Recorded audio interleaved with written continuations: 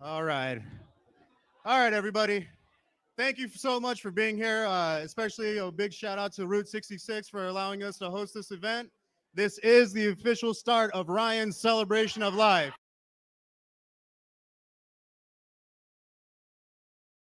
Oh, here he is one last time, gracing the stage for all of you guys. Put your hands together for Ryan D.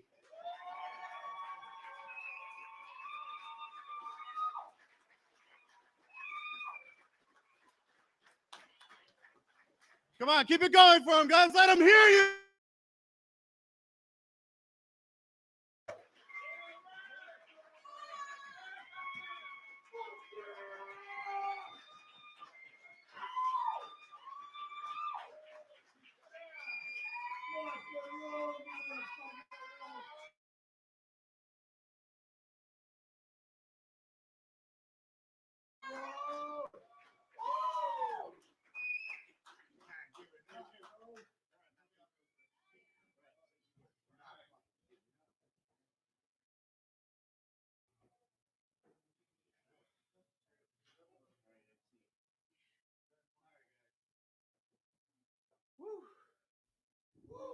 One last time for Ryan, everybody. Come on.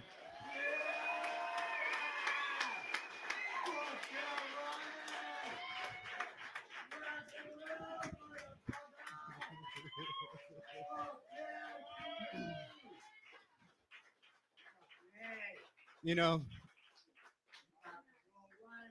being his younger brother, he was more than just a brother to me. He was my best friend. And he wasn't just my best. I could walk ever since I can pick up a skateboard. Ever since I got into rock and roll, I wanted to be like Ryan. I wanted to be just like him. Everything that I did, I always thought, would Ryan do this? Would uh, would he be proud of me? Would he think that this was lame, or was it a dumb decision? I mean, I did it anyway, but but I just wanted to make him laugh and to make him happy and to make sure that he knew that everything that I am and everything that I did, it was for him.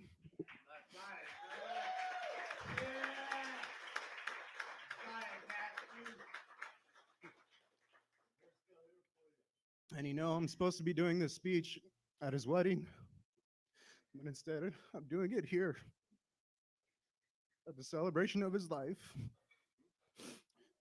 But it's all true, and I've always felt it from the moment I can walk.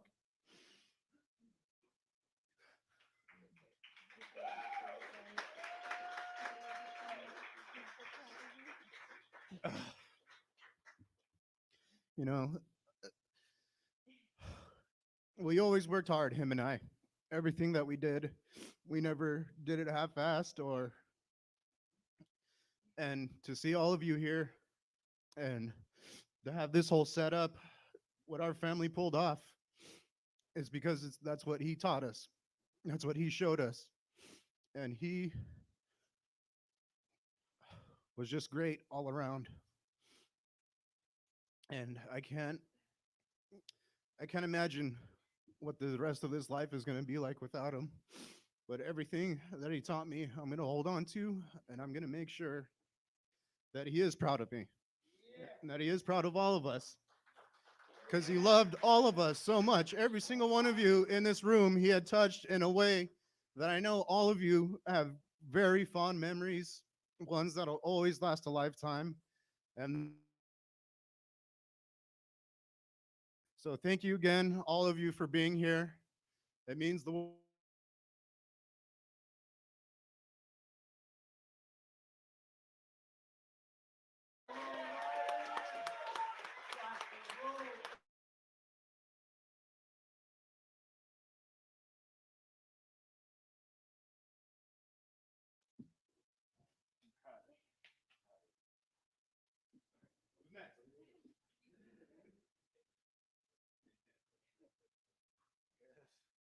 I ain't planning on talking at all.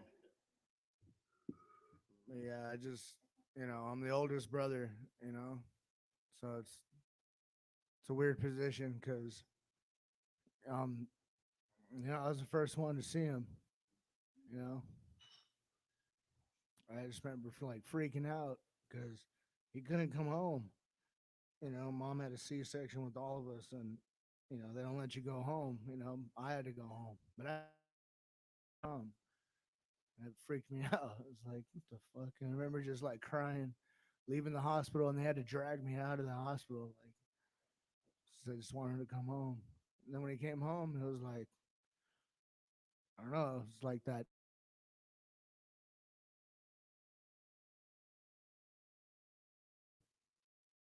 They took apart me, especially Ryan. Like, everybody knows how much the skateboarding and like music just meant to me and him. But as an older brother, you're just kind of doing your own thing. You're 4 years older than him. You don't, they you look down on him. You're like, you're too young. You don't know shit. Like can't come with us. You can't hang out. You can't. You can't. You just can't. And then one day, it's just like I don't even remember. I noticed he had a skateboard, and I was like, I didn't get it for him. Like I didn't give it to him. I didn't do anything to inspire that, but I guess I did. So for him to take that from me and like go with it and bond with it, that's like something that I've lost forever. It's fucking sad because I still love skateboarding and music and all that stuff, but it's like he took that from me.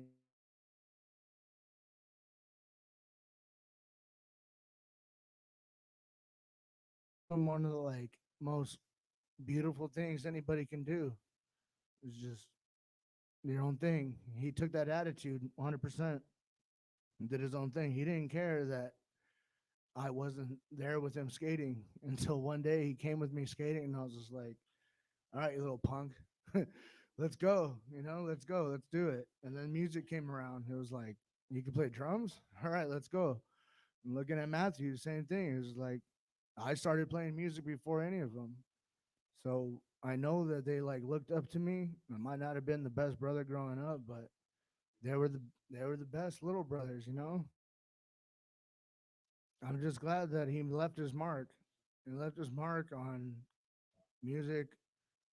He left his mark definitely on skateboarding for me, and just entertainment himself. He left his mark on everybody. So I'm glad that he took a part from me. After all the shit he went through with me, he still wanted to hang out with his older brother, and I'll never get that again. It's like for the longest time I fucking shut him off. Like, fuck you, dude. Like, you can't come with me. You're too young. And finally, you pass that point of like, all right, dude, you think you're bad? You think you're 13, 14? Let's go. And he didn't stop. And he was ready. So I'm glad that he wasn't to follow in my footsteps. He knew I knew what I was doing, and I'm just gonna miss him. I'm gonna miss that for sure. So, and that's all I had to say, I guess. I didn't really know what else to say. Hello.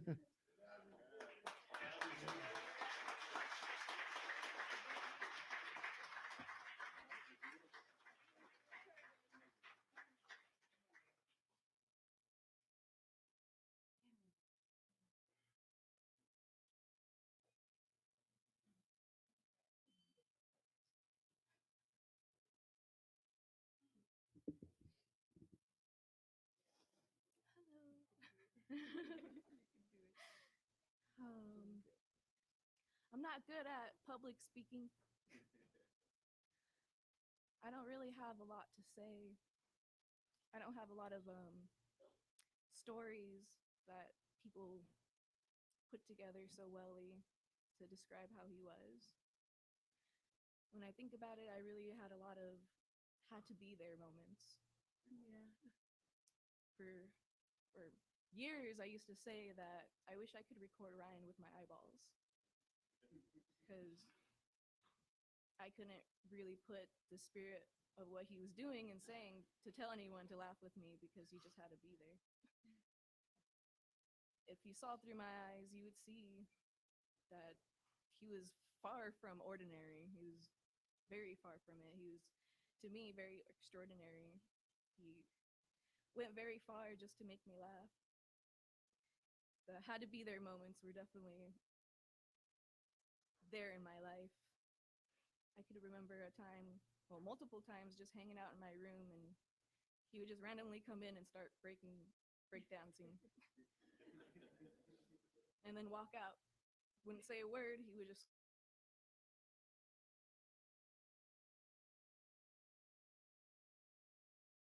something that I grew up with in my life, but I didn't know when to look forward to it because it was always random.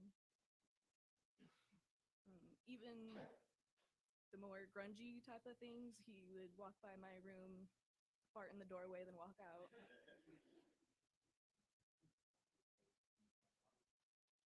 Yeah.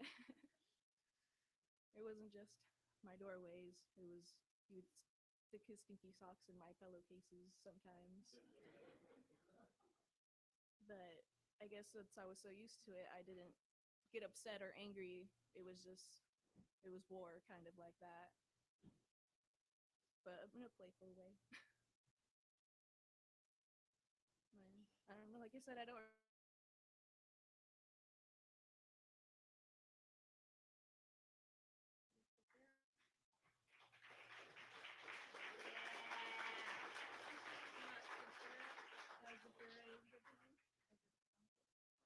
I have a daughter, my daughter Zafira, and I have a stepson Kai. And the part of losing him the most hurts because of them. They loved him a lot. Hurt me when I had to tell them that he was gone. But for me, I'm strong, and for them, I know they'll be strong.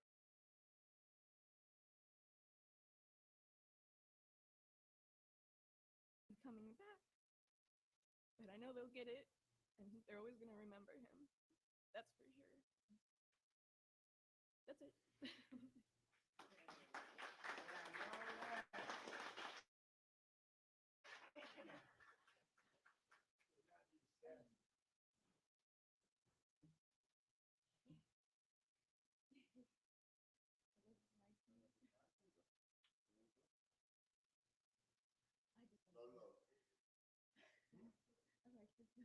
I'll give it to it. Oh yeah, make it shorter.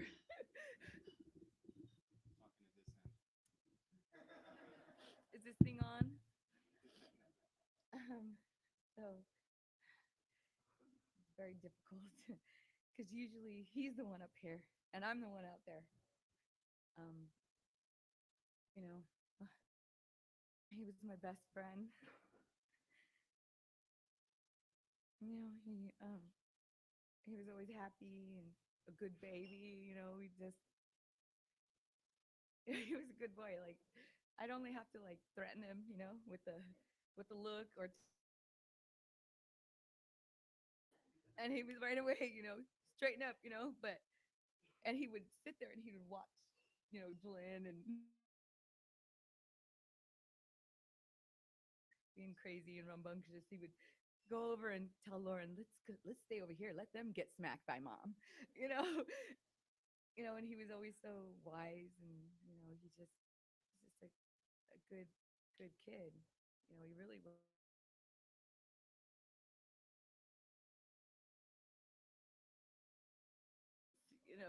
You know, he was a good kid, so he never got in trouble for any of that stuff. You know, I mean, he was such a softie too. You know, I'd shake him and be like, "Look at you're a big guy now." You know, don't let that little guy, you know, mess with you, and you know, things like that. And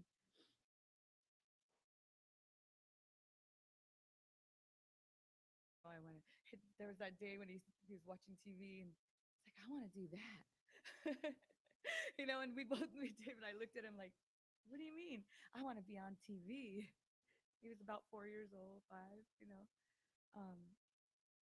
He told his Head Start teacher that he didn't belong there because there was a bunch of kids there.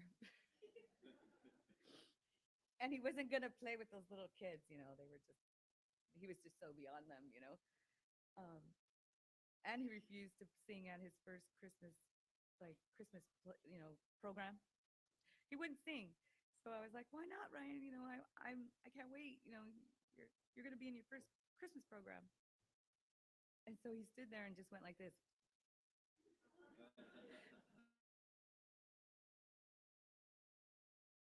And I said, why didn't you do it? He goes, because there were a bunch of kids singing up on there for, like, he wanted to make it a production and make it, into something that it was supposed to be. And, it was just, this was too beyond, this isn't, and he was always such a good brother to Lauren and, Matthew and even Julian. He loved them a lot. He loved them all very much. Always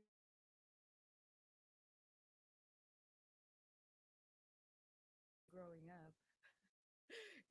lots of concerts, concerts, and there were days like where I didn't, have anything going on, and I knew I could always talk to Ryan, call him up and be like, "What are you doing, Ryan?" And he would always say, "Come down, Mom. Come on down." Wherever he was, no matter what.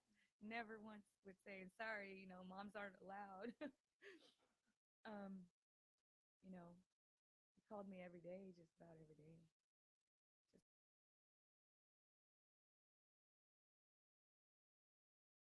hang out or talk and talk about music and where he wants to go and what he's going what his plans are. And he would go on a road trip and he'd call me. He got there, call me when he was on his way home from work, text me telling me I'm good.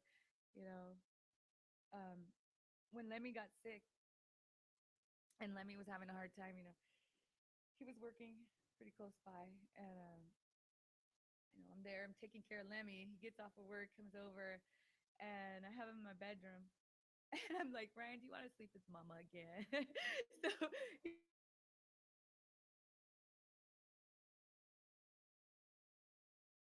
he falls asleep, out. I fall asleep, and the next thing I know, I get, a hand back, and I'm like, oh gosh, put it over there.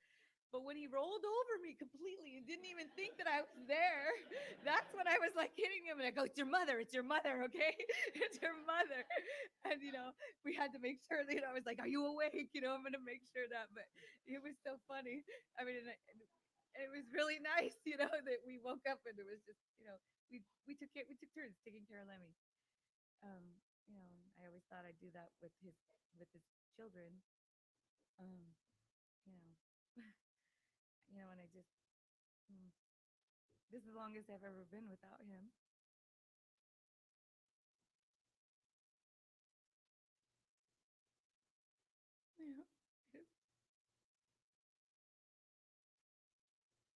It's gonna be hard.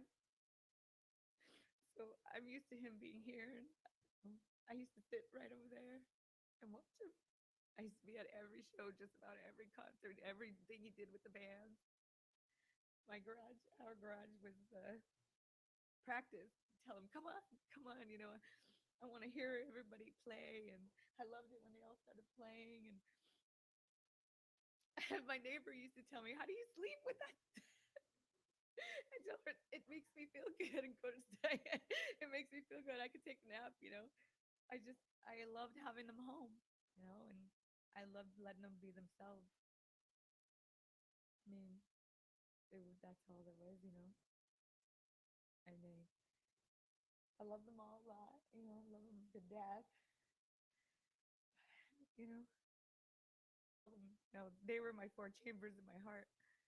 I mean, the fourth chamber that's empty is being filled by all of you, because without you guys and everything you tell me,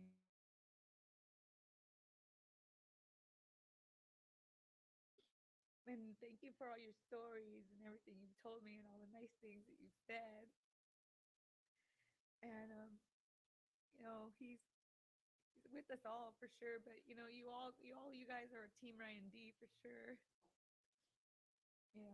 But I'm Mum D, I'm gonna, I mean, he used to call me Mum, and I mean, things will be different for sure, but I'll make sure his name will be out there, and we're gonna do some good things, with everything he's done.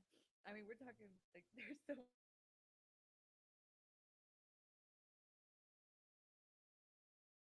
table because he thought it was a joke.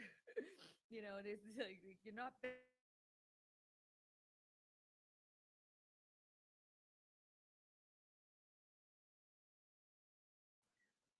You know, no, don't act like that to me. You know what I mean?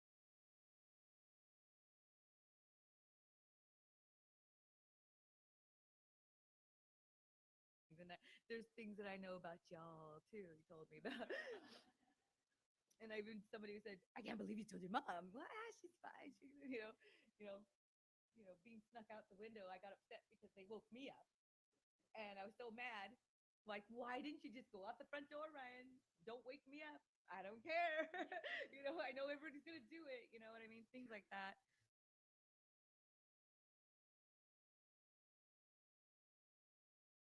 Sure, I was okay, and I was gonna be taken care of, and even now he's still taking care of me. Really is. Because everything that he's left and the legacy that he's done, is gonna take care of me. There's a lot of things, he's done that he had him in place, and he's still gonna take care of me. But yeah, I miss my best friend. No, I really do. Thank you. That's all I could say because I'm gonna I can't.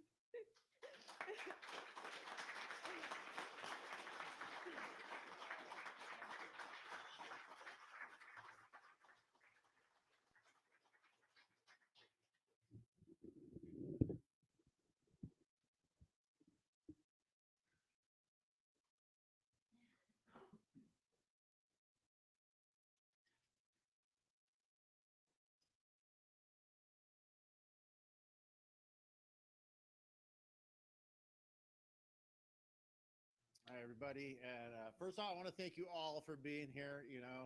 I said it before at the viewing, as you guys are so much to Ryan. You guys are what makes Ryan what he is. Look at all you guys and everywhere from the movies he's done, the stand up, the bands, and just friends and family.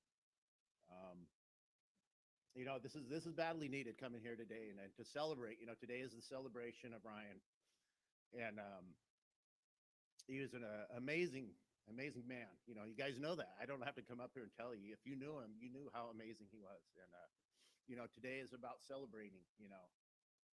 Celebrating the life of Ryan and all the things that he accomplished, and he has done so much.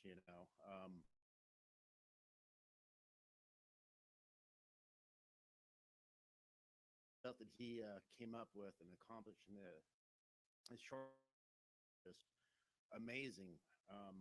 But that was him. Talking about things from I remember, and one of the first things that really showed me something was special about Ryan was he was probably about 3 years old, about 2 or 3, and we were sitting there at the house. It was just me and Angie.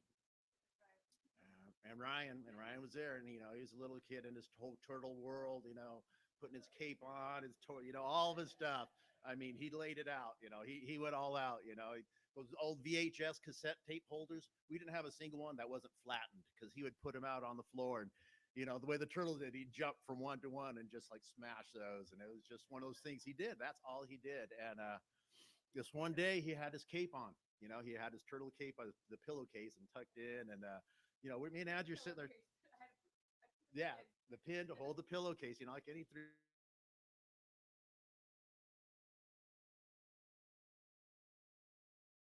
Off the couch, John, like all kids do. And, we're just talking. All of a sudden, we're sitting there, and also we heard this big thud. Boom. It was like, whoa. And we turn around, and he's flat on his belly. He's got his cape on, but I mean, just flat. Like he didn't hit his feet or whatever. It's like he jumped off and hit flat. Ryan, you can't really fly when you have a cape. You can't, little kid, you got to tell him that, because they're amazing. And he's like, oh, yeah, shakes himself. He's like, yeah. So he's like, okay, all right. So all right, okay. We start doing our thing. No more than a minute later, boom, there he is again, flat, just on the ground. And it's like finally Angie had to go and just pick him, just have that talk, that mom talk with and really explain to him, that's the stuff on TV is imaginary. It's not really real. We can't really fly. You can get hurt. All that stuff. Yeah, all that stuff. And it was like, okay, so he finally got it. But that story has always, I just that courage, that takes a lot of courage to do that. And that was something that Ryan he was born with. It didn't something he wasn't taught that kind of stuff. If it was something he wanted to do, he just did it. He didn't care. He didn't care about failing. He didn't care about what people thought about him. Sometimes he would do stuff and I was like, oh my God, Ryan. But he loved it. He just enjoyed it. It was that's the attitude he took in his life, whatever it was, man, whatever he wanted. If you want to be a comedian, he put on that comedian cape. He wanted a skateboard.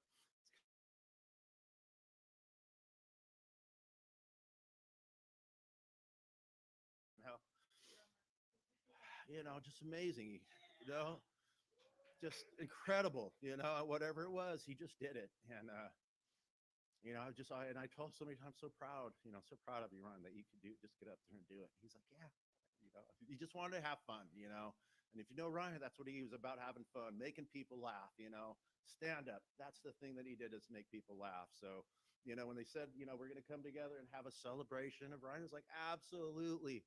That's the way Ryan would have wanted it. All the things that make Ryan, what he was. We're going to have bands, we have comedians, we got that photo stuff, just all that kind of stuff that I'm going to keep in my heart, that we're all going to keep for the rest of our lives.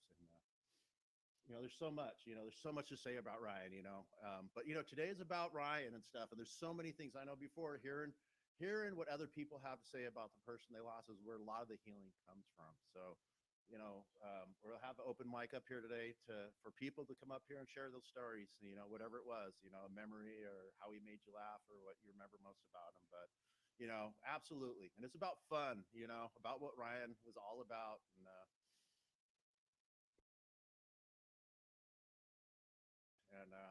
But today you're all family, you are all, every one of you that are here are family.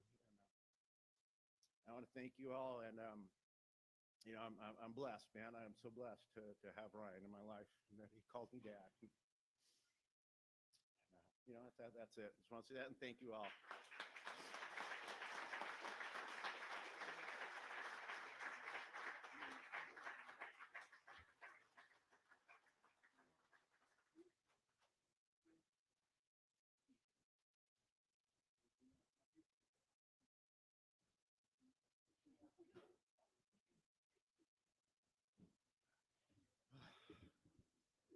One more time for Ryan, guys. Come on.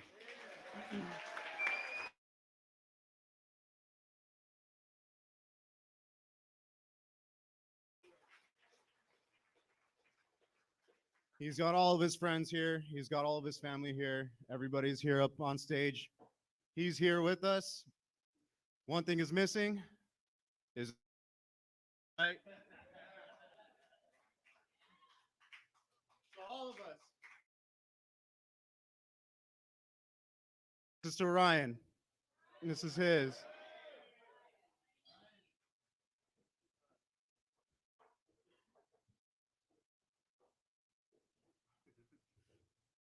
Modelo, his favorite Mexican beer. All right. So like we said, we are going to leave the mic open for anybody that does want to say something. Before we leave it off to to all the friends and everything, I'd like to ask the cousins, the aunts, and everyone, the family members, obviously first, and everything. Say something. If we can have you guys kind of line up right here to the right a little bit, or behind this little counter, and then we'll just go one by one and everything.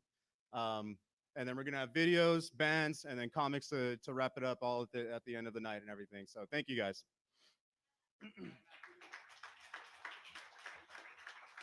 So, Dini, you want to go? Mm-hmm.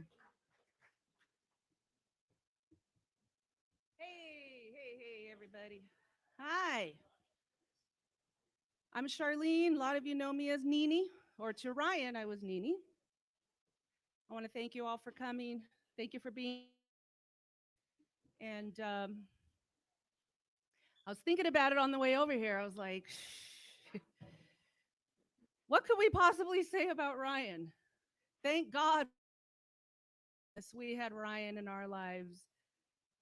Because you know what? When we think about Ryan, all we can think about is laughter and joy and making light of a situation. And that's what he did for us.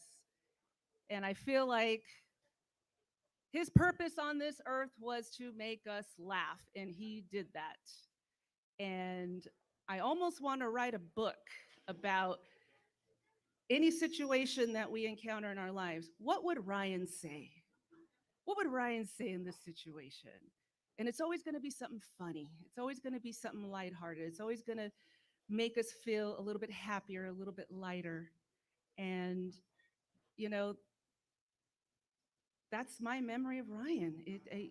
Ever since he was a kid, he made you laugh, he made you smile, he did some that moment.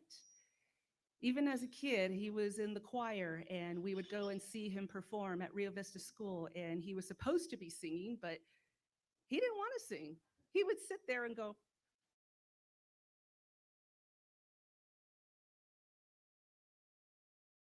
performance for you. And what he was told to do wasn't the status quo. He wanted to go above and beyond and make you remember that you saw that kid mouthing weird words. And junior high, 8th grade, he wanted to wear a hat for 8th grade. The teachers told him, no, Ryan, you can't wear that hat for 8th grade. And my sister and I advocated for him and said, why not? What's the big deal? He wants to stand out. This is orange hat for his 8th grade graduation.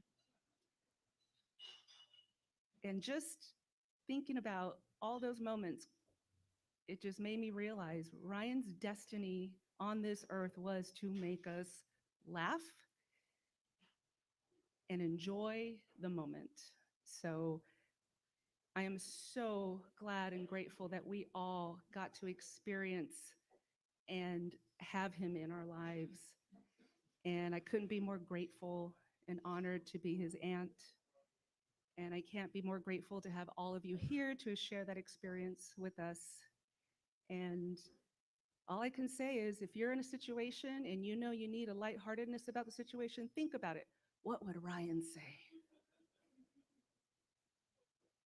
It might be funny. Thank you guys so much. I want to open this up to the cousins. Cousins. Anybody want to come up and say something? I'm not a comedian. I got to keep it going, man. Come on. If anybody else wants to come up. Oh, there she goes. Love this girl. Mwah. Love you. Hi guys, I'm Ashley. I'm Ryan's cousin if you don't know me. You know, I knew him since he was a little guy too, and so it's really hard to get up here and talk about him, but I think that the thing that I'm really so impressed by and so touched by is just how fearless Ryan is and how much courage he gives me still to this day in this moment. And so really special and unique person, and probably not like he wasn't like anybody I knew. And I know that we all shared that. But what was really so impressive to me is how fearless he was in just saying like, I am who I am, and owning who he was. And I think when I think of my family,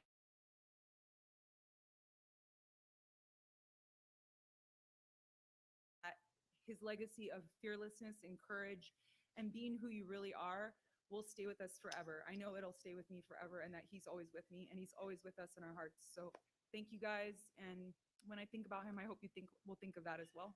Love you.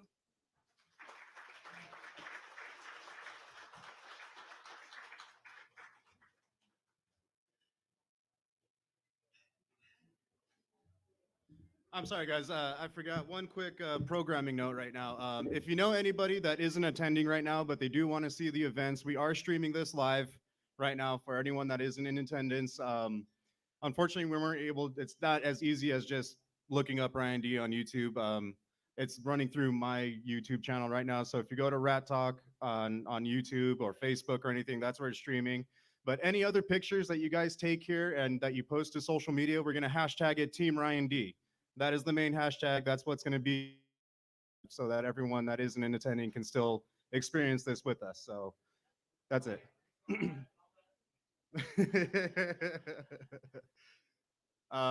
Sean, are you up? Yeah.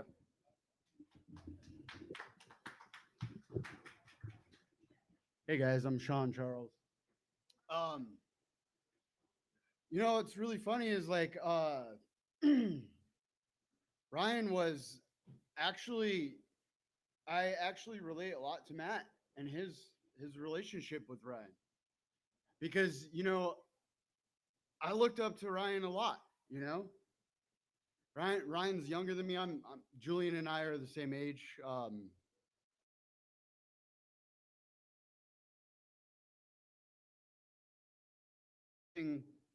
I didn't actually want to be a comedian, but Ryan did a lot of film and a lot of podcasts and stuff like that, and I wanted to do that shit too. I just didn't have the balls that he had, you know. I do work in live entertainment, so I'm actually pursuing a career, but I just didn't.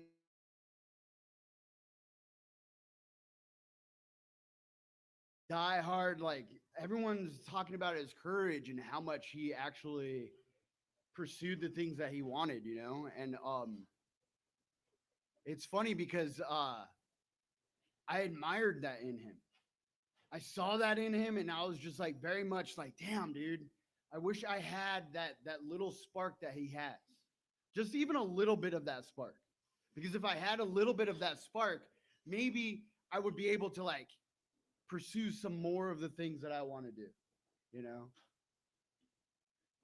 And the awesome thing about that is that like I've told a lot of people, and you know, my sister and I, we lost our mother at very young ages, and one of the things that I learned from that loss was that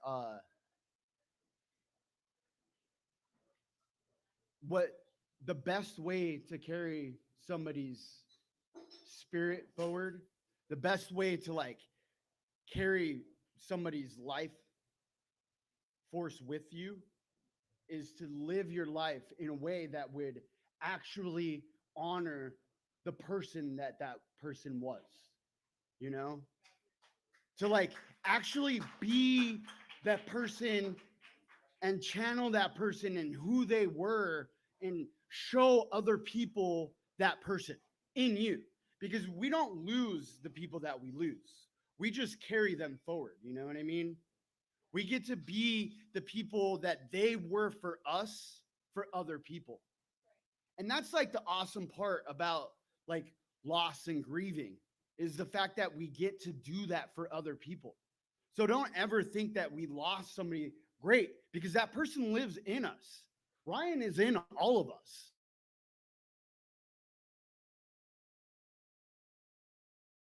Ryan did something specific and special for each and every person here. So only reason we would be here is for that. So I would just say like, man, I mean, maybe if it was like, I'm sober, so like maybe not drinking, maybe not so much the drinking part, right? But in all honesty, like I would just beseech you to like go forward in your daily life and treat people like Charlene was saying, right? Treat people like, what would Ryan say, right? What would he do in that situation? Carry that forward. Show that love that Ryan gave you. Keep his spirit, his memory alive by living that memory and paying that forward. I'm going to tell a story. So I don't remember exactly how old Ryan was. I think he was like 16 or 17, man. And I was staying at Angie and Dave's, and I had gotten in a little trouble, so I didn't have a place to live at the moment. Never, right? I don't get in trouble. I don't do anything crazy. But anyway, and Ryan's friends down the street were having a party. And I was like, hey, man, let's go to that party. He's like, oh, I don't know. Maybe, maybe not. And I was like, I think we should go, right? And I was like, we'll go. And like, we went to the party and they were all drinking. And I'm like, bro, like, I kept handing them beers. kept handing him beers. Like, here you go, bro. Here you go. And he got completely obliterated, like lost his freaking mind. And he was like 16, 17. And we got home to Angie and Dave's, to your guys' old house. And he was like so drunk, he just passed out. And it was like 11 o'clock or something like that, dude. It was like so early. And he passed out. And then in the morning, Dave's looking at him like, all right, you gotta go do some lawn work. You gotta go trim the lawn.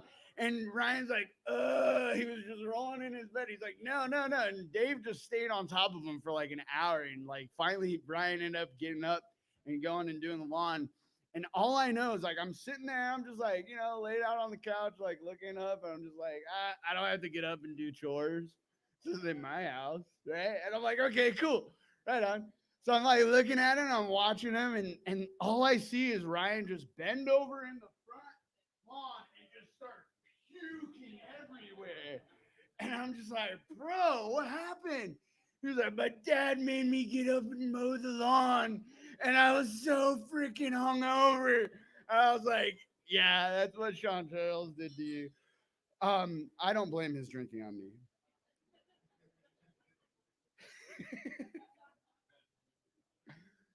But I definitely was not a good influence. But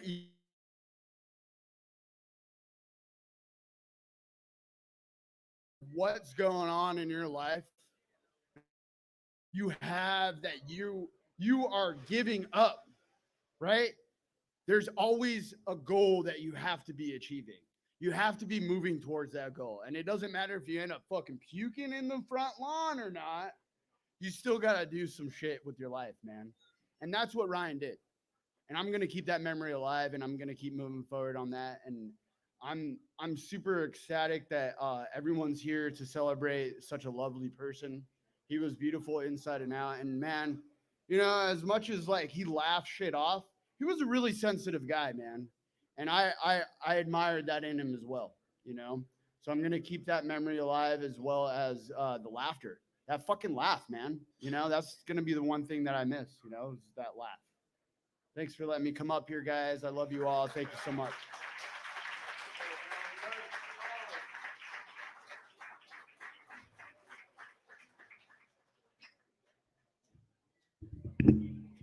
Hi, everyone. My name's Chris.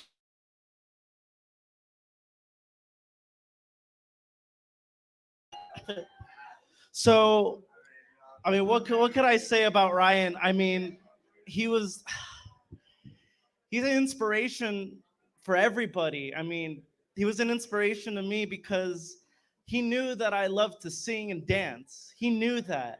He saw me. I would play Backstreet Boys and NSYNC, and I'd be dancing. And everybody else was like, that's hot. Look at him. I'm all like, ooh. But saw something, and he had me audition to be an Oliver. And when the director, Mr. Waterhouse at Arroyo High School, I don't know if you people went to high school with him, but but but anyway, so when I sang for him, they were like, yeah, you should be Oliver. And he broke me out of my shell. Like, he's such an inspiration to not just me, I'm sure to so many different people. I mean, he is a jack of all trades. I mean, he learned how to play drums because he picked it up off of Rock Band and Guitar Hero. He would start off on easy, and then he moved up to expert. He played Guitar Hero Metallica using the double bass pedal. And I was just like, look at this guy. And I told him, you could actually play real drums. Seriously. Of course, I see him actually playing drums, and I was like, yes, that's it. I'm like, this is awesome. You should be in a band. He was in a band. Blaze of Thunder. Woo! The most amazing music that he's ever, it was just the best thing that I was ever to be a part of. And he was just an inspiration to so many people, and he mastered everything he picked up, like whether it was comedy, podcast, like he did it all. So I just want to thank him for inspiring not just me, but for everyone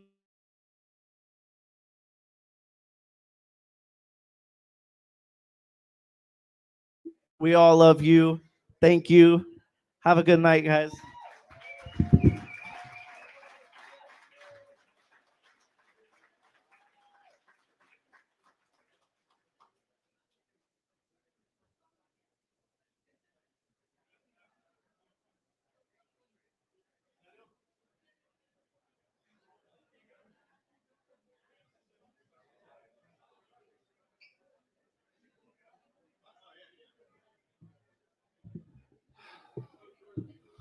Bear with me. I kind of losing my voice here, but I met Ryan when we were first doing comedy together. We did our first comedy club show together at an improv, and it was awesome because we hit it off right away. And I knew that I immediately had found somebody to kind of be in the trenches with me, and we both appreciated that because like comedy is very difficult, and we were just getting started. So we always met up at shows, and it just made it a lot easier to bounce ideas off somebody. And through that, we just became just like great friends. We always talked every day. Ryan was one of my best friends, and I don't know if you guys know, we played in a band together. We were in a Misfits cover band, and I'll tell you my favorite Ryan story. It's pretty typical, but we had a show coming up, and we had to practice. So we paid to practice at this nice practice space, and we were like, practice is at 6 o'clock. So naturally, 6:30, Ryan's not there. We're like, it's cool. Like our drummer's not here. We'll make do. So Ryan showed up like 10 minutes later with a grocery bag full of beers and no drumsticks. And like wasn't stressed about that whatsoever. Like just super cool. Like, hey, what's up? I was like, dude, you're our fucking drummer. What are you doing? He's like, bro, it's gonna be okay. And it was after I spent $15 in a vending machine and got him drumsticks. And then he shredded. Like he nailed it. He shredded. It was perfect. But that's like every story I have of Ryan starts out with, it was frustrating as hell to get that guy to show up. It was always a struggle. But then when he showed up, it was immediately a great time. And I mean, I could sit here all day and just talk about great memories with that guy. But I know that not a single person in this room has a negative memory of Ryan. And I think more so than anything that you do in your life, no matter what you accomplish, this here is what it's all about. To look around this room and see how many people were touched by Ryan and just, it was like a big part of your life. And I know that I'm never forgetting him. And I hope to God that I have half this many people that I encouraged and influenced in my life when my time's over. So rest in power, bro. You were the fucking best, man. You were the best.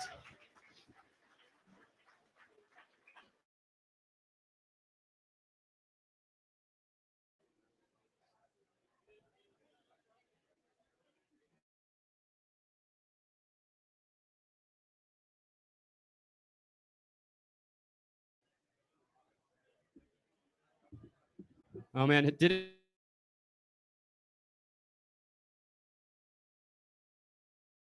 Everyone who's been to that, it's nice to know that even eulogies can be washed out by the bar at this place. It's funny. Yeah, I knew Ryan through comedy. Because I think I got one, so I was like, all right, we're good.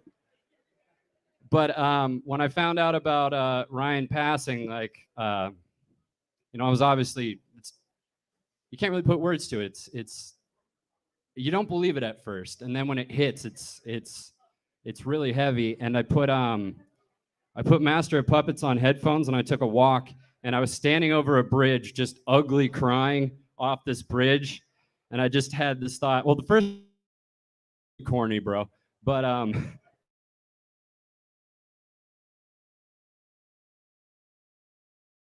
many feelings and I'm sitting there crying, and then I just remember a joke of Ryan's. I'm probably gonna butcher it, but his joke where he's like, walking home from the bars and the cholos stop me and they're like, hey, where you from? And I'm like, Raider Nation? I'm like, orale, you can pass. And I just started laughing my ass off. And I realized like every memory I have with Ryan is just him doing something so fucking hilarious just to make us laugh, just to be funny. Like I just remember him just like teasing his like ex-fiance, being like, basically like como se dice, like, oh, and her just getting so mad at him and hitting him, and me being like, this is fucking awesome. But the one story I wanted to share about Ryan, this is my favorite story about him. It's just kind of him in a nutshell. Was I went to see Iron Maiden when they played in L.A. Yeah, that's right. Awesome. I probably saw you. And I was standing in line to take a piss. I'm drunk as hell. And then just Ryan just kind of comes zombie walking by me. And I'm like, yo, Ryan. He's like, oh, Rob, what up, man? I'm like, oh, Maiden. Just talking. He's like, oh, yeah, man.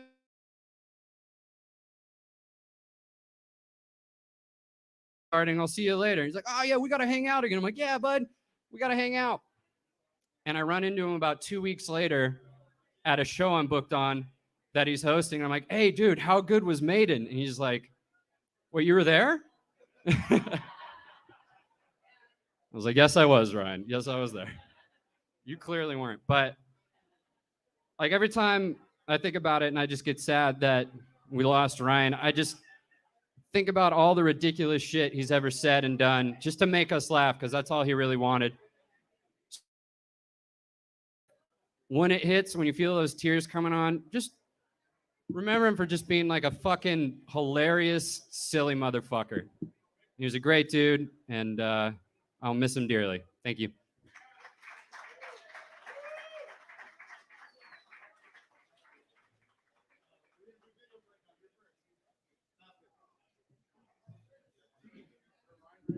Huh? We're gonna watch video. We're gonna do a video right now. We're gonna watch videos right now, and then we're gonna have our first band go on. So just a little programming side note right now. So go ahead and get your drinks right now. Go ahead and take this opportunity to get more drinks and settle in and everything. Is anyone not using a stool? I could use somebody's stool, one of these bar stools. Is anyone not using one? Thank you.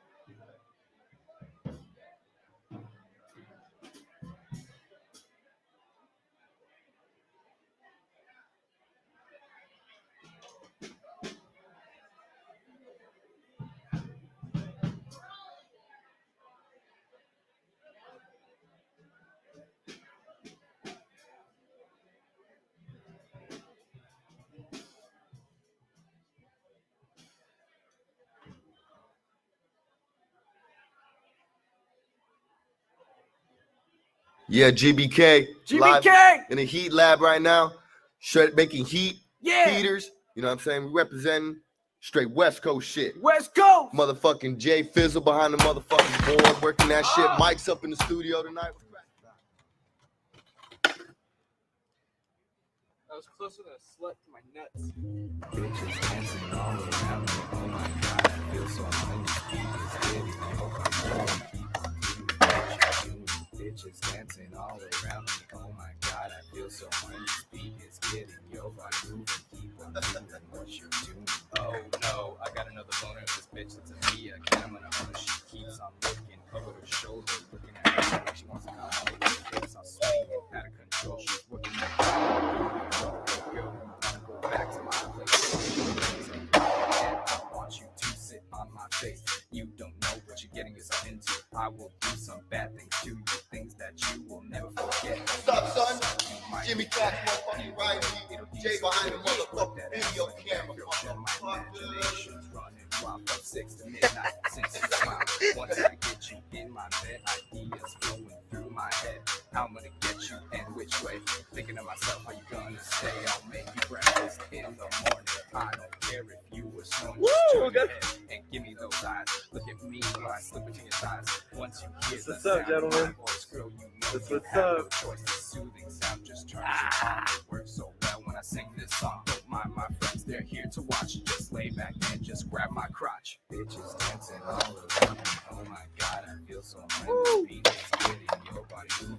Keep on doing what you're doing. Bitches dancing all around me. Oh my god, I feel so undefeated. It's getting your body moving. Keep on doing what you're doing. Check out the scenery, it's so great. Motivation is geared for me to penetrate. Baby girl, don't even think I hesitate. You smile and wink, you appreciate. When we walk up in the club, you look. Checking out Ryan D, who's a future crook. Mike was a rocket of the world. You in the days, better get a transition in the world. So you beat back one more time as we did. When you smile, early, blessed, straight making you do so. Are you beautiful, girl? You know I could love you when it comes to the truth. Just move to the beat, move your feet and sway them hips. Drop it down low, pick it back up quick. Shake it like it's all shake up, break that bitch. Your boyfriend ain't nothing but a mild record glitch. A short glitch in my program. Don't trip, baby girl, do catch it, I'm your man. You know that I don't give a damn. GBK's doing this shit for the fans. All you beautiful girls, shake it for your man. Come back, this all the time, you know I'm doing shit. When I'm on the mic, you get hot. Jimmy Cash, straight love flopping. All girls just want to shake it. Girl, don't fight, you won't make it. Be a superstar any time of night. Oh, girl, all you gotta do is just be with me tonight. Bitches dancing all around me. Oh my god, I feel so undefeated. It's getting your body moving. Keep on doing what you're doing. Bitches dancing all around me. Oh my god, I feel so undefeated. It's getting your body moving. Keep on doing what you're doing. I love the way your body moves, so do me a favor, don't stop proving no beautiful color student, yo. Please just keep moving your booty, go. Dang, can you feel the heat? Elio West taking it to your feet, straight, we're rocking the streets. Look at the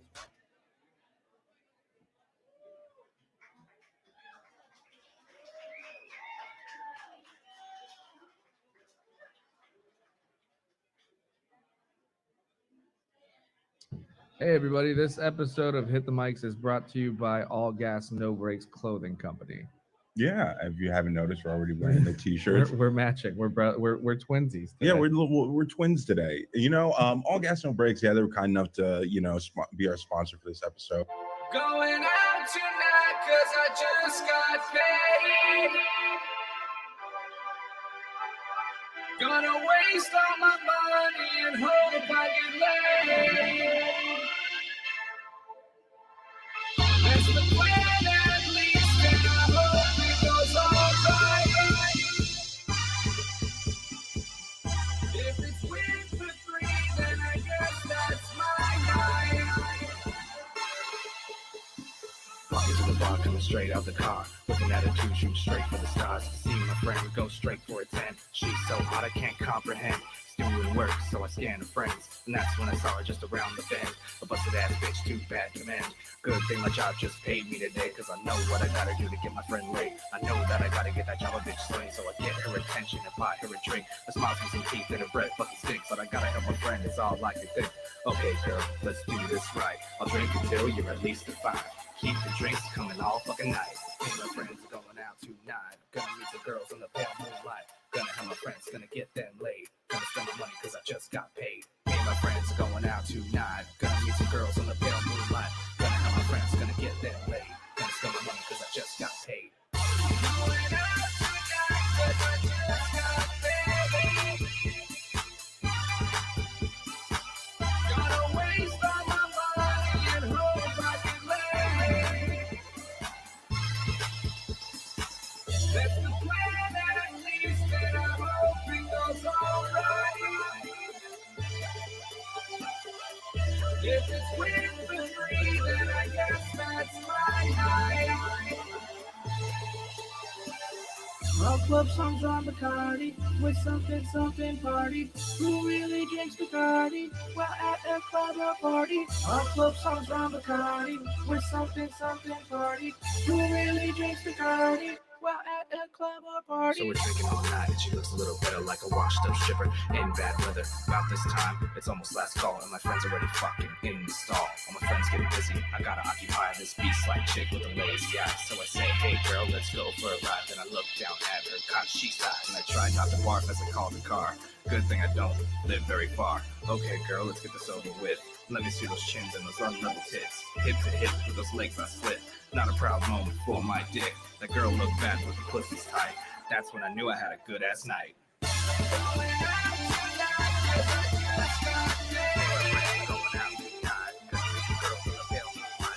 Gonna waste all my money and hope I get laid.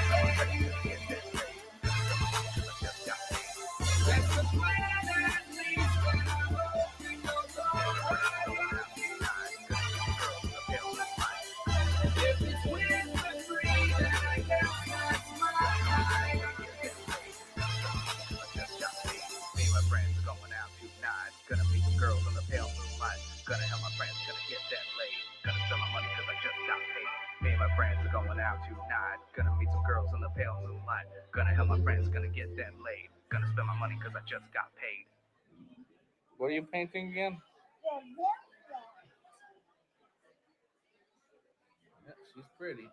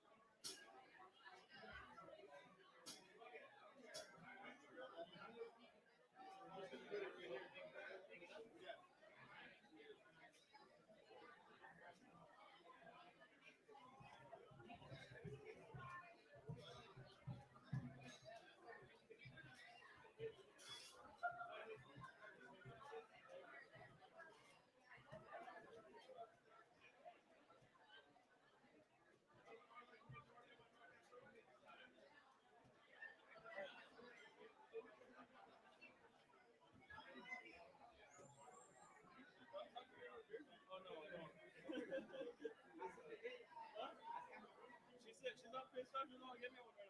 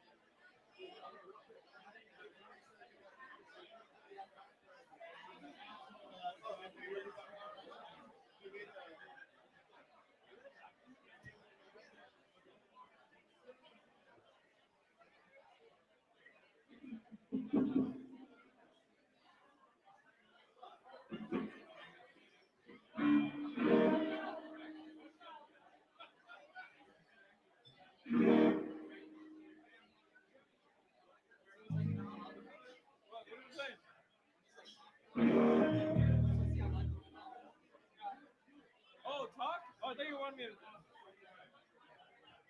Oh.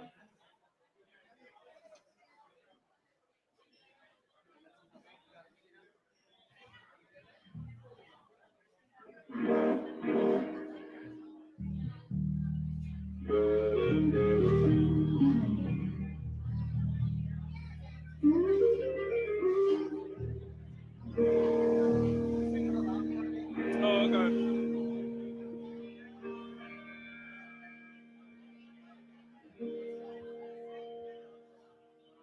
Check, check, check, check, check, check. Can you hear me? Can you hear me?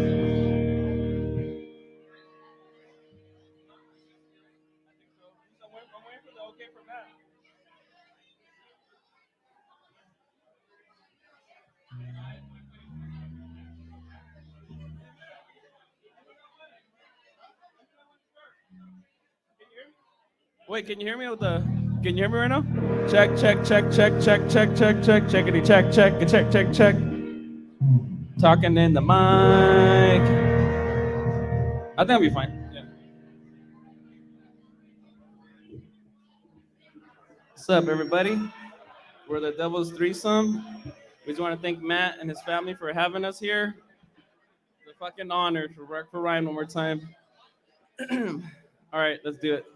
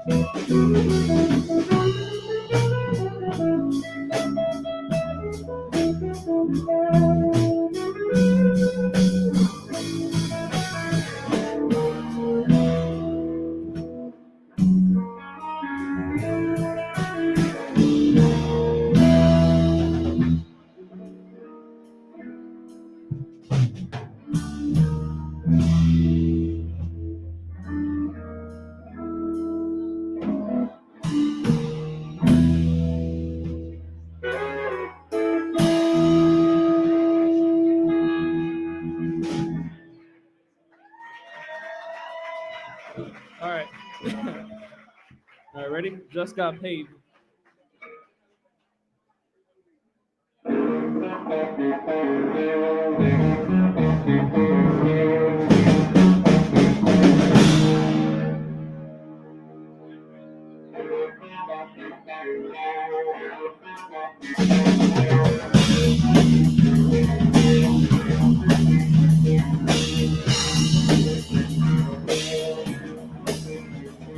Well, I just got paid today.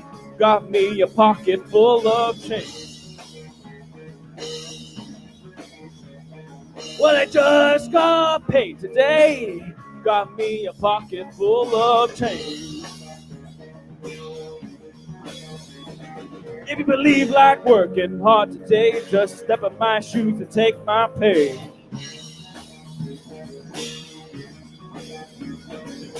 I was born my papa's son. When I hit the ground, I was on the run. Got one glad hand and the other behind. Just keep yours, but give me mine. When the hound dog barks in the back of the night, stick my hands in my pocket, everything's alright.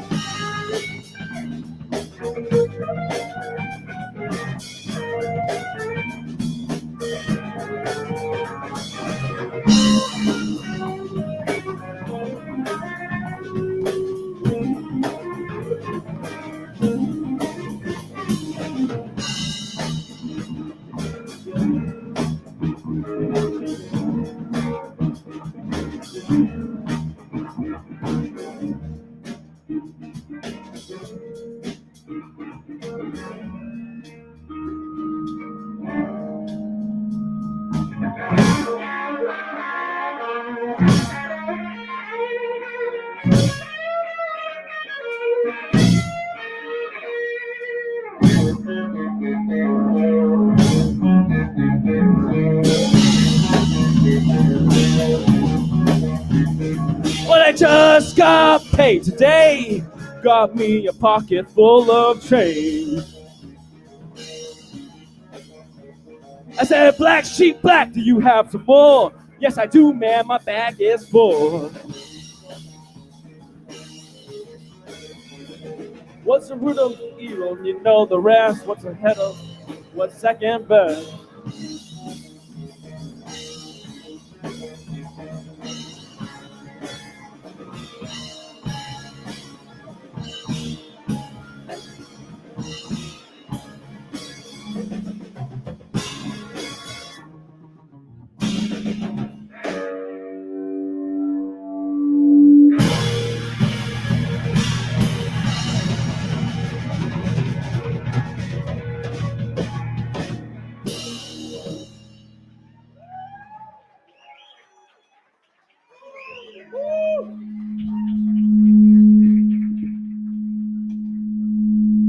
Is it you or me?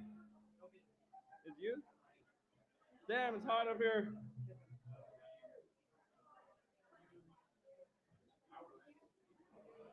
You ready? Oh no. Okay.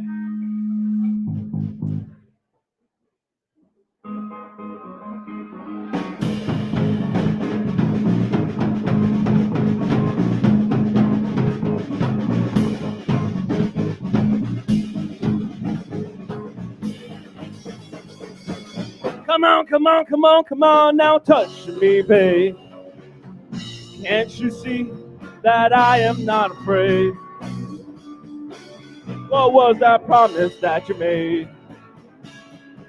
Why won't you tell me what she said?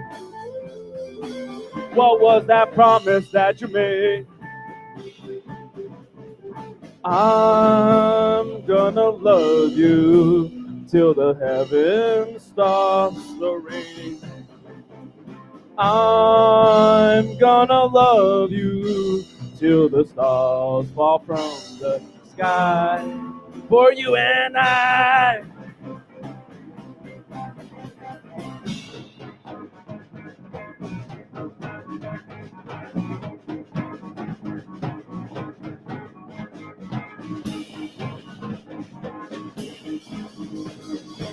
Come on, come on, come on, come on now, touch me, babe.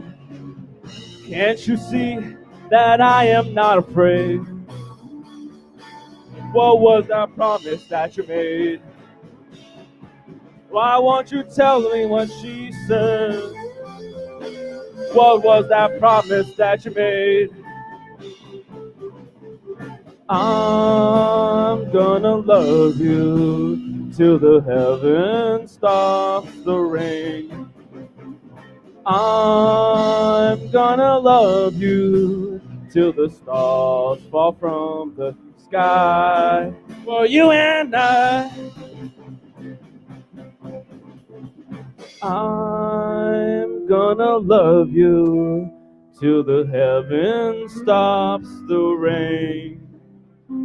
I'm gonna love you till the stars fall from the sky. For you and I.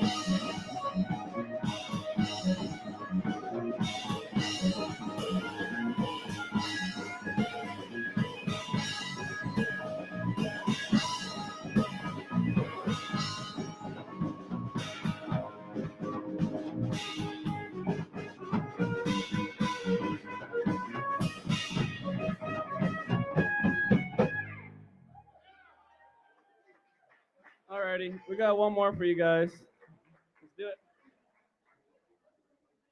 Oh yeah, that's right.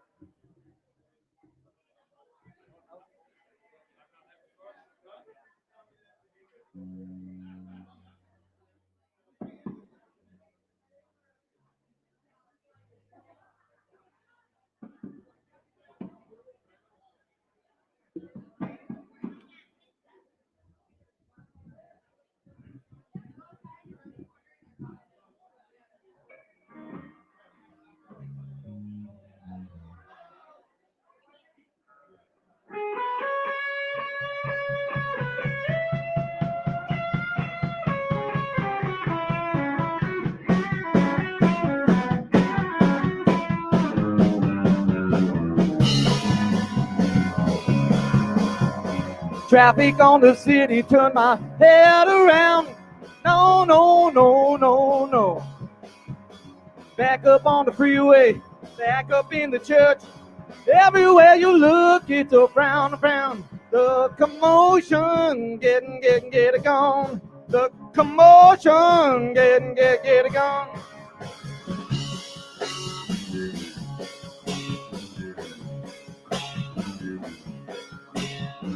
People keep a talking, they don't say a word. Oh, no, no, no, no. Talk up at the White House, talk up to your door. So much going on, I just can't hear. The commotion, get it gone. The commotion, get it gone.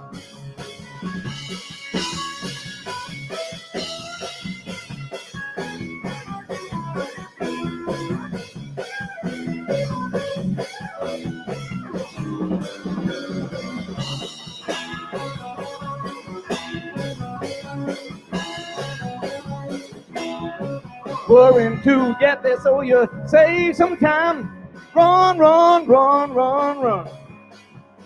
Rushing to the treadmill, rushing to get home. So much going on, you just can't say. The commotion, get it gone. The commotion, get it gone. The commotion, get it gone.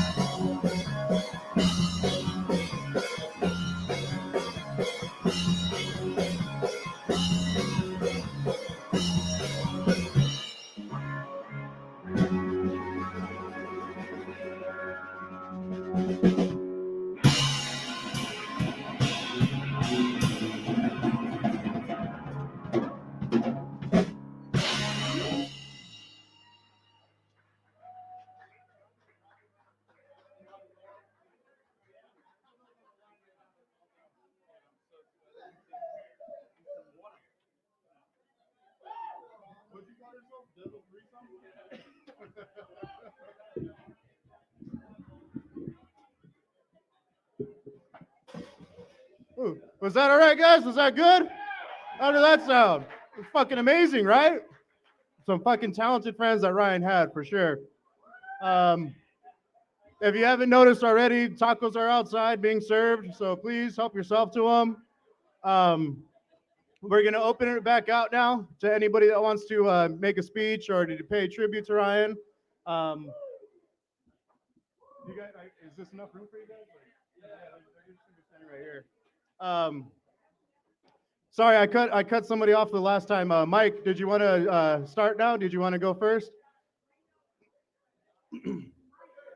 Yeah. And then then it'll be open to anybody. So any time that this mic is vacant, you can always come up and say your piece and give a eulogy to Ryan, say some nice words. Enjoy your tacos, enjoy your drinks, guys. We'll be right back.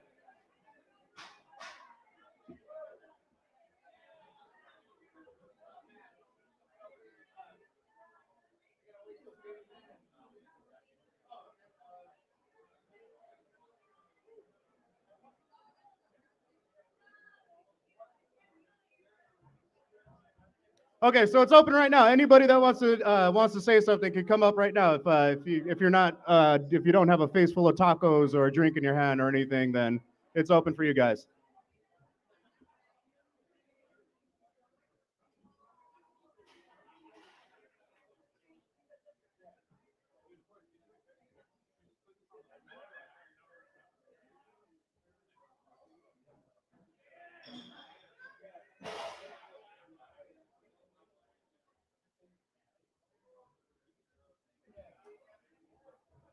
If nobody comes up, I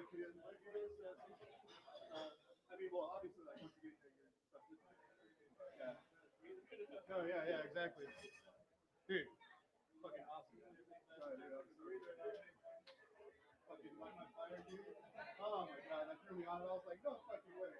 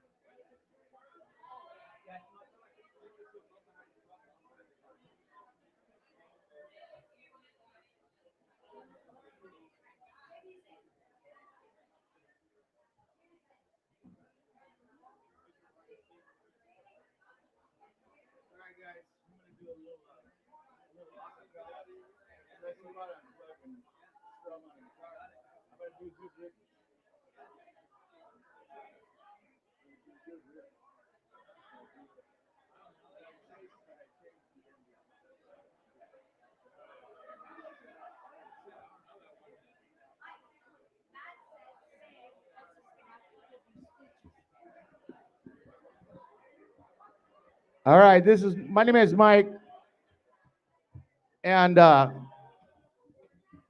only knew Ryan for a while. His oldest brother Julian married my daughter. We have two beautiful granddaughters, our grandson and granddaughter. Wow, sorry, Jack. Whoops. Although he has an older sister, so we're gonna keep an eye on him. I know. Well, yeah, between you and I, oh Lord, this boy's in trouble. Just kind of like Ryan as being the younger son.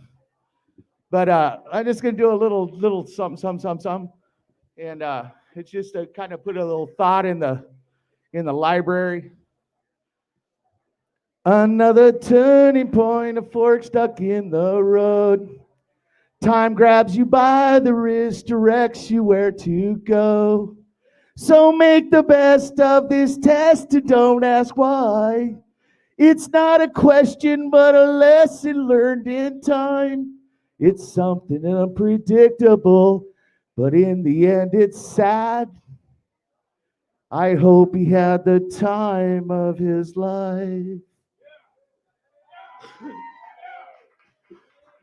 So take the photographs and still frames in your mind. Hang them on a shelf in good health and good time. Tattoos of memories and dead skin on trial. For what it's worth, it was worth all the while. It's something unpredictable, but in the end it's sad. I know he had the time of his life.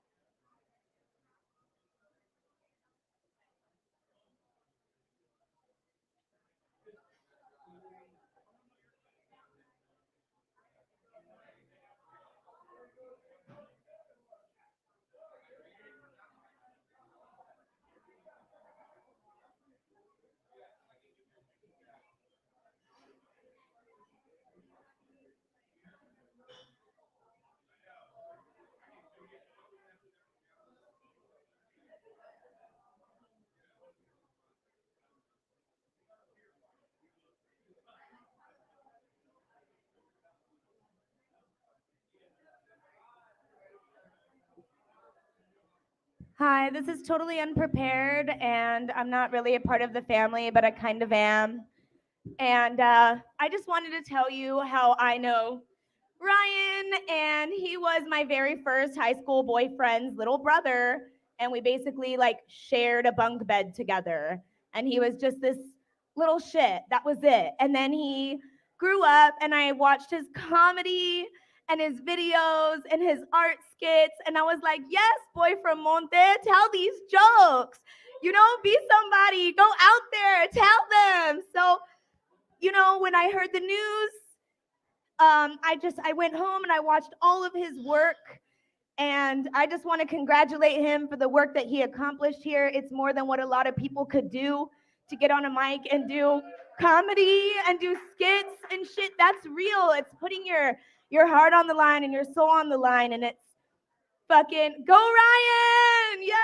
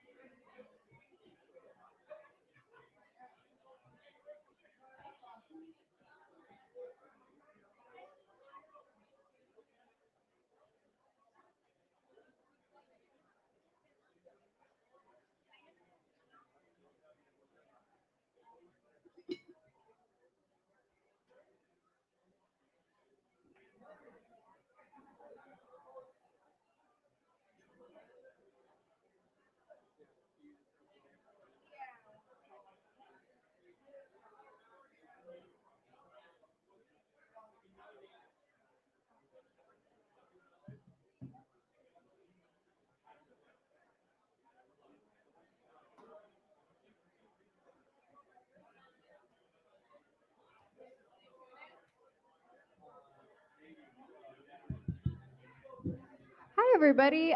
We have a photo booth set up in the back if anybody wants to take pictures.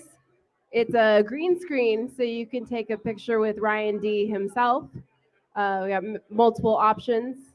So yeah, if anybody wants to take pictures, they're right in the back over there where the lights are set up. Thanks.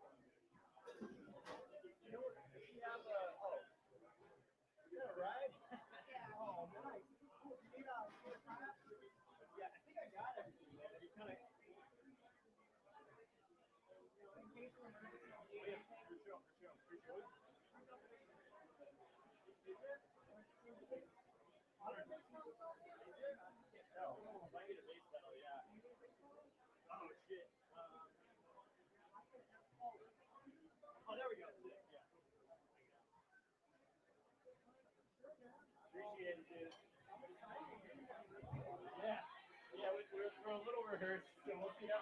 We're all just jamming, you know. Yeah.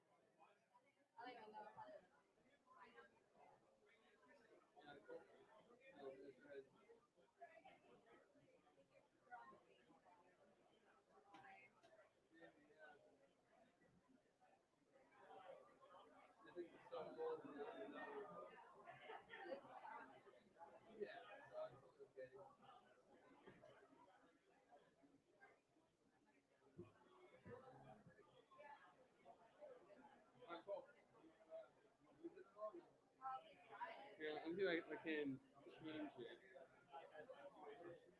I play guitar in the band, so.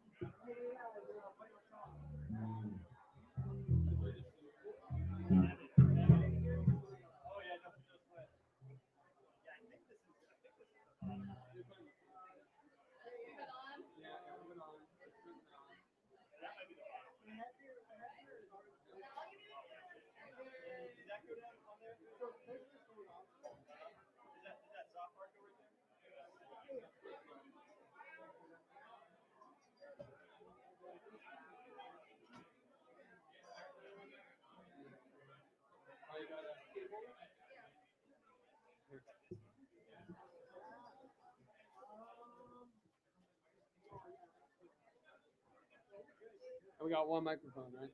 Yeah. Two microphones. Huh?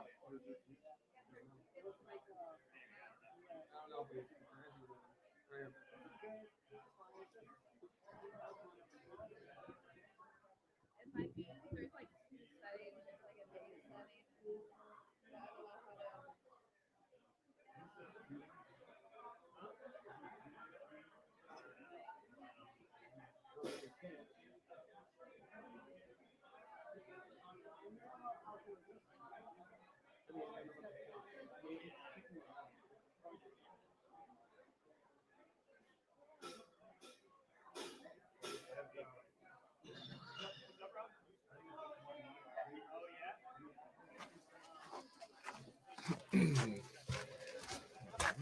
This is taboo.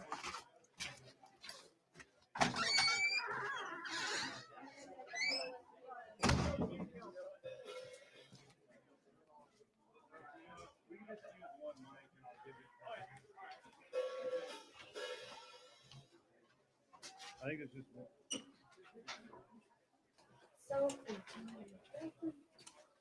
What's up, bitch? What's up? What's up, bitch? What's up? Send him a gear, dog.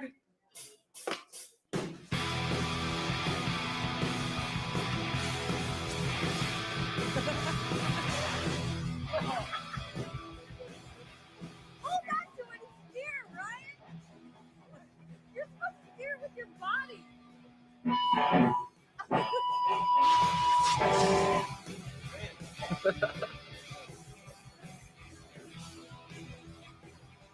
Attention drills. And then it kills. They make you king. Make you feel. Dead on your throne. So my ideal fun is killing everyone. My ideal Hurry the fuck up. fun is killing everyone. My ideal fun is killing everyone. That was pretty good. Now is the season. With no reason. Now is the season for war with no reason. Hey, Paul. Are you scared?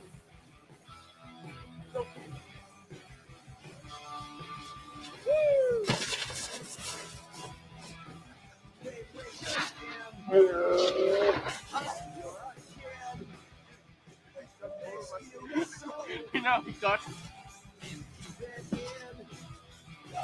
And that is why I hate mankind. My idea of fun is killing everyone. My idea of fun is killing everyone. Oh, nice.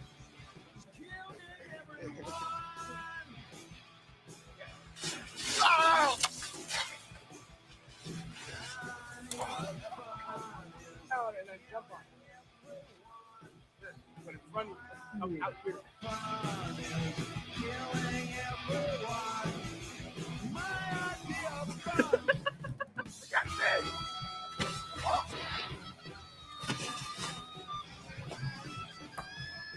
And keep saying masturbating.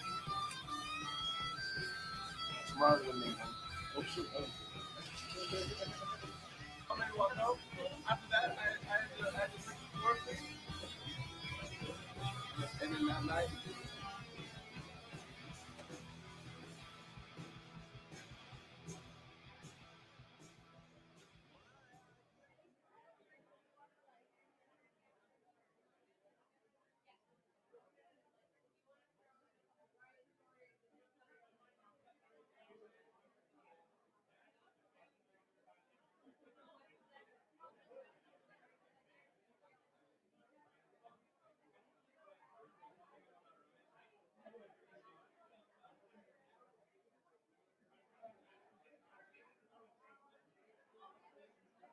They so loud. all up in your face. Wasted image climbing to the top and reaching face so loud, all up in your face. We're here to get it crazy, so you need to learn our name. Wasted image, wasted image, wasted image, wasted image, wasted image, wasted image.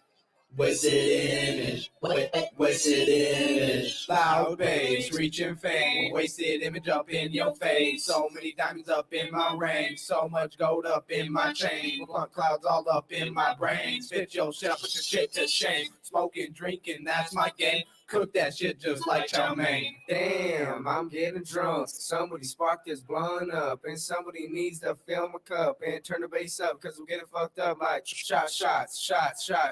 Get crazy, let me see what you got. Shots, talk and walk through the club. Yeah, this party rock. Face so loud, all up in your face. Wasted image climbing to the top and reaching face so loud, all up in your face. We're here to get it crazy, so you need to learn our name. Wasted image, wasted image, wasted image, wasted image, wasted image, wasted image. Wasted image, wasted image. Face so loud and the crowd getting crazy. Save me, all these ladies waiting. I ain't playing, I'm just saying I ain't dating, they ain't hating. Yeah, so what? We drank a lot. Bar rolling when we hit the spot. Baby on the dot. Tell me yeah, and I'll make it pop. Baby, make it pop. We got that bass so loud, don't even ask us how. We got that sound that put your body all up in the clouds. And when you spread our name, we're gonna run the game. We like to party cause we're all about that fucking bass.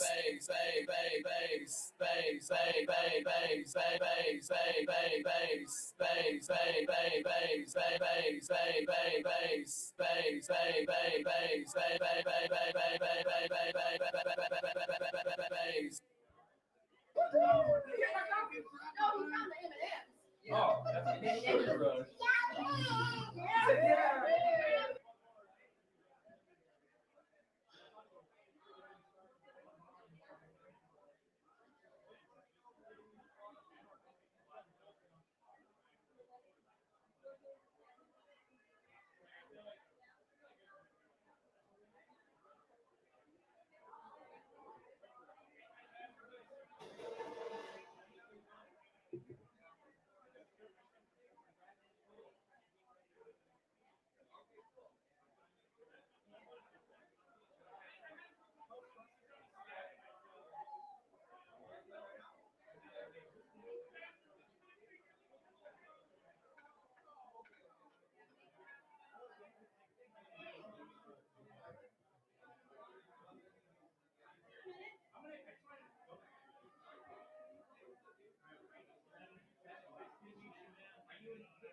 Yeah. Oh, hell yeah. Hell yeah.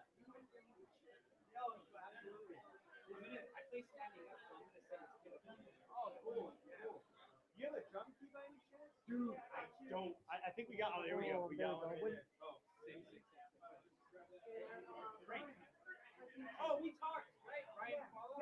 Yeah. Right on, Riley. Nice to meet the face or whatever that thing is. Right on. Yeah, my podcast. Yeah. Yeah, that's Ryan. I play standing up. I usually play cocktail things, but I didn't have it ready. I'm gonna just put my stuff back there and start doing it. Give it a touch. Yeah, let me put it back here.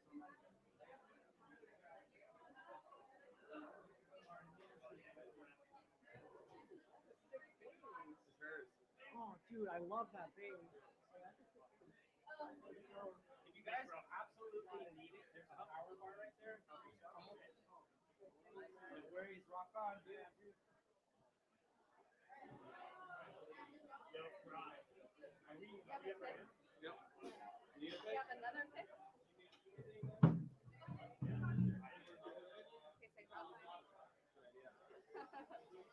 You can get away with like not using one. I bet. Yeah.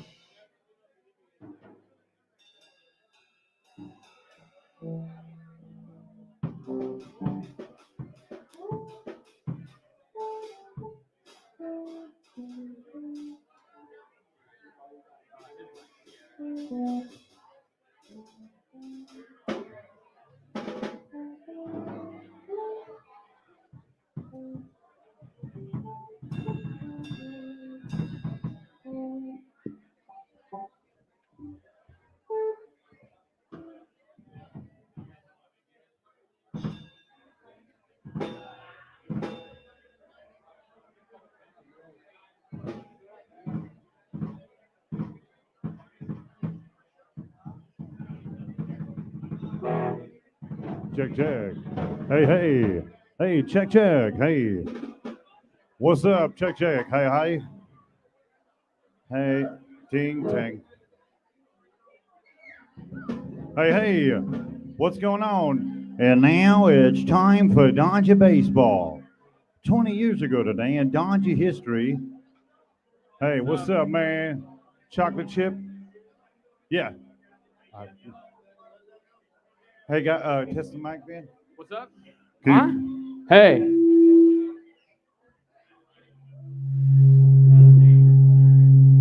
What do I do? Right there? Just check it.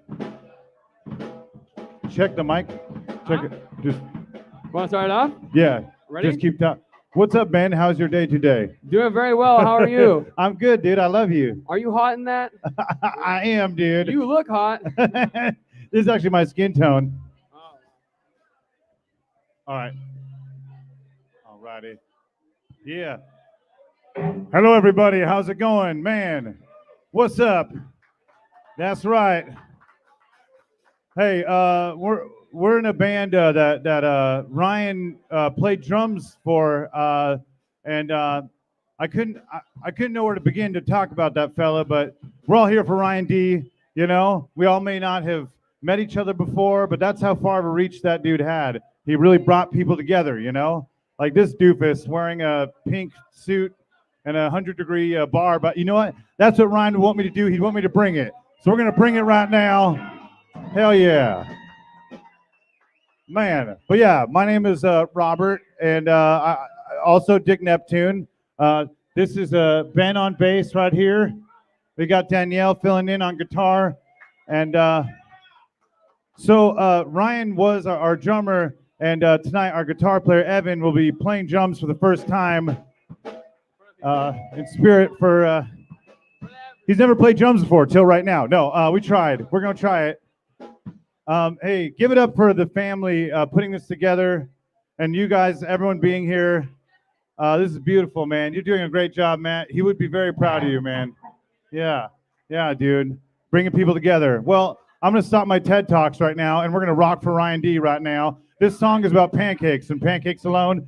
Tell me your name, Ben. My name is Ben!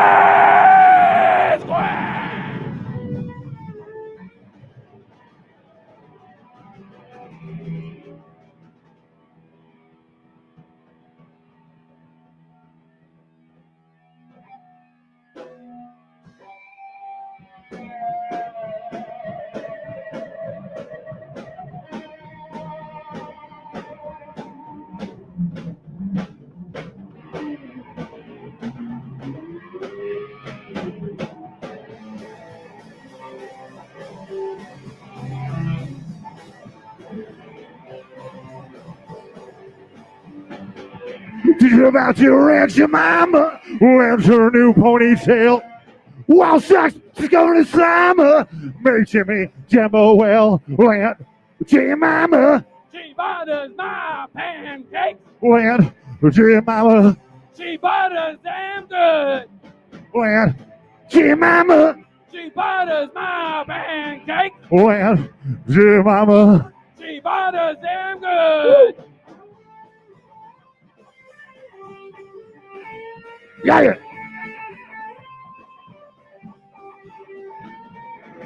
Rock Campbell is handsome mama, he's adrenaline blue and white. If he does miss better worth that, come out of your stone circle land.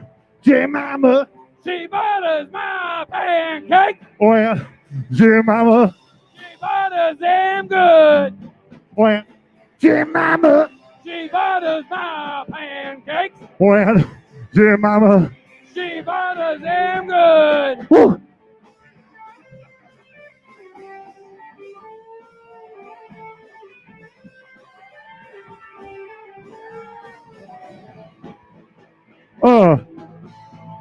Yeah.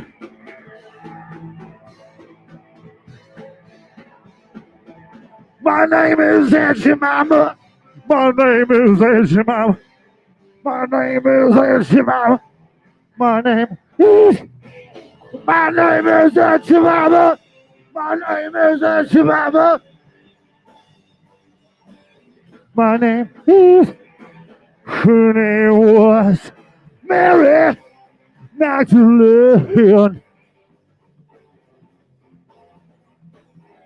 Her name was Magdalene. My name is Aunt Jemima. My name is Aunt Jemima. My name is Aunt Jemima. My name is.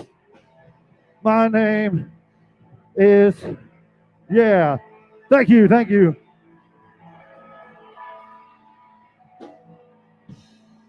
Woo. Boy, howdy.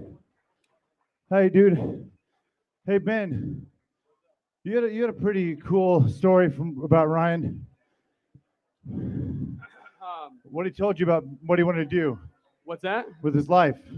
Well, yeah, he was a great friend of all of ours. We spent a lot of time rehearsing, hanging out, just talking, being with each other, just being friends.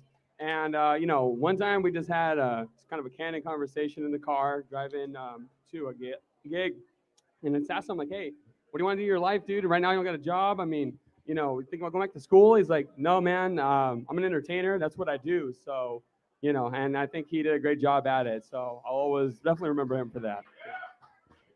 Hell yeah, man. Ryan D brought that DIY mentality, you know what I'm saying? And I love it. I also got out of quarantine like 40 years older. Then all the kids are in the 90s again. I don't know what happened. But yeah, we're excited. This song is called Grappa.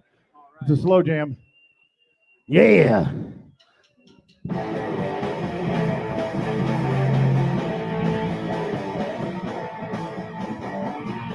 Shove it in my pants, double to the bar, goes down smooth, just like car. The Roma warmed me up, it's earthly power. Took one sip and I had to put it on. Grappa, the devil's foreskin, you're in for another sin. Grappa, the devil's foreskin, you're in for another sin.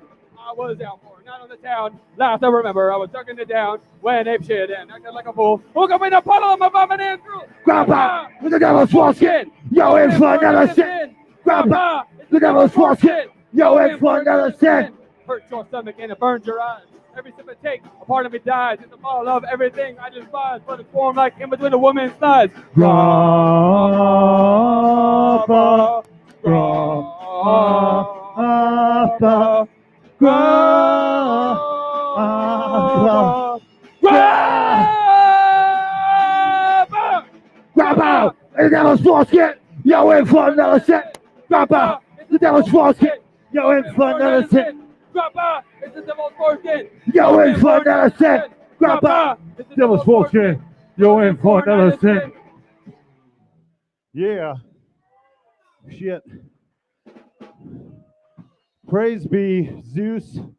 I hope we have a ballad coming up next. Boy. Oh man.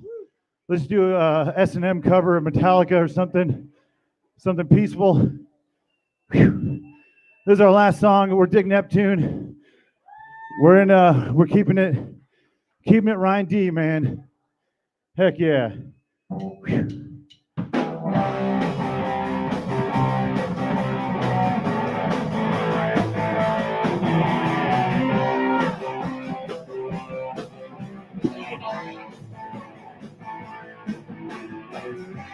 Some kind of love, or some kind of hate. The maggots in the eye alone won't copulate. Whoa, well, whoa, well, whoa, well. I say, whoa, whoa, oh.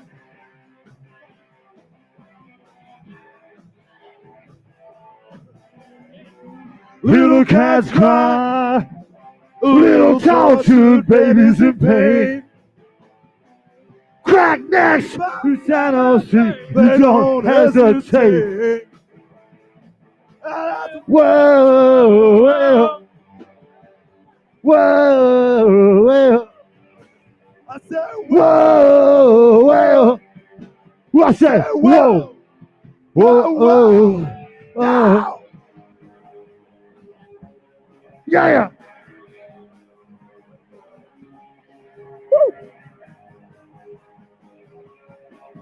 Uh-huh.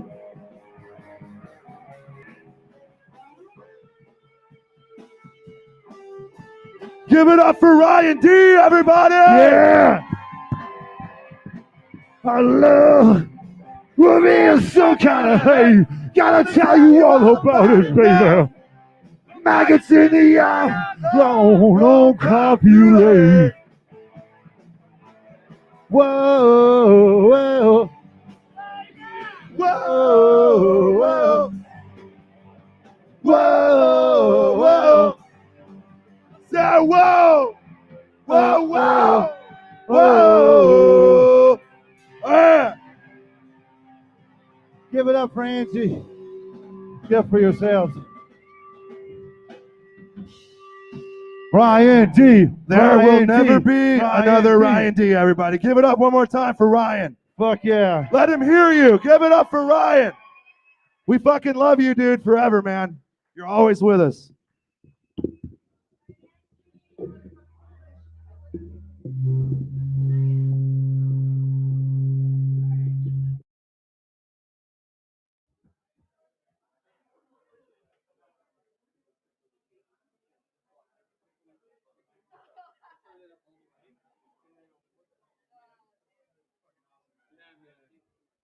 Oh yeah, dude, that was a lot of fun. Fuck yeah. Check, check.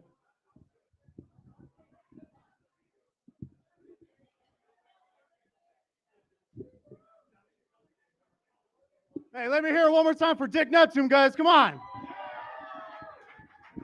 Fuck yeah, that was some fun, wasn't it?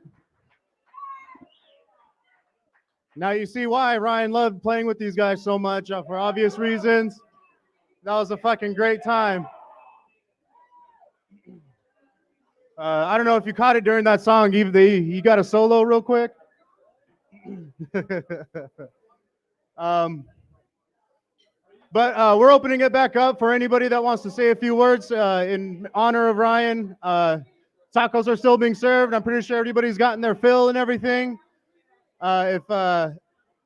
If anyone wants to say anything right now, yeah, come on, guys. Let's get some more people up here. Let's get somebody to say something nice for Ryan, and then we'll continue with some more videos later on.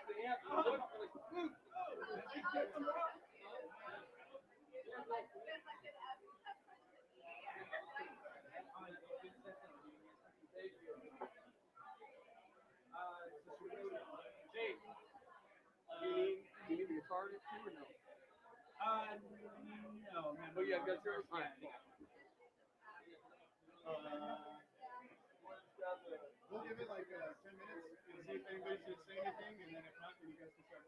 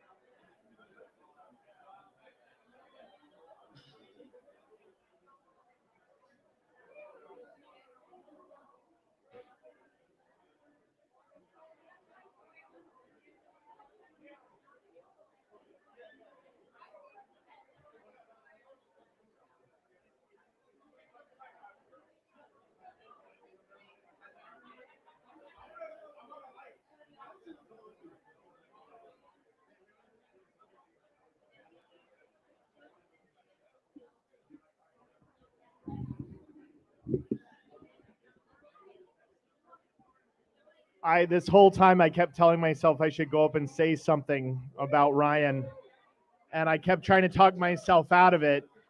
Because I met Ryan doing stand-up comedy, and that's what I did for so long. But I'm not coming up here to tell jokes or anything like that at all. I just wanted to share that being in stand-up, you meet so many shitty people. I'm not from this part of the world, but you literally are introduced to people that their job is to make an audience laugh, and then you meet them and they're awful. They literally will have a conversation with you on a patio of a comedy club and look past you for the bigger comic to talk to. It's a career choice that puts people in front of you that don't take the time to get to know you at all. And that's what was so hard about comedy until I met a guy like Ryan. You know what I'm talking about. He had that thing. He had that energy. He had that spark. I would talk and he gave a shit. He gave a shit. He was listening and he was interested. I was on his podcast like 5 times. I think I kept telling the same stories. But Ryan just kept asking me to come back. On Friday, I sat down and listened to one of the last ones we did, Hit the Mics. It's an hour and a half long. And I sat there and he was asking me about my exit out of faith, my marriage, all the things. He was just interested. We would get on tangents and he would bring it back and be like, no, I want to hear about this. I feel so lucky to have been a part of his fire in some way, just to have witnessed it. And I think we're so lucky in this day and age to have so many things recorded. Because I go back and I watch those podcasts and those shows that I had with Ryan, and I miss him.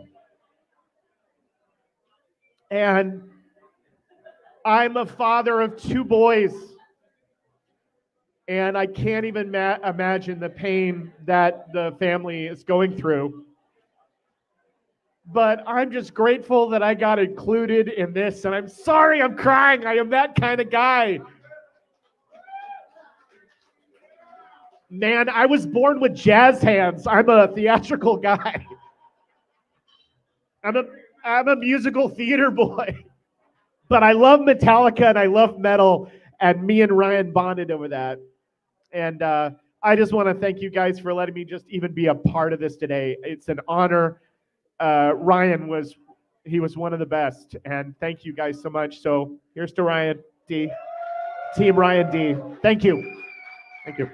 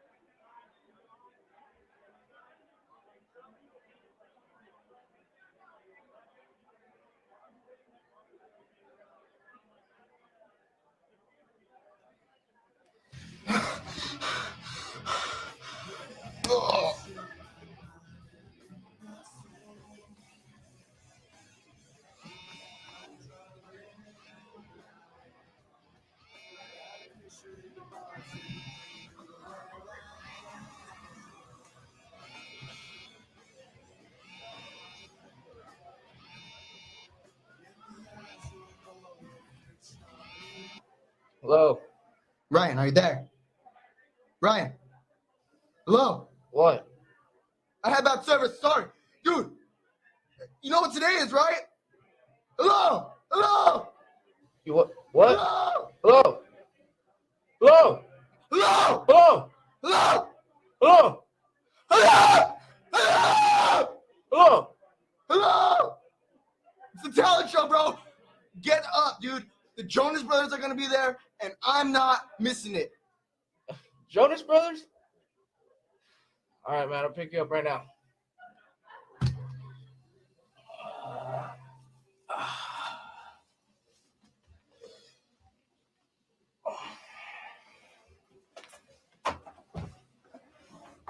Thanks for the lift, dude. Yeah, no problem.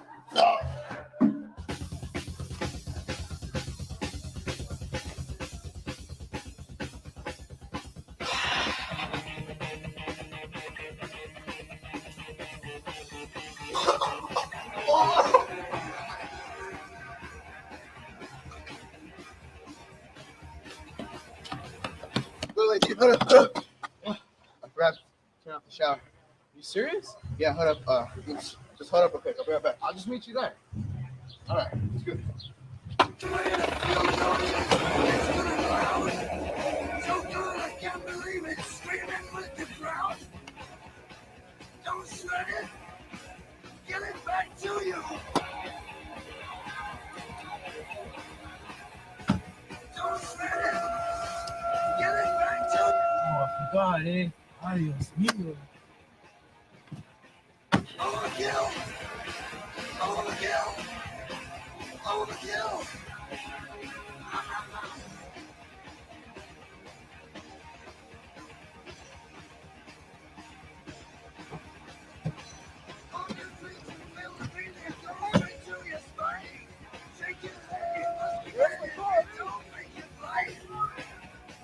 Don't sweat it. Get it back to you. Don't sweat it. Get it back to you. Overkill. Overkill. Overkill.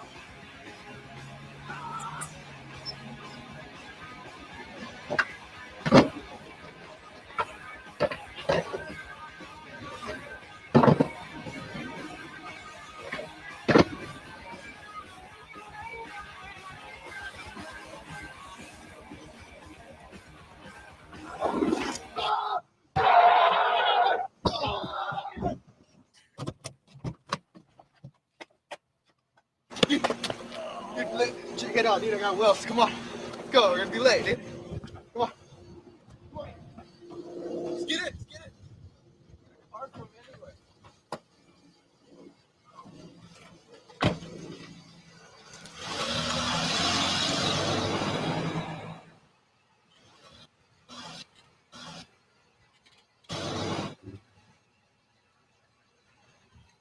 Dang, dude. The car's dead. Look.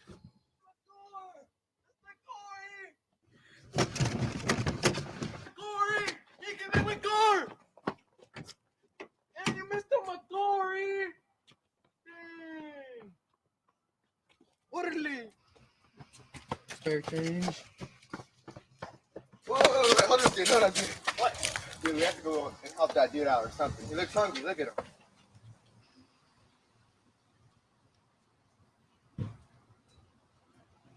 So what, man? We're gonna be late. Come on, man. I only take like 5 minutes. Let's go get him a sandwich real quick at 7. Fine, come on.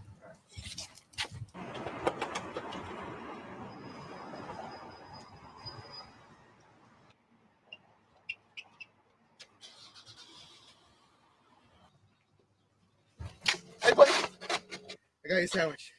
You look kind of hungry. A sandwich? I didn't ask for a sandwich. Yeah, you look kind of helpless out here. You know, it says you need change. Looks like you used some food or something. You know? Look, if I was hungry, the sign would say, spare me some food.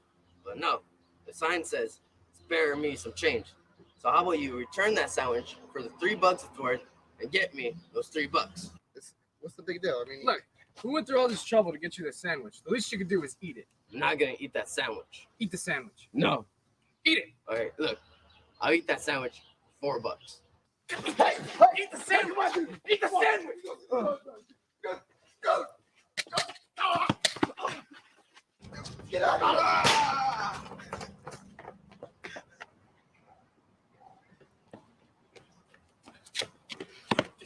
Dude, what now? Do you know where that is? Well, yeah, it's the alley before we get to the school. I think we should take another route. What? Why? That's Big E's alley, dude. Big E? You're still scared of Big E? Look, right between that alley just takes us one step closer to the Jonas Brothers, bro. You can't live your life scared forever. Come on.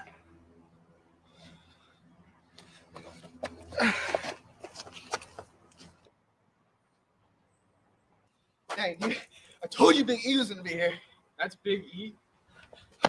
Oh! We're not talking about coming to my alley. I don't mean no trouble. I'm just trying to get through. The town shows today. The Jonas Brothers are gonna be there. Jonas Brothers? Yeah. All right, everybody, let's just take Hey, it easy. back up! So you see, the Jonas Brothers are gonna be here, eh? Yeah, look, there they are.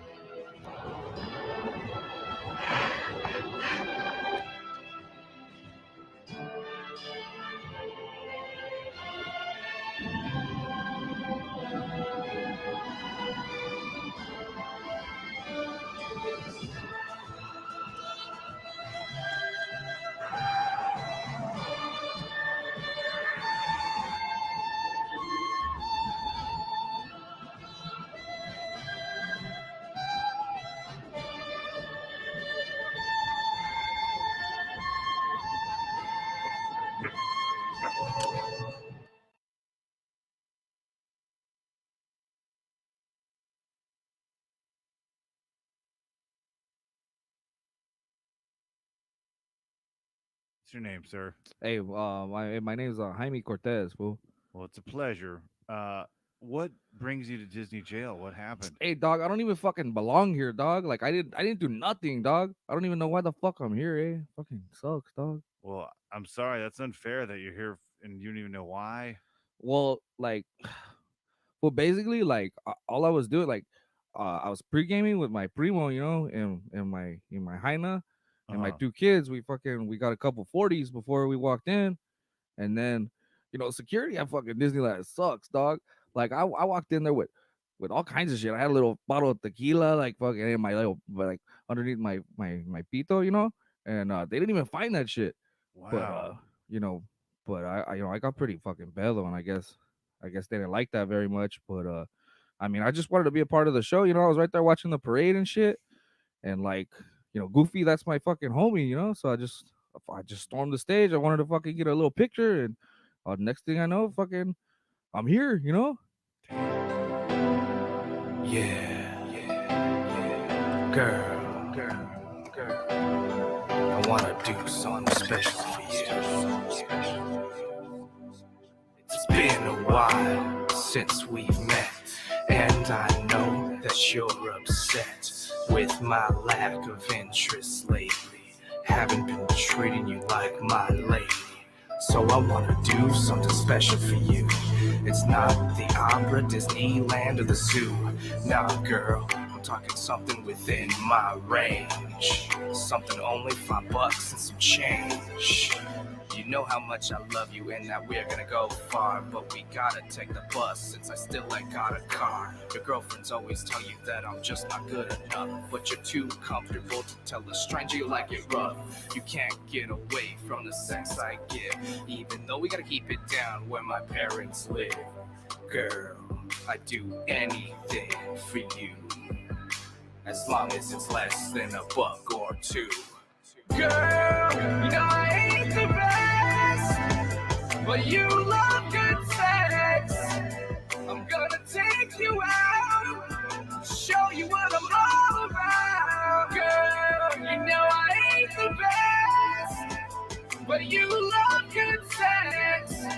Take you to McDonald's, buy a Big Mac. Girl, I know you know the Nick fucking Ream is back.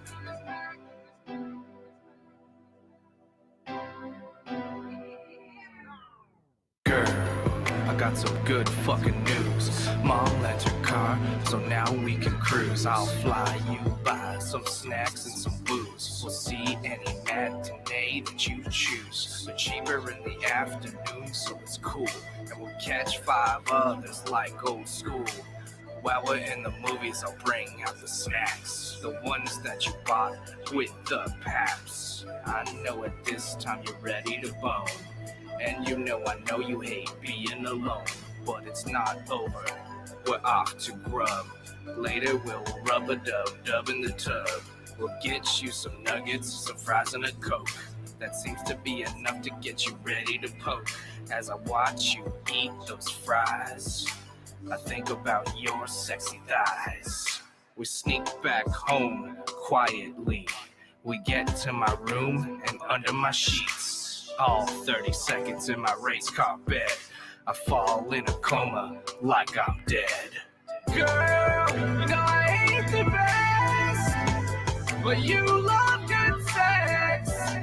I'm gonna take you out, show you what I'm all about. Girl, you know I ain't the best, but you love good sex. Good sex. Take you to McDonald's, buy a Big Mac. Girl, I know you know the Nick fucking Ream is back.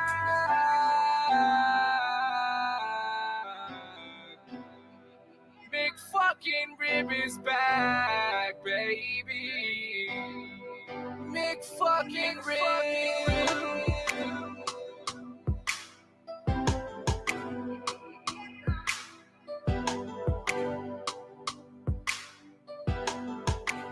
Ba-da-ba-ba-ba.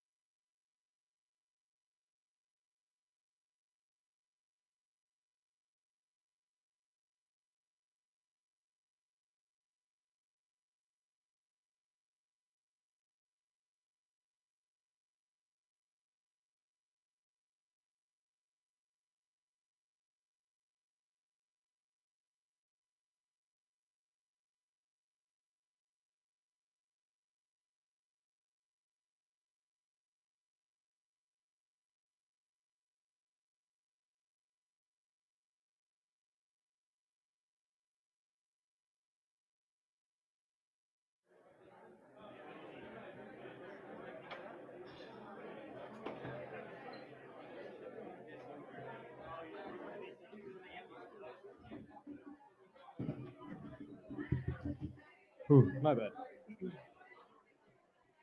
How's everyone feeling? Come on. Is everyone all right? For those of you that didn't know, what you've been seeing on all the videos that you've been watching kind of chronicle Ryan's talent and his life and everything.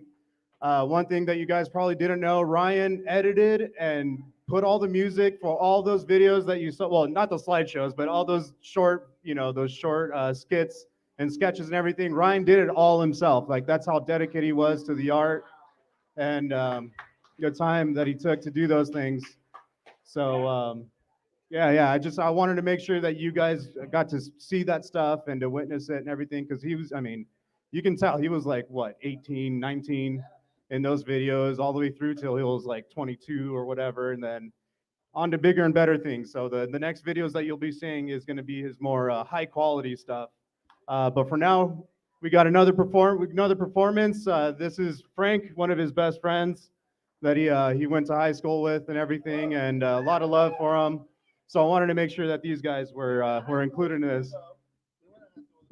You're not that important. No, all these guys were. And he was a big supporter of theirs too. So I'm glad that you guys are going to be hearing them for the first time in what, 7 years? 5 or 6 years? All right. So they all reunited just for this special occasion for Ryan. This is their first show in a long time. So once they're all set up and everything, you guys will be able to experience that. But again, I want to thank everybody that has been here one more time for Route 66 for allowing us to have this celebration here. Thank you, guys. Our bartenders have been doing great. They've been taking care of all of us. And so thank you.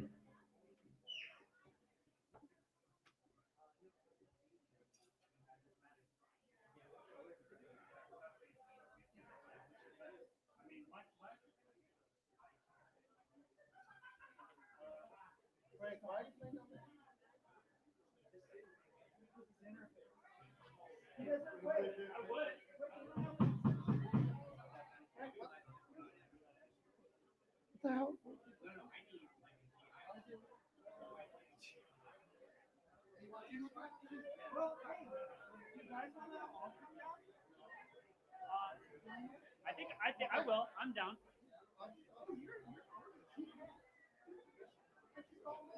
Yeah, I'm down.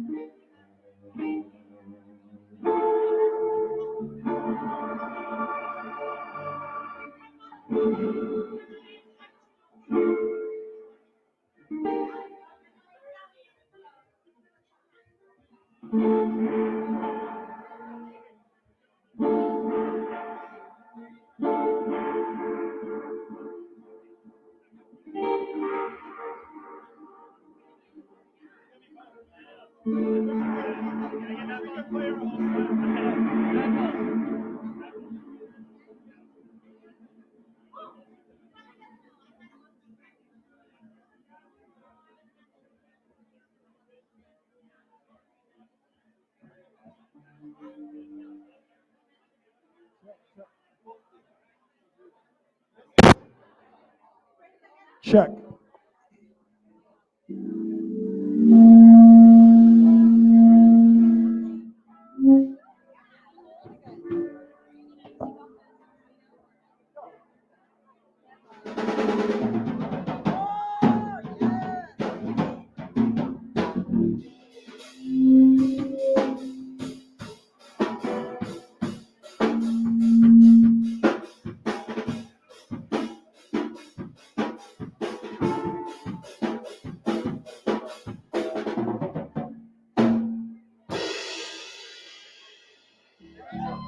It's a hit.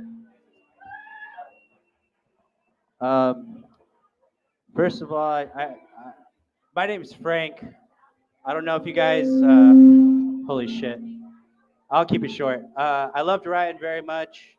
We skated together, we created together. He took this band out on a few shows when we were like a car down, and it was like a Wednesday night, and he was always down to kind of come through. So he was just supportive that way.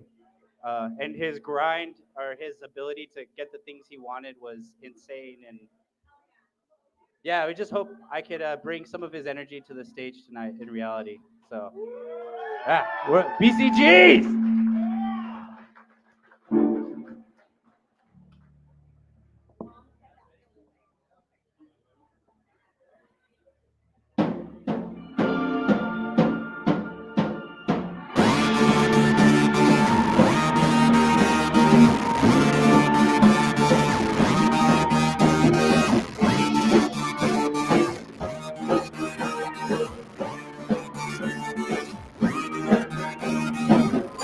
Every now and then, look for something to do. Have a little faith, maybe slip some clues. Tarot photos up like I never was you. Time to look you up, you're always on the run. You smuggled my seed in a pot. What a nice little touch, but the victim escaped. Now everything's changed, high on cocaine. Start slipping away. A mutilated cutaway, cut you up. Cross your heart and pray you don't fall in love. The mutilated cutaway, cut you up. Cut, cut, cut, cut. Cross your heart and pray you don't fall in love. Cut, cut, cut, cut. The mutilated cutaway, cut you up. Cut, cut, cut, cut. Cross your heart and pray you don't fall in love.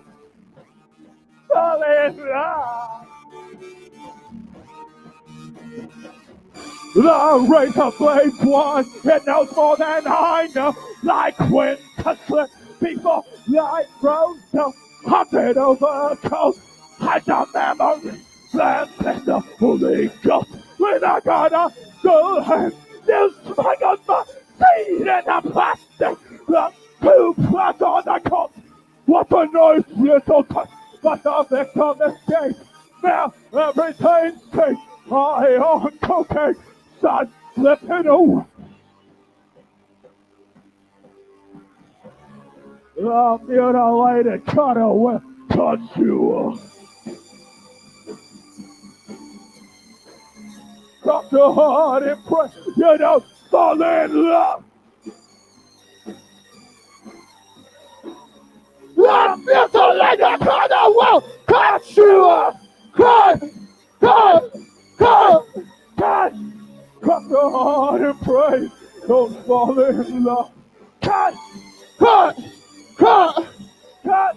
Love is a light that kind of will cut you off. Cut, cut, cut, cut.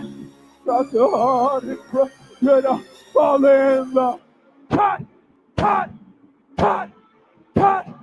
Like cement tank on the backseat. Tell me you're never gonna leave me. Going for a ride in the steamy. Traffic with Catherine Laurie tonight. Cut! Cut! Cut! Cut! Love you the light that kinda will cut you off.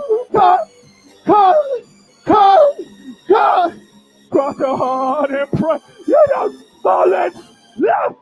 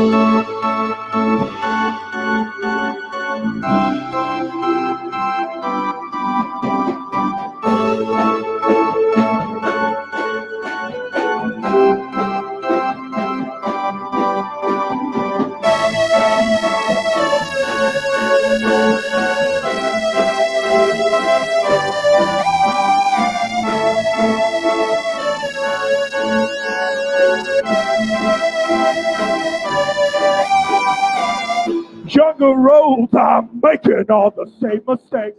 Why shave your brow and just slit your wrist up, baby cake? Mop up the hardwood, fighting on the afterbirth. I got a feeling spermicide is in your butt. Toxic card still wrapped around your pretty neck. Turn it on, baby, rip it down between your legs. Fill up the kiddie pool, waiting in your mental blood. Hear the hammer, you drama boy, here it comes. Head touching! Head touching! Head touching! Yes, movement! Like a Demarest on exhibition, kissing both is now. Stepping application. Fuck it up. Show him what you got. After all, only summertime. Like a Demarest on exhibition, kissing both is now. Fully operational. Fuck it up. Show him what you got. After all, only summertime. Little people are hiding in our bedroom walls. This is my statement. 38 can say it all. Melted hoe, and I failed attempt. I'm going nuts. Where do the dogs go? Everything is frozen up. Toxic cars still wrapped around your pretty neck. How many pounds between your legs are dripping? The fountain of you gushing out into my mouth. Hear the hell of you, drummer boy, coming now. Hitachi! Hitachi! Hitachi! Yes, that's right! Like a Demarest on exhibition, kissing both is now. Something application. Hook her up. Show him what you got. After all, show me summertime. Like a Demarest on exhibition, kissing both is now. Fully operational. Hook her up. Show him what you got. After all, summertime.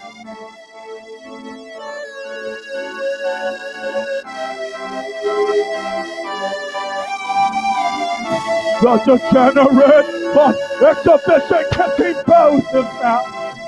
Setting application. Hook her up.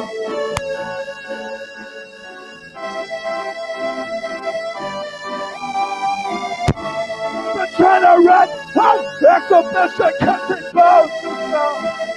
Fully operational. Fuck her up. Show him what you got. After all, summertime.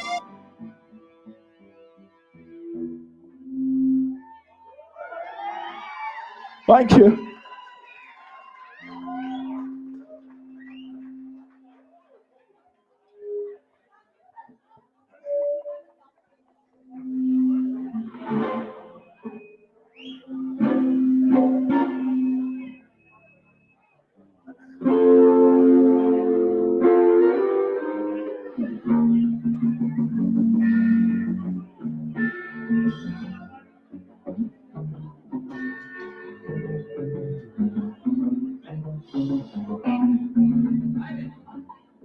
This is the last song. This is for Ryan.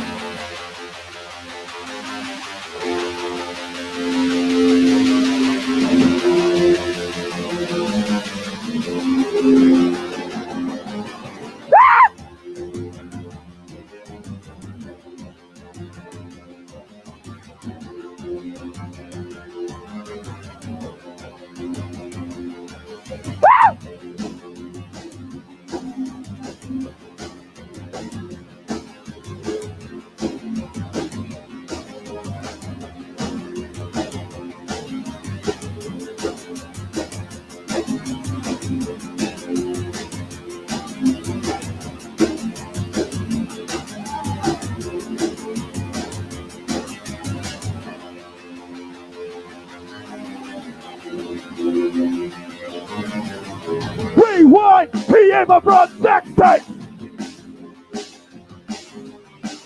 See how Rex and a lot of Clipsy! Fast forward through the dialogue and slow pop! Let's us together for the cyanide contact! Aim abroad! Aim abroad sex tape! Aim abroad! Aim abroad sex tape! I'm abroad! I'm abroad sex tape! I'm abroad! I'm abroad sex tape!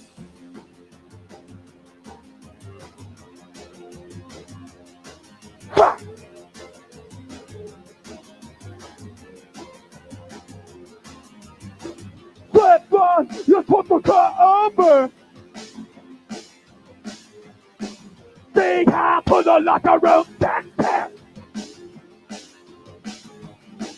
Still stepping in your bedroom with a hat on. But not forever going down in the garden. Woo! Leave abroad sex tape. Leave abroad sex tape. I'm abroad sex tape. I'm abroad sex tape. Head on the shoulder. Flip out the holster. Finger the trigger. Aim abroad sex tape. Aim abroad sex tape. Aim abroad sex tape. Aim abroad sex tape. Aim abroad sex. Aim abroad sex. Aim abroad sex.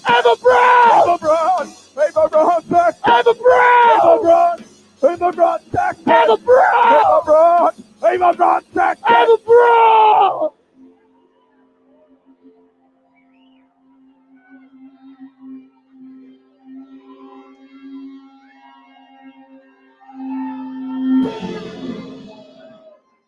Thank you.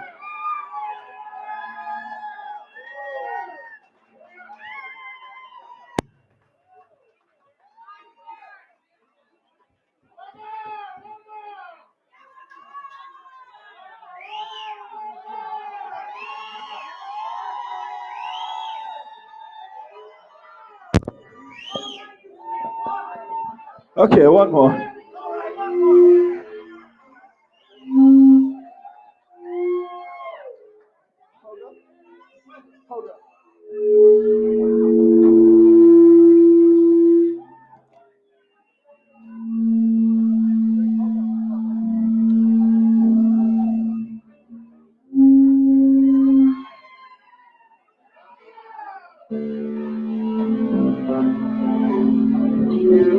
All right, this one. Hold on. This one's for Ryan. And growing up in backyards circle pitting, pounding fucking 40s, and not giving a fuck. This one's for that. This is for anybody who grew up doing that.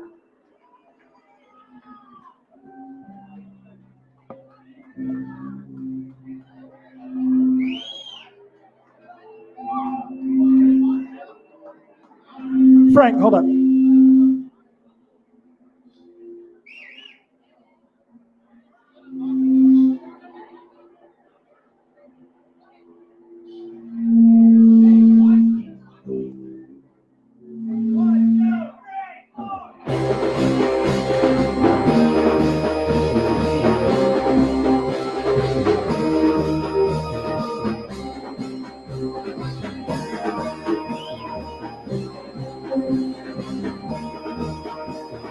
Don't you know that a clown can't get away with murder? Don't you know that your parents don't care if you are missing, living or dying? Don't you know that's a class like that better on my finger? Pull it, I dare ya.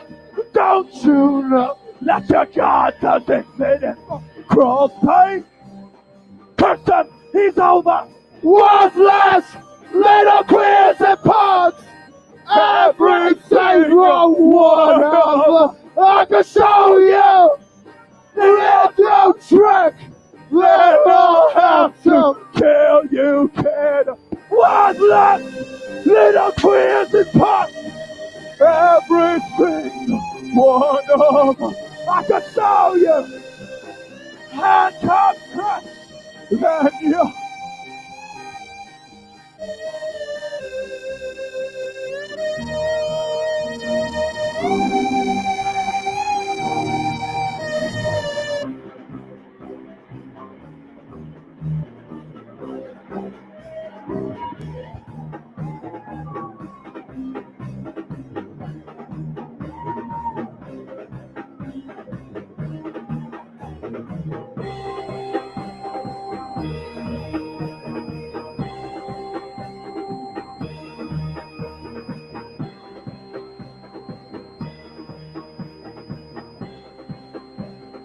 Living a giant, worthless, little queers and pop.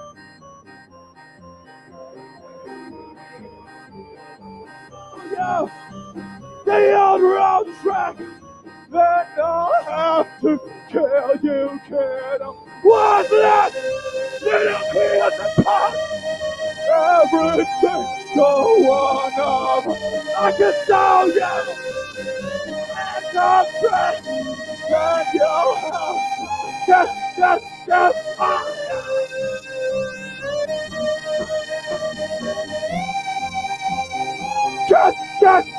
fire!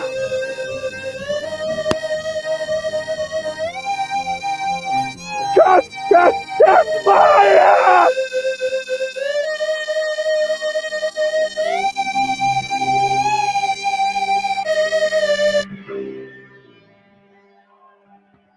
Thank you.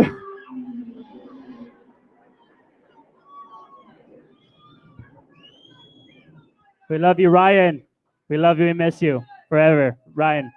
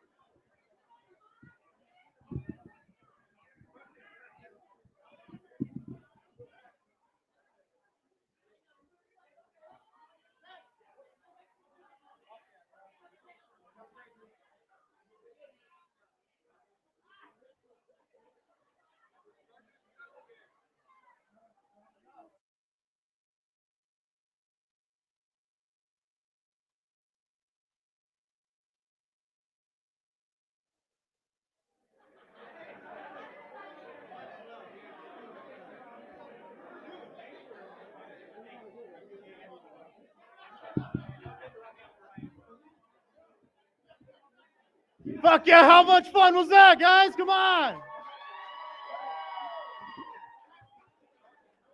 All right, I know the usual setup is that we're going band speeches, videos, and all of that. But we got a few extra videos. We're running out of time, kind of. And we got 2 more bands to come up, so.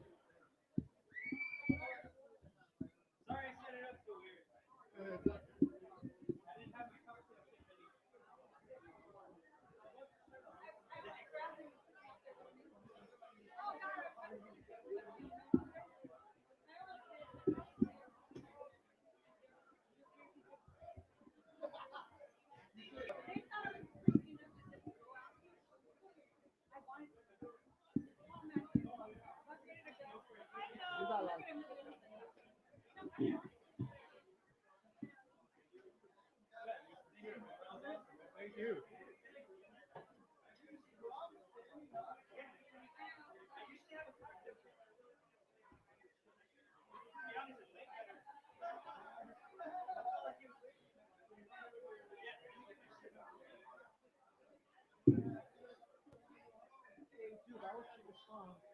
You guys killed it, man. Thanks, bro. I'm gonna tell you. Jose. Nice. I said, we're gonna be playing after the next round. Oh, too. yeah. You guys fucking rock. Thank you, man. We haven't played like in 5 years. Well, we were practicing, but it was like our first show.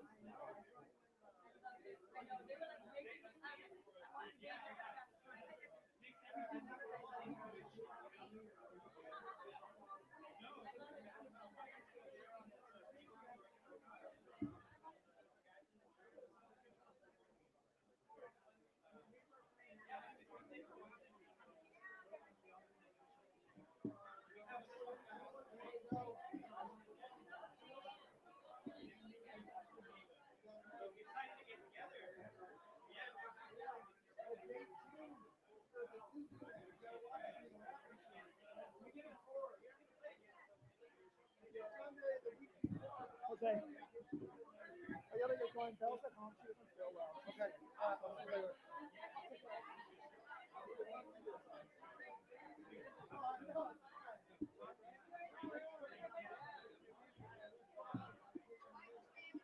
Hi. Hi, guys. You still got it or what? You still got it or what? Still got it or what? I lose it? Got better? I miss you, dude. I love good seeing you, man. Okay. Kevin, no harm. That's fine. Mom!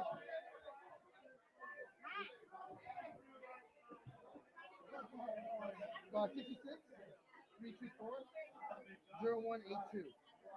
82 is common.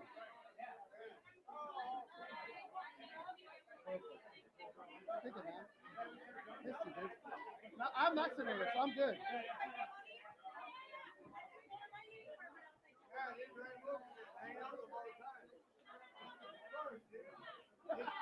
It's music, bro. Like, promote it.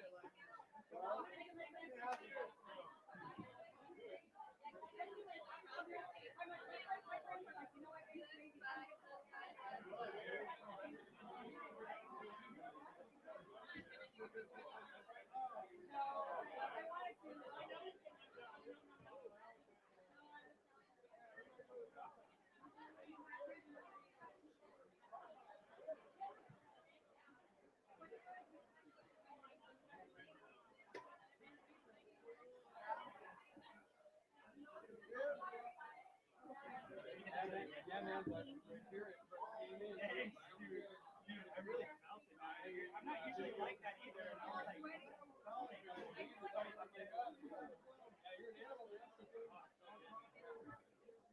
know, in wrestling, when everything feels like taxi, yeah, and like the one part in the beginning is actually the other part would be like wait. Yeah. It's been like 5 years. So I felt like yeah, I got tapped in. I just clotheslined everybody. Exploded. What did you wrestle? No, I just love them.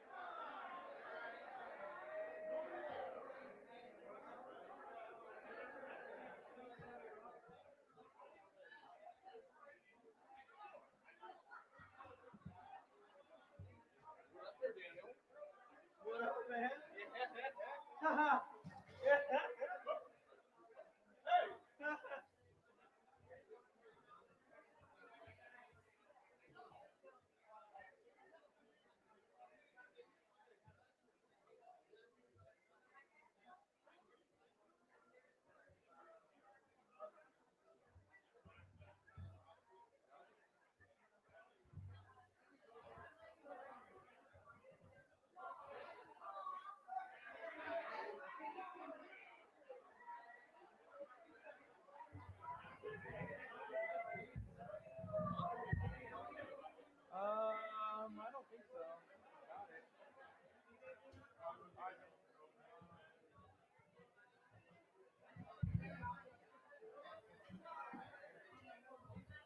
Give us a round, yeah? It's under my tab. What?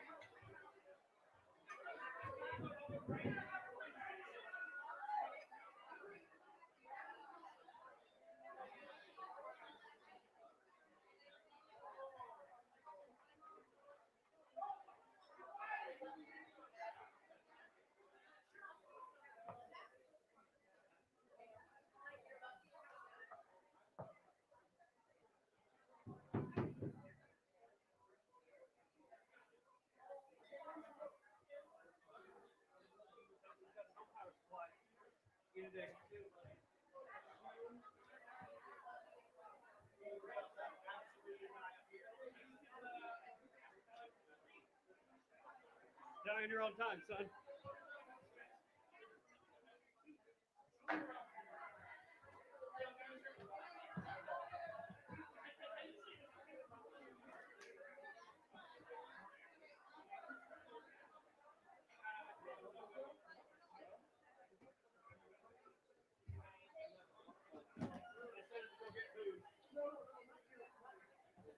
Not you, Aaron. You're exempt.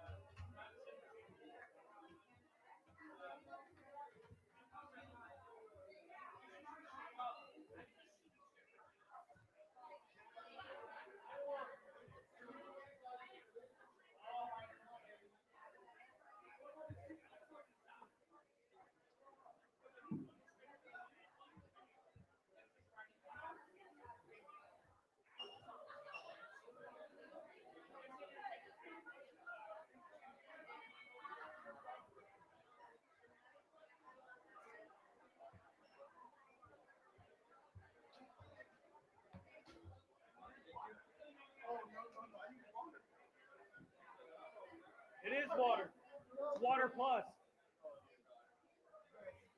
You're welcome, boys. Thank you, Daniel. When is Toki ever good?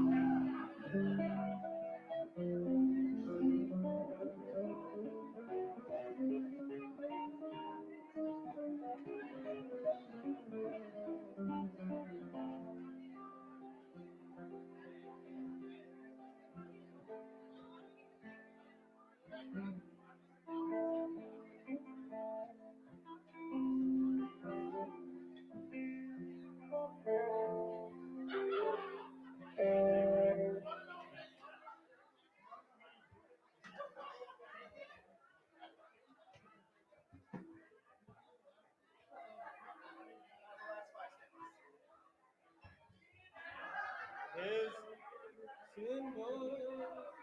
I'm gonna. What? This is what you wanted to do. You wanted to put your pick together. You wanted to play with your pick. You could have. You could have.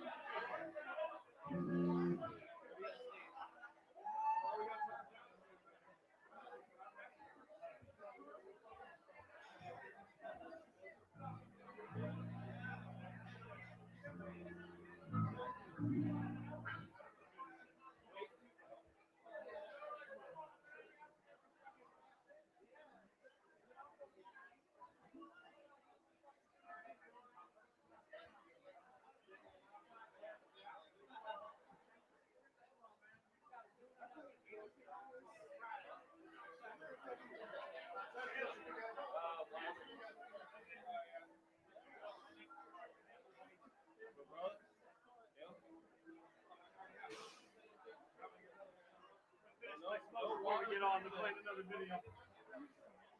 Just keep grabbing water again. Give me 6. Good? Before we go, they're playing the movie.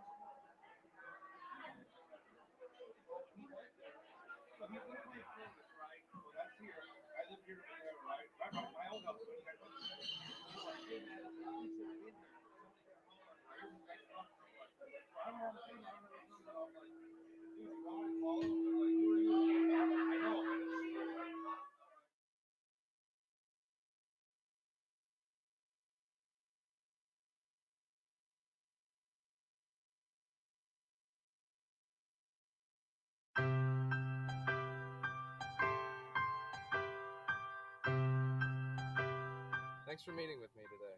Yeah, of course. I always have a good time with you. Me too. So I really wanted to tell you something. Yeah, you can tell me anything. Well, we've been seeing each other a while, right? And I'm thinking of taking it maybe a step further. Oh my gosh, I thought you'd never ask. Please have a seat.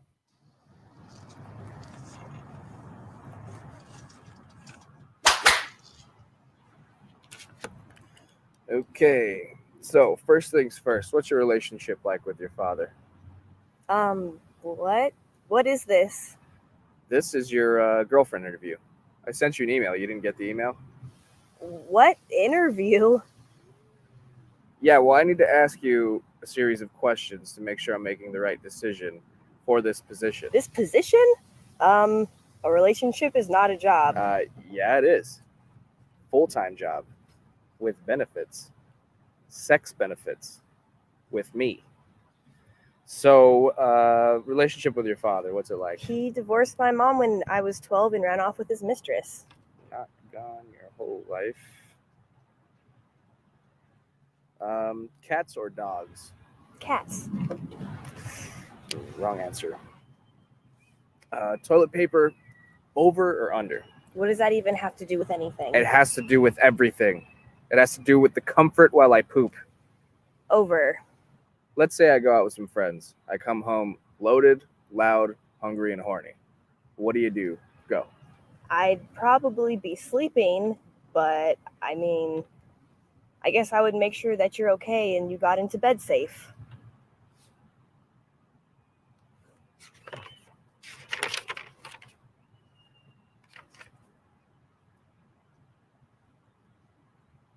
Acceptable. Now, what's the deal with those? My boobs? I mean, do you plan on... You want me to get a boob job? Well, if you want, but I mean, you don't have to have them out here, but maybe... This is ridiculous. I'm out of here. I can't even believe this. Well, You are wait. such a creep. I'll- You are awful. But you don't have to get a boob job then. I mean, not if you don't want to. I mean, if you think it might benefit your chances, then get one. But other than that, you don't need to. We'll get a cat. I'll rethink the benefit plan. Actually, I drew this picture of you. Come back. Hey, Kathy. Hey, what are you doing around 3 and 4 today? Yeah, my meeting just canceled. Okay, so thanks for meeting with me today. Yeah, of course. I always have a good time with you. Me too. So I really wanted to tell you something. Yeah, you can tell me anything. Well, we've been seeing each other a while, right? And I'm thinking of taking it maybe a step further. Oh my gosh, I thought you'd never ask. Please have a seat.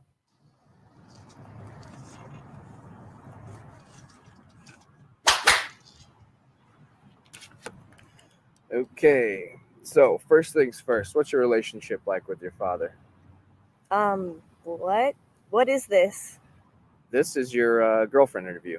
I sent you an email. You didn't get the email? What interview? Yeah, well, I need to ask you a series of questions to make sure I'm making the right decision for this position. This position? A relationship is not a job. Yeah, it is. Full-time job with benefits, sex benefits with me. So, relationship with your father, what's it like? He divorced my mom when I was 12 and ran off with his mistress. Not gone your whole life. Cats or dogs? Cats. Wrong answer. Toilet paper, over or under? What does that even have to do with anything? It has to do with everything. It has to do with the comfort while I poop. Over. Let's say I go out with some friends. I come home loaded, loud, hungry, and horny. What do you do? Go. I'd probably be sleeping, but I mean, I guess I would make sure that you're okay and you got into bed safe.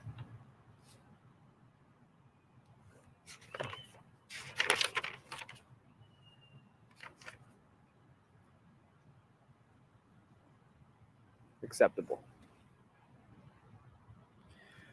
Now, what's the deal with those? My boobs? I mean, do you plan on... You want me to get a boob job? Well, if you want, but I mean, you don't have to have them out here, but maybe... This is ridiculous. I'm out of here.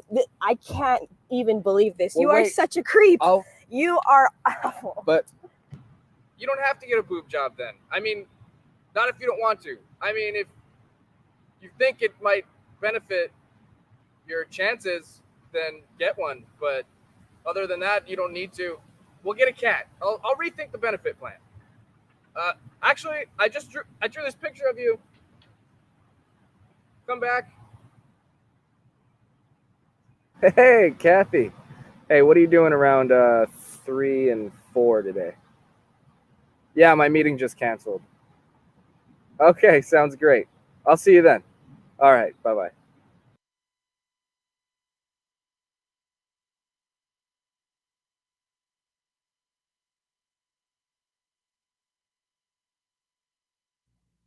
Hey everybody, I'm Ryan D, and I'm going to give you the top 5 reasons why you should subscribe to my podcast, Hit the Mics with Ryan D. Reason number 1, I'm number 1. Hi. So me and my girlfriend have been together for a really long time, and I wanted to do something special for her for Valentine's Day. So I wrote this song.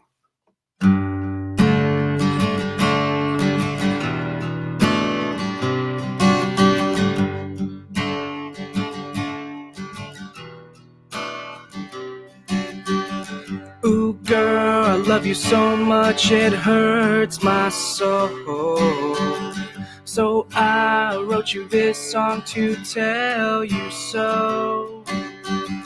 I know it's Valentine's Day and I'm gonna make you feel special, because I want you to let me break your threshold. I'm not talking about the one figuratively. I'm talking about the brown eye that only I can see. Ooh, girl, if you let me in, we'll be so free. Please, babe, for Valentine's Day, just spread those cheeks.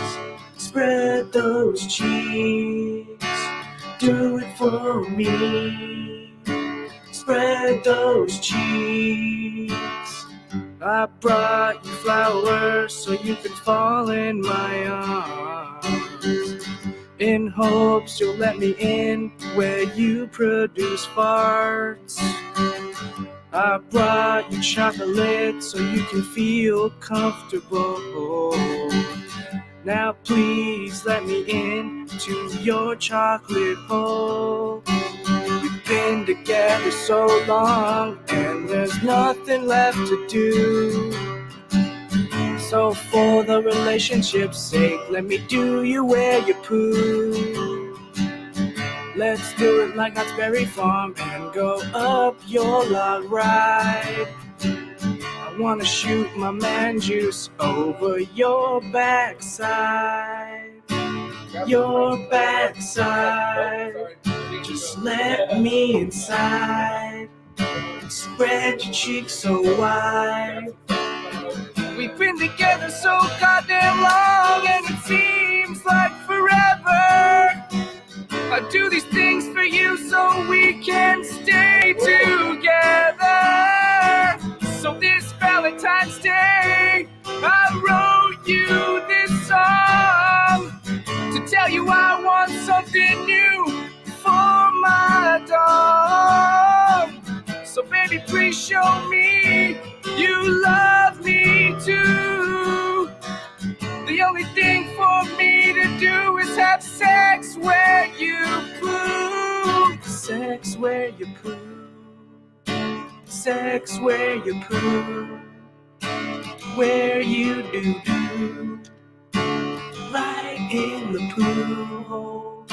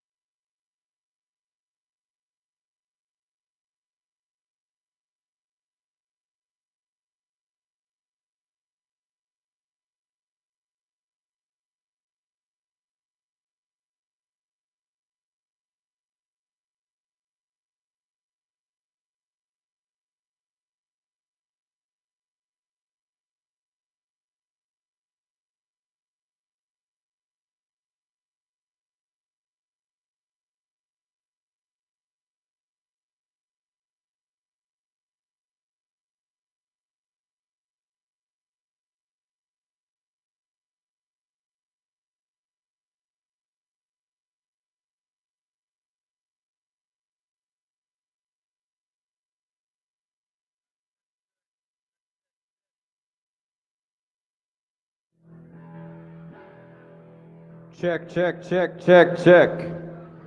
Check. How are you guys doing tonight? So my name is Daniel. I'm Ryan's cousin. I'm trying to say this without getting too emotional, but Ryan was like he was like a big brother to me. I have a lot of fond memories with him. We went to so many concerts. We jammed out all the time. He gave me a lot of advice as far as booking shows, playing shows. When I was barely getting into the band thing, he kind of guided me into that. And I'm always going to remember him for that. He inspired me in a lot of ways. I remember when I was in high school and he was a senior and I was a sophomore. We went to a high school party and I actually had my first beer with Ryan. My first beer was with Ryan. And I miss him a lot. Anyways, this is my band. We are NeverSober. I'm gonna play a couple songs for you guys. This first one is called Woman.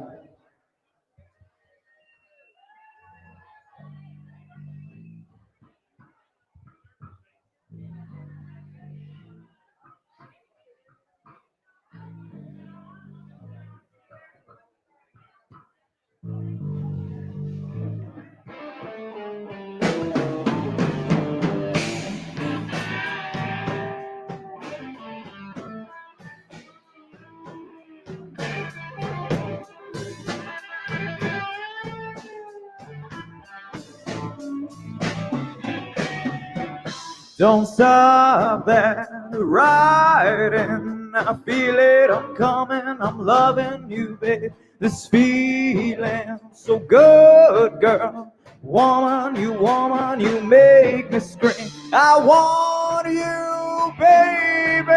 Oh, woman, give it to me. Your body on mine, baby. Woman, oh yeah. Oh, now there's a feeling, girl, there's a feeling given to me. Oh, now there's a feeling, girl, there's a feeling given to me. Oh, now there's a feeling, girl, there's a feeling given to me. Oh, now there's a feeling, girl, there's a feeling, you woman, you make me scream.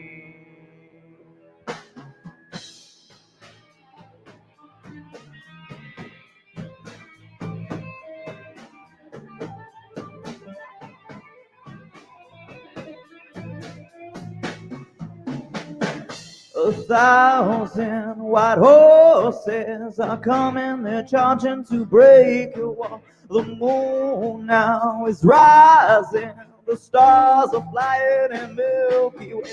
Like thunder and lightning, we're making a storm and it's pouring my rain. Your body on mine, baby, woman, oh yeah. Oh, now there's a feeling, girl, there's a feeling given to me. Oh, now there's a feeling, girl, there's a feeling given to me. Oh, now there's a feeling, girl, there's a feeling given to me. Oh, now there's a feeling, girl, there's a feeling, you woman, you make me scream.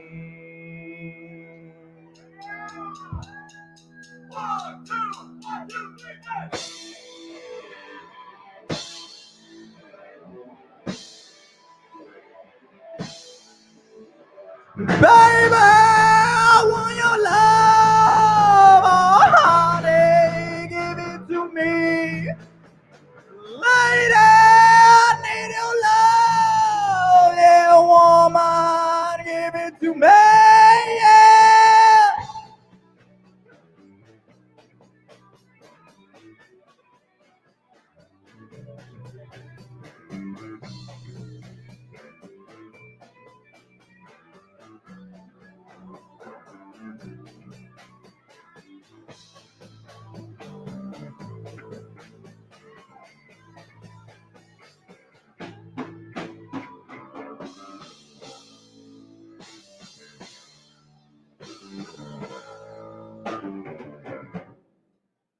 you. So we're a band from Riverside. We got 2 albums out. We're called NeverSober, if you didn't catch it the first time. We got a couple songs off our second album that we're gonna play for you. This next one is called Haunted.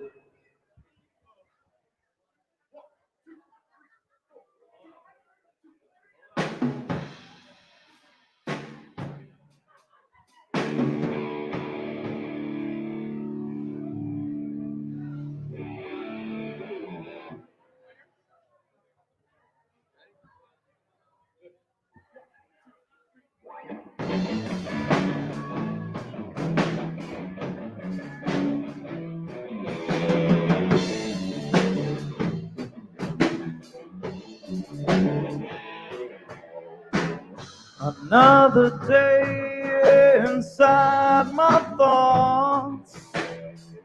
I wish I was what I know I'm not.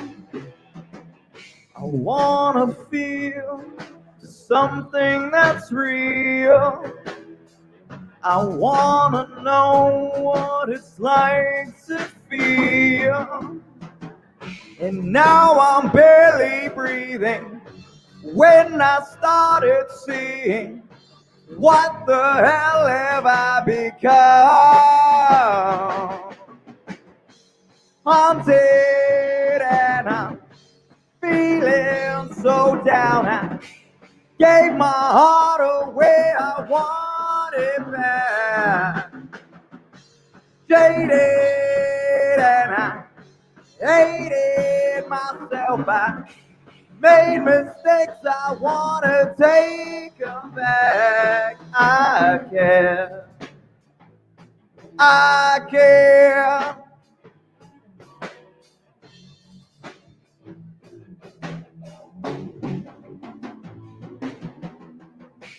Holding on takes its toll.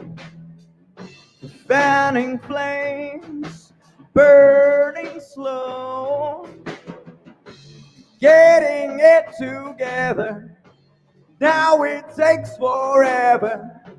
What the hell have I become? Haunted, and I'm feeling so down. I gave my heart away, I want it back. Jaded, and I hated myself. I made mistakes, I wanna take them back. I care. I care. Yeah.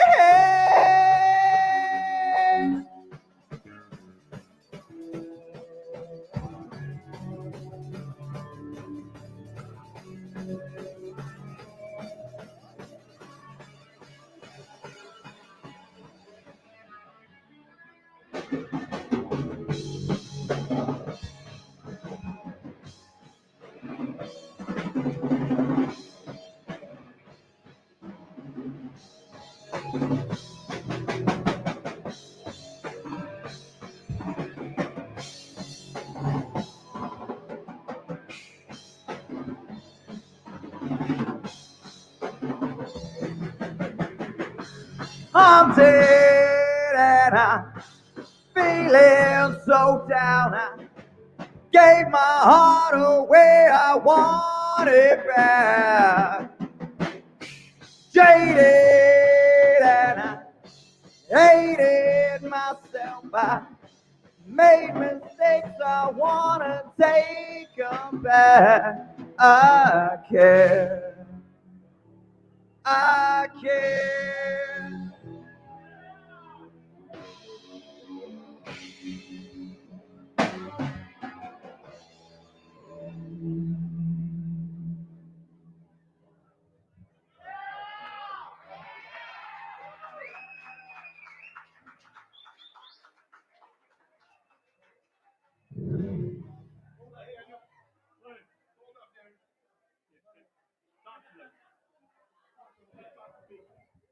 How are you guys feeling? How many love you, Ryan D? Let me hear it for Ryan D.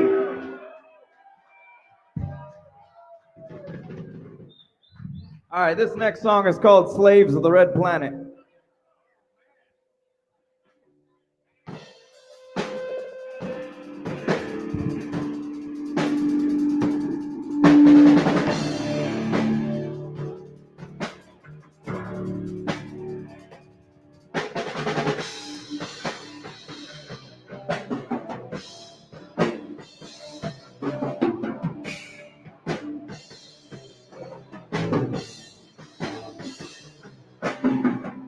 Astral engines take to the sky. The civilization ends as the planet dies. Travel through the cosmos, through time and space. Find a world to call our home and conquer its race. Oh, they're so small. Women, children, we kill them all. Slaves became the men. In their world rose our monuments, yeah.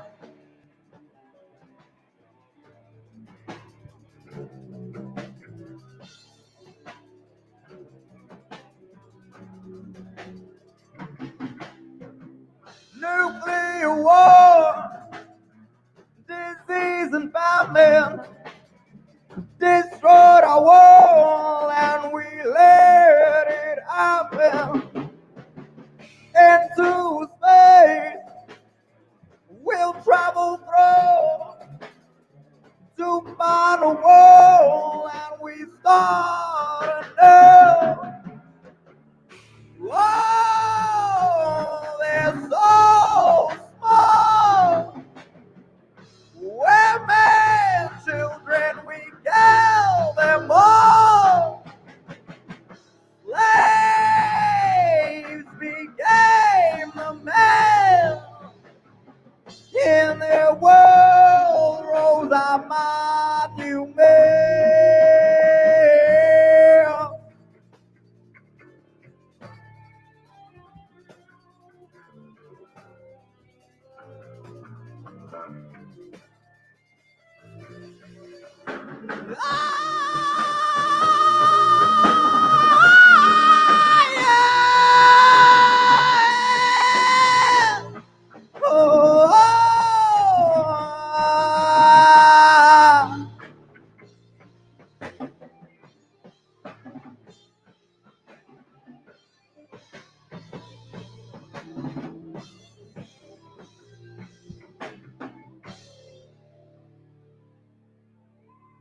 Hey.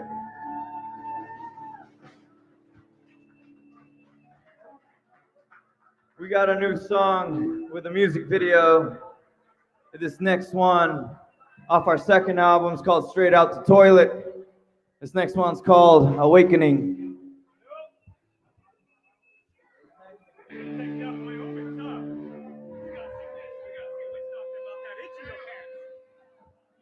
So which one?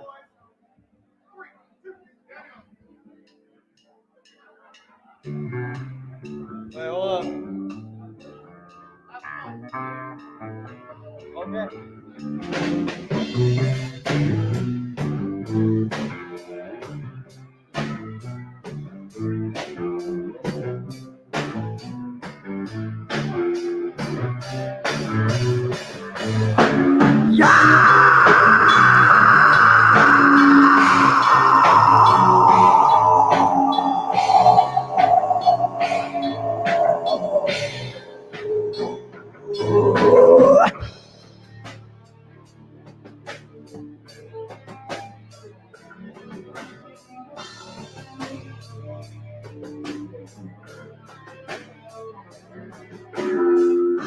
Lonely stoner stay alone in his room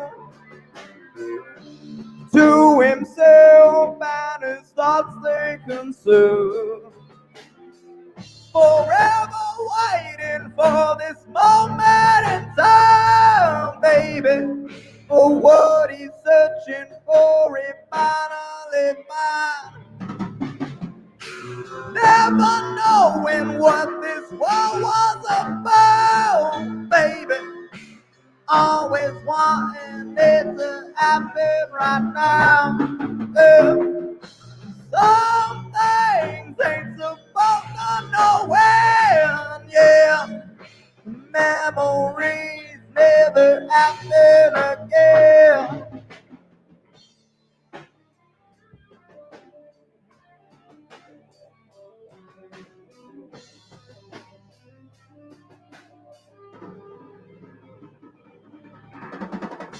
Some things should never be asked.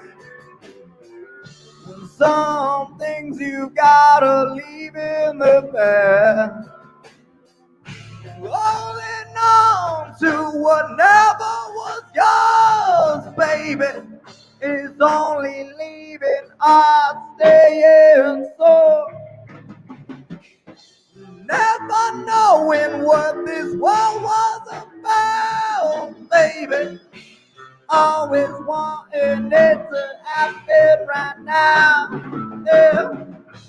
Some things ain't supposed to know when, yeah. Memories never happen again. Hey. Ow. Ow. Ow.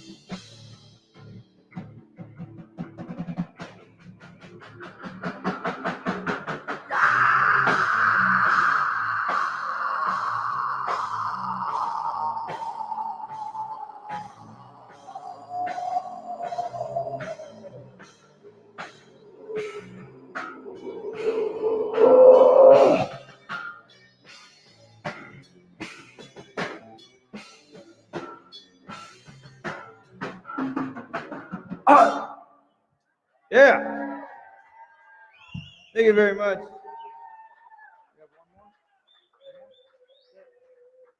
All right, that was our last song. Thank you very much. We are Never Sober.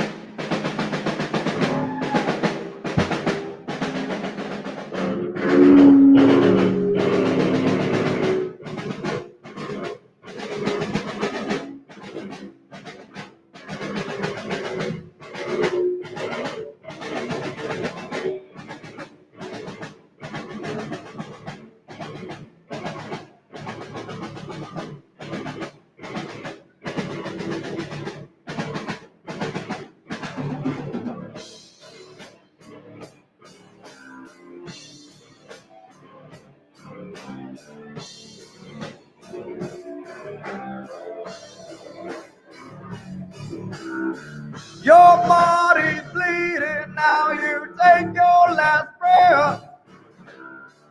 I'm hoping you can hold the line. I heard you call my name, I'm already there.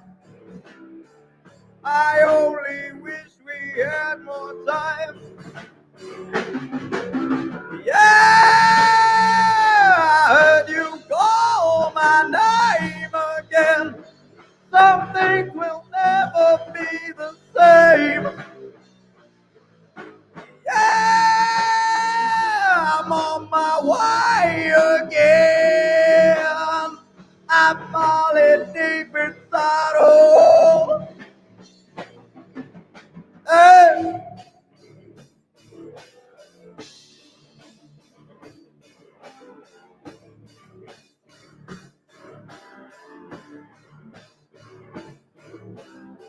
Into the wilderness you lost yourself.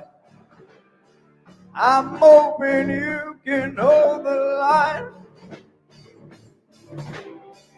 I heard you call my name, I'm already there. I only wish we had more time. Yeah, I heard you call my name again. Some things will never be the same. Yeah, I'm on my way again. I'm falling deep inside a hole. Yeah.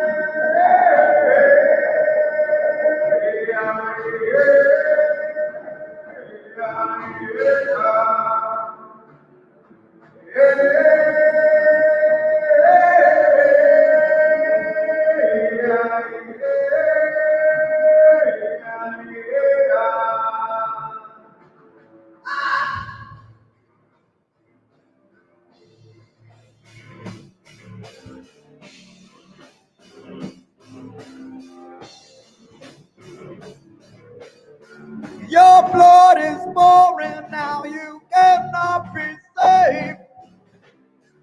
I'm hoping you could hold the line. I heard you call my name, I'm already there. I only wish we had more time. Yeah, I heard you call my name again. Some things will never be the same. Yeah, I'm on my way again. I'm falling deep inside. Oh, hey.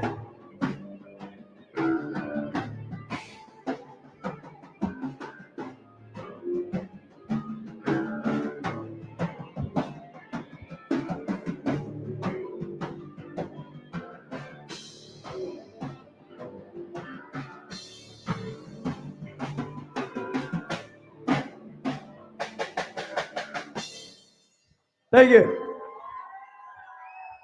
Thank you very much.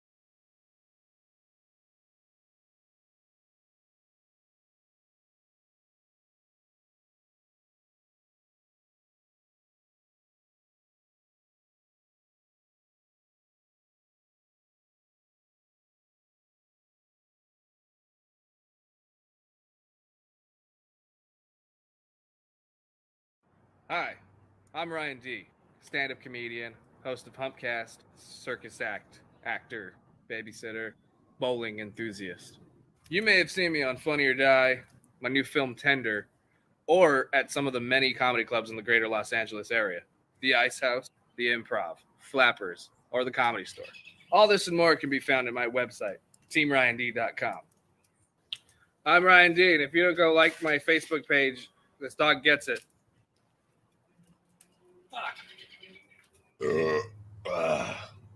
Fuck that plane.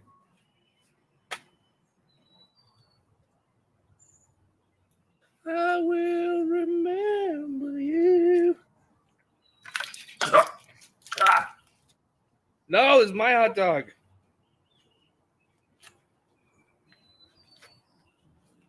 You guys want wieners? Of course you do. This is you right here. Look at. Where'd these dogs come from anyway? All right, fine. You know what? Fuck you then. You like that, huh? Yeah, you like that. I'm out of beer. Somebody give me a beer. Beer me. God damn it. Tango, Charlie, Foxtrot. It's just beer.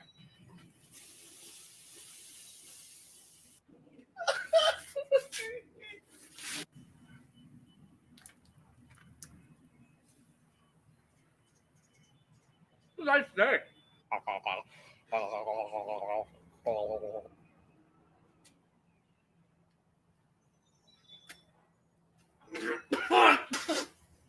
Everybody hates me and I'm a failure. Just go to my website. Go to teamrandy.com, please. I want people to like me.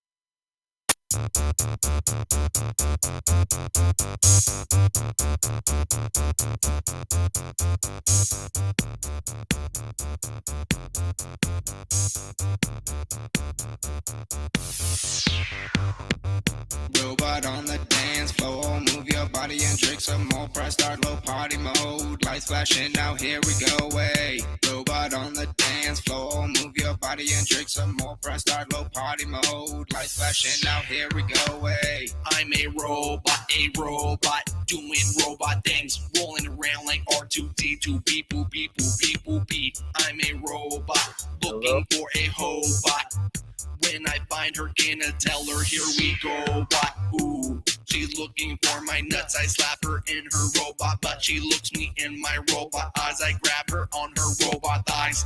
Oh my, let's have some robot sex. Clank, clank, clonk, clank, clank, clonk. And from this robot to the next. Robot on the dance floor, move your body and drink some more. Press start low party mode, lights flashing, now here we go, way. Robot on the dance floor, move your body and drink some more. Press start low party mode, lights flashing, now here we go, way. You see me on the dance floor, still dancing cause I don't get sore. Shut me down and start me up. This sexy bot is here to fuck. Move non-stop, day to night. I don't sleep or start a fight. Pop that beat into my chest. Listen to that beat so fresh. I play it out my speaker arms. Just call me your lucky charm. Oil me up and lather me down. Don't wanna rust while we go to town. Fucking to submission. Robot sex position. Sobriety dismission. And transmission. Robot on the dance floor, move your body and drink some more. Press start low party mode, lights flashing, now here we go, way. Robot on the dance floor, move your body and drink some more. Press start low party mode, lights flashing, now here we go, way. Robot breakdown. Robot breakdown. Robot breakdown. Robot Robot beat drop. Robotic technotronic. This robot smoking chronic. Robotic technotronic. This robot smoking chronic. Robotic technotronic. This robot smoking chronic. Robotic technotronic. This robot smoking chronic.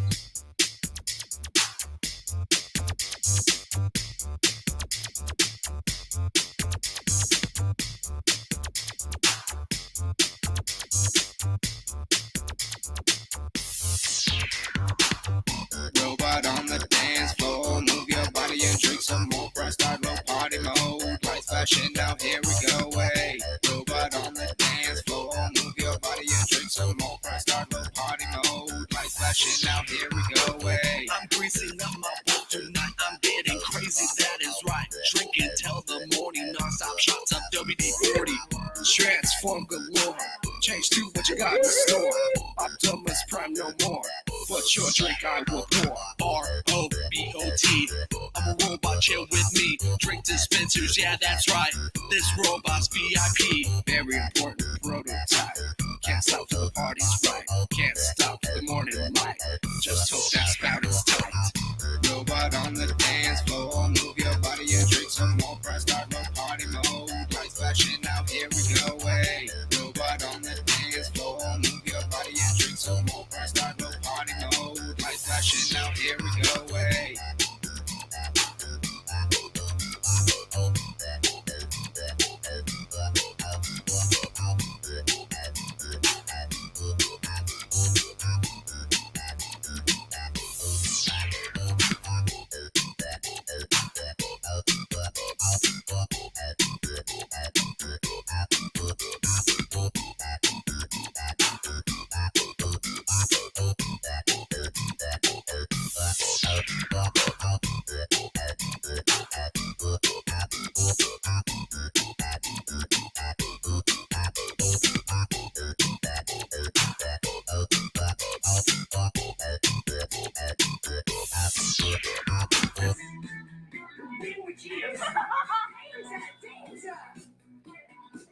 I love it.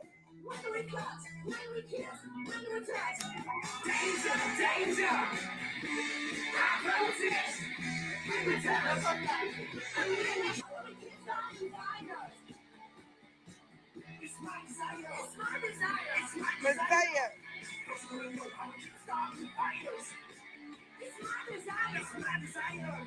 It's my desire.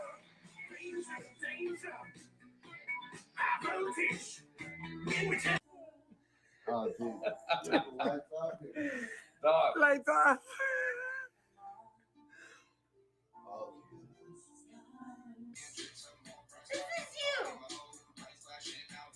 That's what I'm saying.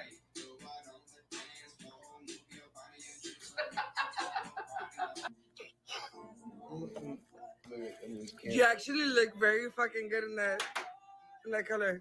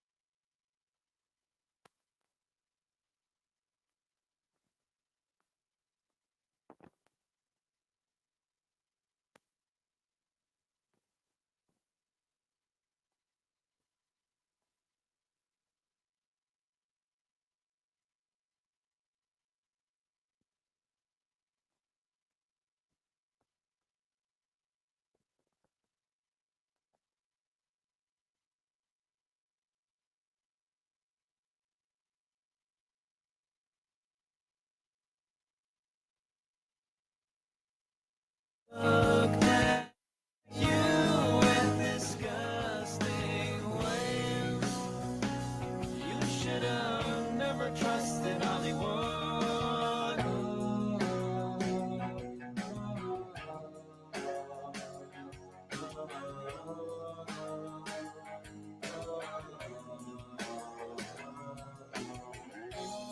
I was standing on the wall, feeling 10 feet tall. All you maggots smoking fags on Santa Monica Boulevard.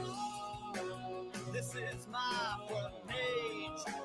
This is my new age. All you bitches, put your hands in the air and wave them like you just don't care.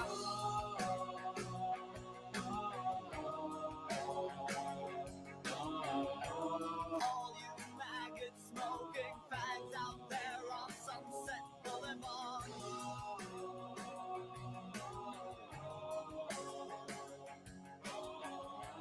All you bitches, put your hands in the air and wave them like you just don't care.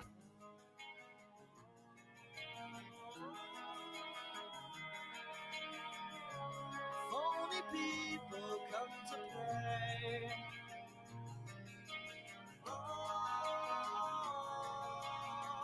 Look at all of them beg to stay.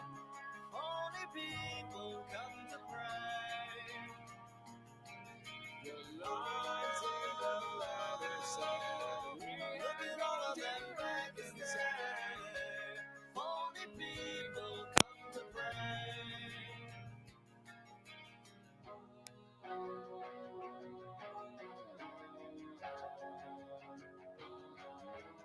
All you maggots smoking fags on Santa Monica Boulevard.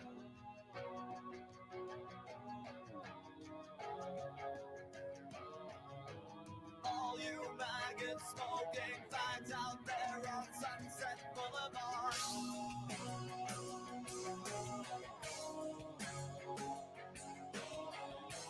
All you maggots smoking fags out.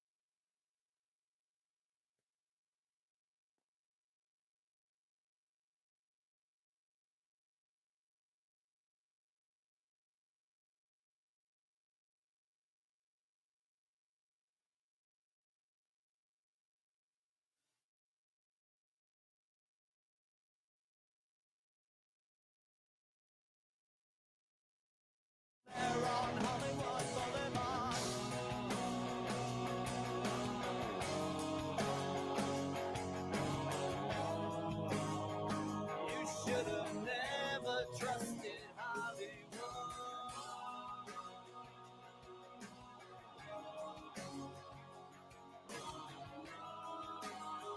You should have never gone to Hollywood.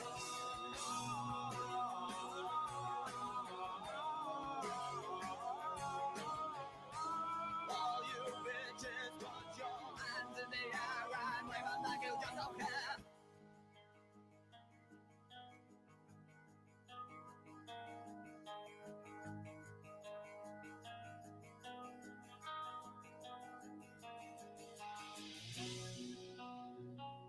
You should have never trusted Hollywood.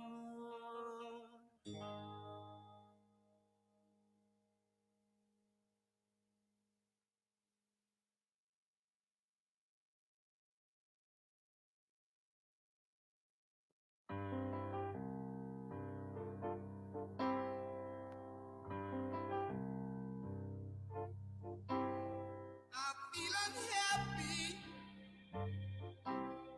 I feel so sad.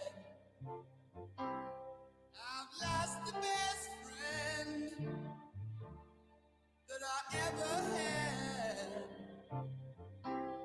She was my woman.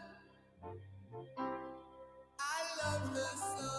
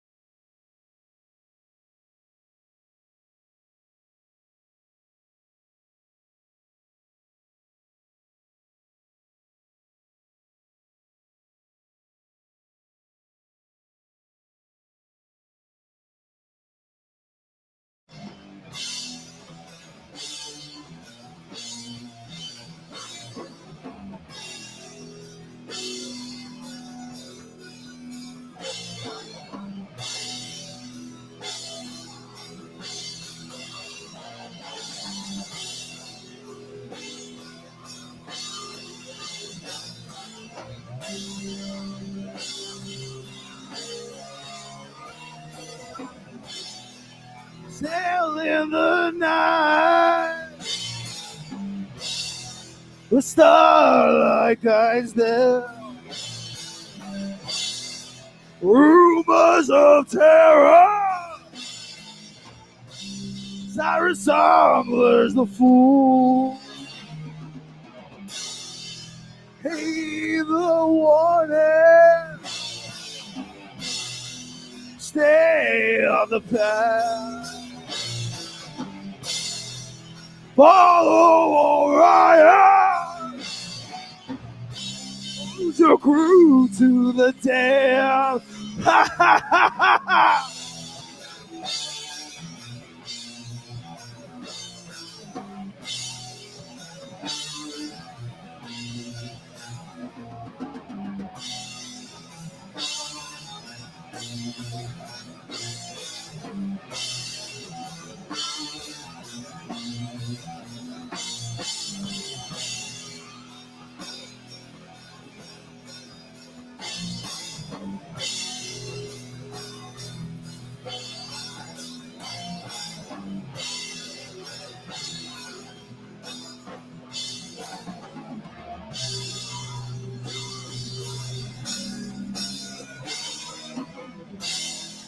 Haunting sounds grow as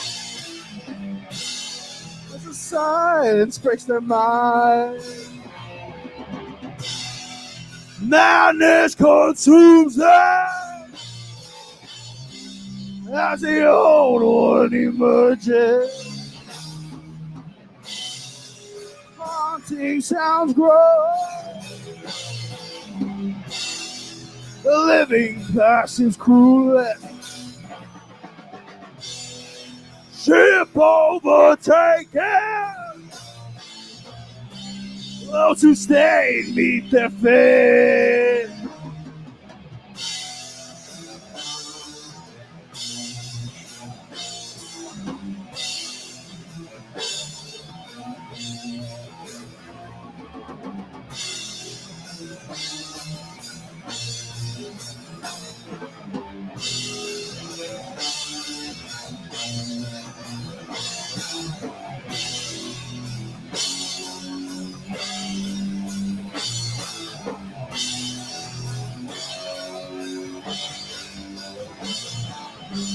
Neptune, Poseidon, I summon them! Save my soul, one great offering that I'll bring!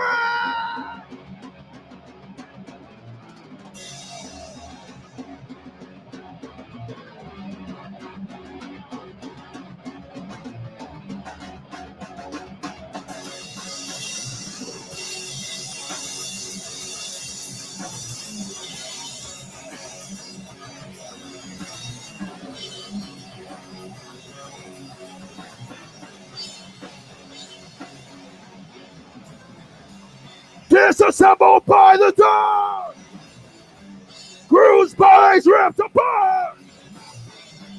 The ocean takes its prey, greatest horse in the day. What did I say? Tower of the ocean, staring back at me. Wings span across the sky.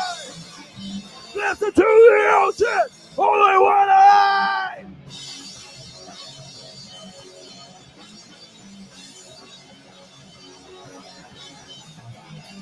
Swimming back toward the shore. Dreams of oceanic core. Never stray from the path. Or the journey be your life. What did I say? Terror of the ocean, staring back at me. Wings span across the sky.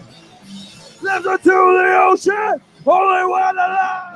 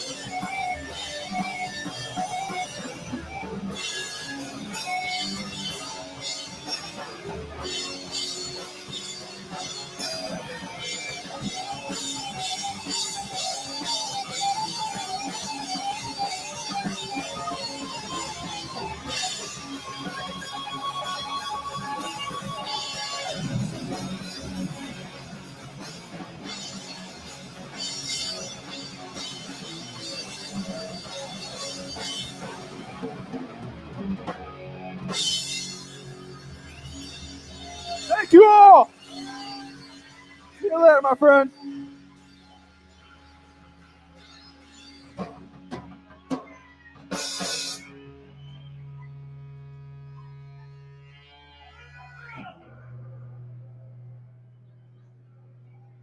Thank you.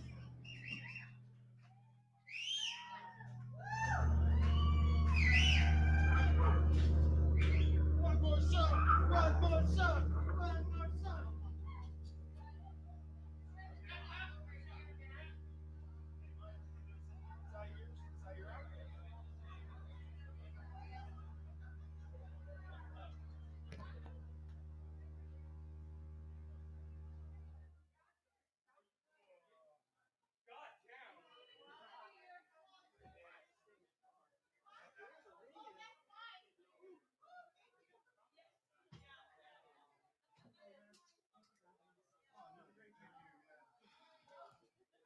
Thank you, man. I gotta have you guys on my podcast. Of course. No, of course, man. No, thank you, dude. It's fucking awesome.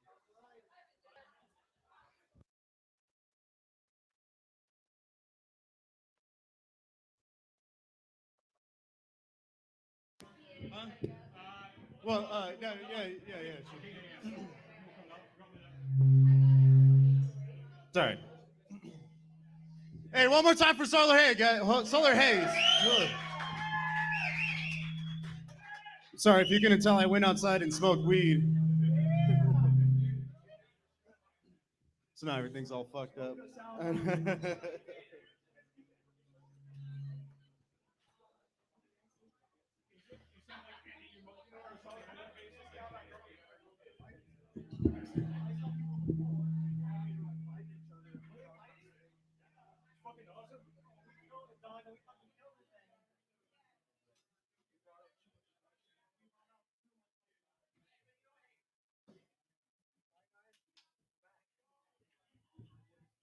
Check, check. Yo.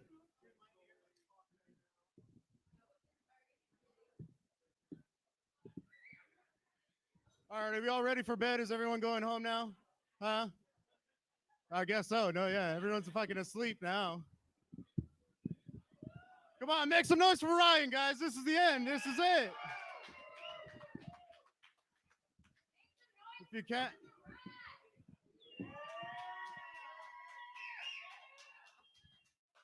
It's not my turn yet. All right, that's a little premature. Go ahead and stick around, guys. We got one last thing in honor of Ryan. Again, we got some of his closest friends that want to do comedy in his honor. So, hey, loud motherfuckers at the bar, shut up.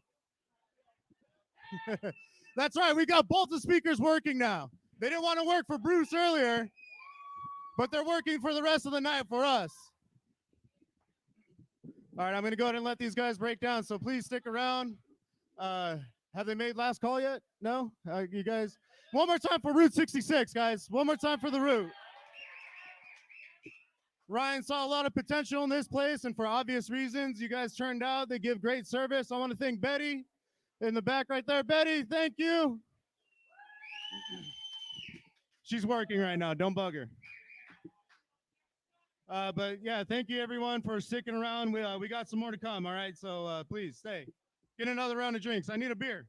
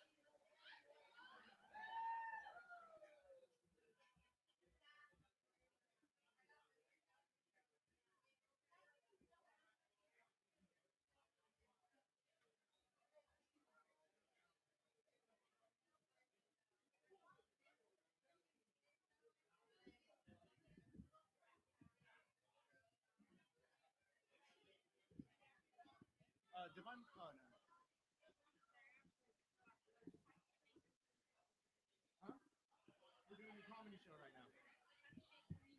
We're gonna do a comedy show right now. People are gonna do comedy right now.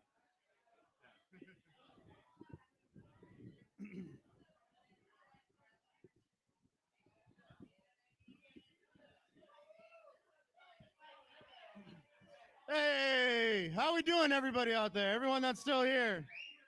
Come on. This is for Ryan. Make it louder. It's for Ryan. Come on. Everyone here stuck around to the end for him. This is the best time. There's 1, 2, 3 people here. And I think it's the perfect time for a comedy show, the way Ryan would have liked it, right? Yeah, man. I mean, I never imagined doing this without him. Before he passed away, like a couple weeks ago, this is the great, right? Doing comedy while you're crying. I told him, hey, next week we're gonna do it. It's gonna be our first time, or my first time, his first time back into the open mic scene and everything. He was too good at that point. He had what, 3 comedy shows before that already, and so this is to Ryan. I dedicate this last thing for him. So I'm just gonna tell you guys stories that I shared with him that were kind of the funniest things, you know, for me. One thing in particular, the one that always comes to mind is when we went to go see Iron Maiden. Everyone likes Iron Maiden, right? Come on. Where's Mom? Well, we finally got into the show, and we're all doing our own thing. We went with a party of about 20 people, and then where's that feedback coming from? And then we did our thing. We just got fucked up. That's what we do when we go to rock shows, right? We just get fucking hammered. We go inside. We all split up into our own groups, and then and I'm standing there with my buddy, and I look to the side, and I see Ryan, and he's going full charge, straight to the crowd. I think Anthrax was playing or something. So I mean, of course, we're fucking feeling it. I see him charging straight through the crowd, and then all of a sudden, I see him grab a guy's beer out of his hand. By the way, he grabs a beer out of this dude's hand. He takes a big giant chug, and then he throws the cup into the face of the other guy that he was just happened to be standing there. And I'm thinking, oh, we're gonna fuck somebody up right now. Like, we're gonna beat people up. So I mean, that's my fucking brother, dude. I'm down. We're gonna get fucking, we're we're gonna get wild today. That's what it is. So I don't even say bye to, like, I don't even tell him where I'm going. I just leave the way that I always do at a fucking concert. I just leave, and I'm running towards him, and I see him. He's kicking trash. He's going around. He's grabbing more beers out of other people's hands. And I get up to him, and I'm like, yo, man, what's up? Who did this to you? Nothing. I just fucking hate all these people right now. And I'm like, what? Like, why? Why do you hate everybody? What's going on? All these people are a bunch of pussies. I wanted to start a pit over there, and nobody did it. I was like, all right, let's fucking go. We're gonna go do this. And we get to a nice spot with like this dude with glasses, and I think there's a mom with her kids. And and the first thing he does is he just shoves somebody, and this guy goes right to the ground. Obviously, everyone around us isn't cool. They start beating the shit out of him. And so being the good big or young brother that I am, I felt like the big brother at that point. I went up and I just start fucking hitting people. Obviously realizing we're very heavily outnumbered. We're we're getting annihilated by all these people. So I see a gap. I grab him. I pick his fat ass up, and we go through. And we're walking through, and every little kid that he sees, he goes, "Oh, little rocker!" He's trying to give high fives, and he's fucking terrifying every single one of them. Not one of them wanted to give him a high five. Like, I mean, if he had lost an arm, he'd be Gerg. All right, he'd be Greg at this point. And we get to the crowd, and I'm like, yo, dude, what's going on? He's like, I'm just fucked up. I'm good. I'm okay. I didn't start anything. Quite obvious he fucking did, dude. So I'm like, I'm way fucked up at this time too. I'm not dealing with this shit. So I see his older brother Julian get in line getting a hot dog, And so I throw him at his feet and I go, here, your brother's fucked up. Take care of him. And then I just walked away.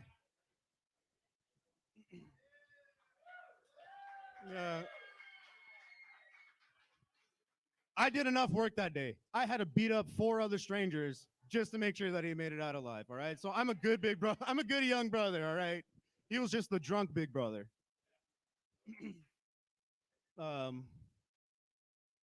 Yeah, I love you, Ryan. That was the whole main point of the story. It's my favorite story to tell. I'm glad that all of you were here to witness this. So let's get to the professionals now. These guys actually been doing it for a long time. And like I said, some of them have come up with Ryan. He met him through the scene and everything. So I want to introduce this first guy. He's another one of the brothers, dude. I mean, as you can tell by his suit shirt with Motorhead patches and yeah, I don't know what the fuck else some other indistinguishable band. Oh, look, there you are. Yeah, he's a great, funny guy. He's been all over the place. Give it up for Mark Gonzoles, everybody.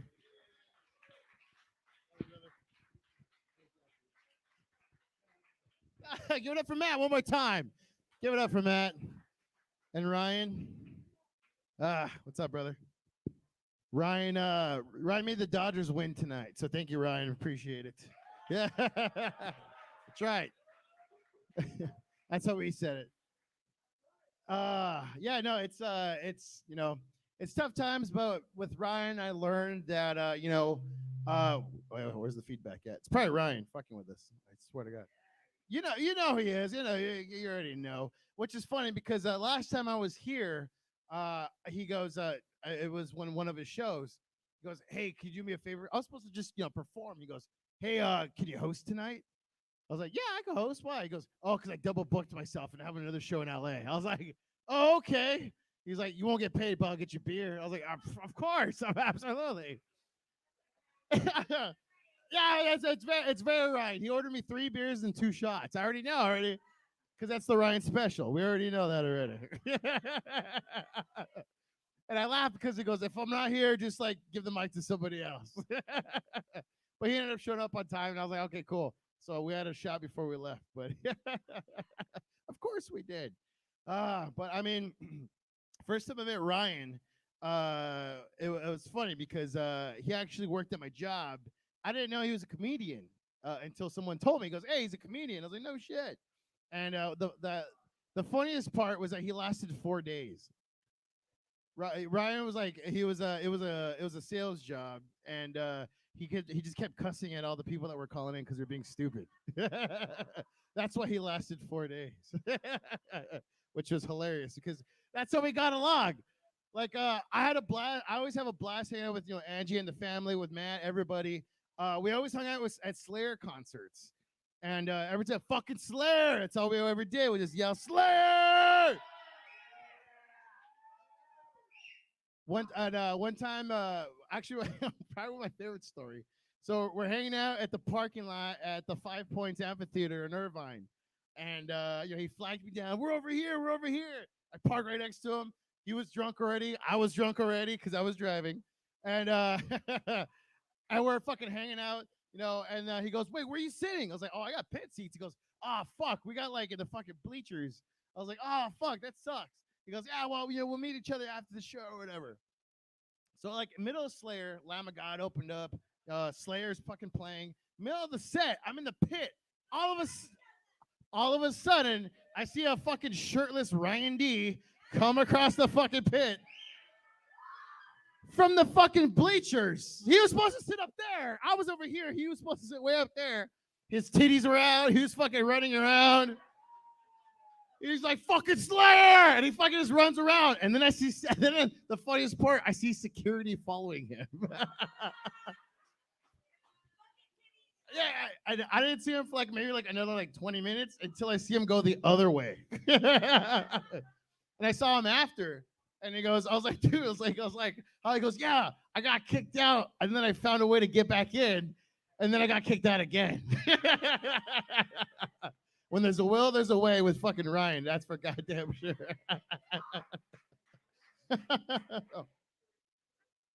I was I had a really good well, the best experience and just everything with him.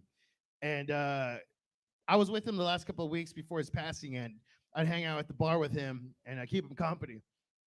And we always talked about, with the pandemic and everything, we're just catching up because he's like, dude, no one wants to hang out, comedy. I was like, fuck that, let's fucking do it. Like, fuck all that shit. I ain't scared of anything. Or you? He goes, no. I was like, that's right. Let's fucking just do it.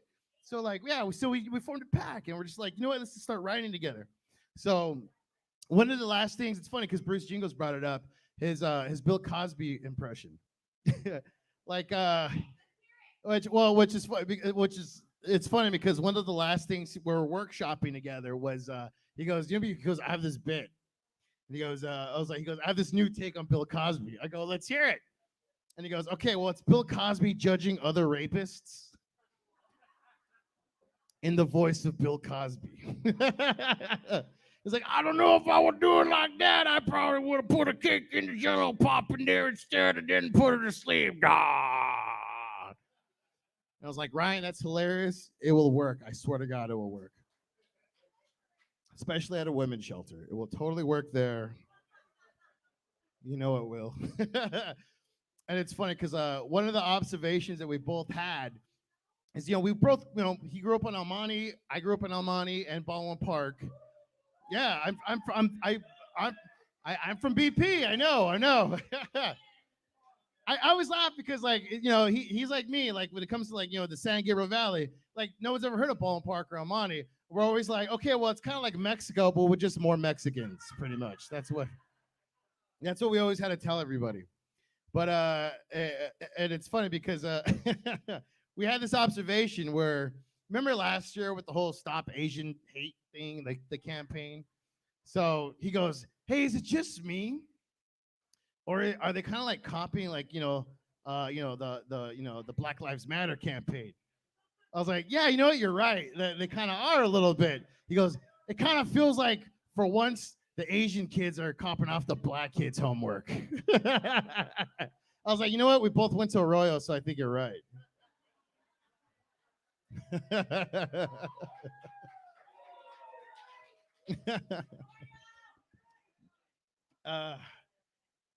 Yeah, that's enough. But yeah, I definitely want to say this. We've there's other stories between me and Ryan that I will not say on stage in front of these people. No, I can't. No. Maybe I'll write a blog about it, but no. No, to be honest, I had the best fucking times with him. He was always one of those guys that I always would, like the last time we hung out. Actually, yeah, one of the we streamed this concert together. I hit him up. I texted him. I was like, hey, so Phil Anselmo from Pantera, fucking Pantera. He was having him and his band, The Illegals, were having a live streaming fucking concert. And I go, hey, it'd be dope since everything's closed. We should fucking stream the concert in the goddamn living room and start a mosh pit. And we fucking did. It was the best time of my life. And I had such a blast. We did shots. We blacked out. We were fucking, we always busted each other's balls. He loved Metallica. I love Slayer. He loves Slayer too. But I would always tell him, like, hey, Metallica's Slayer for pussies. You know that, right? I was just joking. I'm just joking. But with that being said, I miss him to death. I miss you to death. You know that already. But the one thing that I took away from Ryan was that, we got to stay strong. We're going to keep going. And, we have to make the best of our situation. That's what Ryan did. He always prospered. We always had to keep each other strong. And he was always strong. I remember the first time we saw each other, I was like, hey, I know you had it rough just like me. We hugged, we embraced. And that was the power that I knew with him. So with that being said, let's fucking live exactly the life how Ryan wanted us to. Continue his legacy. Talk about shit. Have fun. Every time we have fun, Ryan will be there, okay? And you know that. So with that being said, I'm going to bring up the next comedian coming to the stage, Matt Cole. There you go. You don't want the stage? Yeah, I don't want the stage, dude. It's just so weird to be like 50 feet away from you. You guys don't mind if I just chill right here and talk to you like fucking people. Is that cool? Is that right? Hi, everybody. Ugh. It didn't feel right to like stand up there and exalt myself on like a Ryan D night. You know what I'm talking about? It's nice, guys. This has been as Ryan D of a show as fucking Ryan D shows get. Can we cheers for that? Jesus Christ. Watch some thick chicks slam dance. There was almost a fight. Weird, like if there was Jello wrestling, I'm like, yeah, he's still with us. That's what's nice. Everybody still drinking? Yeah. I know this is a stupid question to ask. Did anybody Uber here tonight? No, they're like, it's Duarte. We defunded the police. We're drinking and driving the fuck home. We're leaving all at once. They can't catch all of us. That's what we're doing. I don't want to just get up here and tell like a bunch of jokes. I think because even as comedians, like we're pieces of shit and we're pretty narcissistic and we love talking about our dicks. So I figured tonight we should just talk about Ryan D's dick. Hold on real quick. Drunk ladies at the bar, what's going on? Is there not a man for them to shove their cock in your mouth right now? So just chill the fuck out just a little bit. Where are your men at? It is Saturday night. Those are liquored up. Someone take them outside and get some head tonight. But here's the deal. When he comes, you can't spit it out. You can't swallow. You're going to come back here and spit it out so we can see something smart come out of your fucking mouth. It is mean. And that's how Ryan D handles hecklers. I'm just channeling the spirit. Channeling the spirit. It was really me. By round of applause. Anybody here actually seen Ryan D's dick other than me? Anybody seen Ryan's dick? You guys, I mean, I know some of you have fucked. I mean, I know you've seen it. No, nobody's. But I made the mistake. I went on the road 3 times with Ryan D in my life. And some would say that's 3 times too many. And you are right. You are very right for that. I did not know how much he appreciated himself in the mirror certain times. I'm going to tell you, I had one of the absolute best times we had. We did a 4-night run, like through dumpster fire cities. We went through like Fresno, and then like Santa Clarita. We're supposed to come back on it one night. And on the way there, we had a great night, and we got so drunk that night. We had one of those. Have you guys ever been to one of those hotels where like the sink is on the outside of the bathroom? He was so impressed with himself that he could sit back from the bed with his dick in his hand and piss and make it into the sink. That's my first time seeing it. I got to see it 2 more times on that trip. He was talking about Ryan made the best out of a worse situation. We all know about the bad breakup and all the bullshit and everything during that time in his life. I don't want to get into that. But this is right after that happened. We were supposed to go on the road together. And he was so excited because he just got his car back and he was going to drive. So I went to his house and he wanted me to leave his car. But if you guys remember that neighborhood he lived in, I felt bad leaving my car there. Because like I had 4 matching tires. I felt that was like a brag. Too much of a brag for the neighborhood. So I ended up driving us up there. And he was just, he warned me in advance that he snored. He's so, here's the thing. Nobody, he doesn't, when he didn't tell you about it, he's like, hey man, I snore a little. I'm like, listen, I'm a fat guy. I got a CPAP. I snore too. Whatever, homie. 20 minutes into his snoring, what he forgot to tell me, he's like, oh, hey, sometimes when I drink, I also have fucking night terrors. And I had to hang out with this guy for 3 nights. He was sad at the time, but he was trying to get through it. And this is just one of my, and I'll get into a joke after this that he told me to tell. But my favorite moment of this was we were going to different dive bars, having fun, meeting bartenders, hanging out. And we went to this one place that looked like if they put like a bar in cell block D. It was just like, it was like this dystopian, it was just gray walls with like a roof. And amongst all of this, there was, I feel like calling her a she-beast is nice, but in the corner, comedians might know, this girl looked like if Felipe Esparza had just straightened his hair with like a better beard. Like that's, and it was Ryan's determination to get her back to his hotel room, and god damn it, he got her back to that hotel room. He got her out of the bar early. He got us, instead of Ubering, to drive us to a liquor store. And as we come back, he is putting on the worst. To say that he didn't have game is an understatement. Like the fact that he wasn't just like rubbing her shoulders going, "Hey, mommy," like that kind of bullshit. But he talked himself out of pussy that night. And my favorite thing is, as she was like getting ready, she went to the bathroom. He jumped off the bed to dig through her purse. He pulled out $40 and put it in his pocket. He goes, "Hey, I made her feel pretty for 3 hours. I deserve this." And as she was leaving, he whips out his flaccid dick and in an Elmo voice goes, "You should have let me tickle you."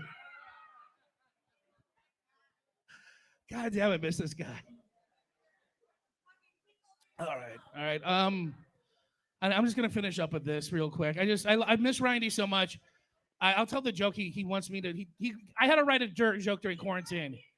I will in a moment, but I want to say this: out of all the people I've met in comedy, he's been the most genuine person. We have a lot of douchebags, a lot of shitty, just terrible people trying to come up on you. They're trying to use you in some way. They're trying to get you to do brain. I'm fine. I'm talking to 4 people. You should feel used. And he was always a genuine person, and we always kind of like I book shows, he booked shows, and I was always asking because he literally would put some shitty comedians on shows. I'm like, "Why do you book that person?" He goes, "I want them to have the chance to do good at least once." And it's like, fat guy gets cried. It's terrible. But it's like that genuine of a heart is what we lost in comedy, and it sucks. It really does. But I'm just getting into my last dirty bit I'll tell tonight.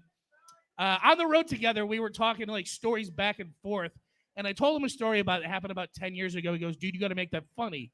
I had no idea how to make this a funny joke until this quarantine. We started talking a little bit more. I turned 40 years old going into the quarantine, and I started 40 single, which is it's not ideal. Because I'm going to tell you this, no matter how much you love your buddy and you talk to your buddies, you never talk about healthcare.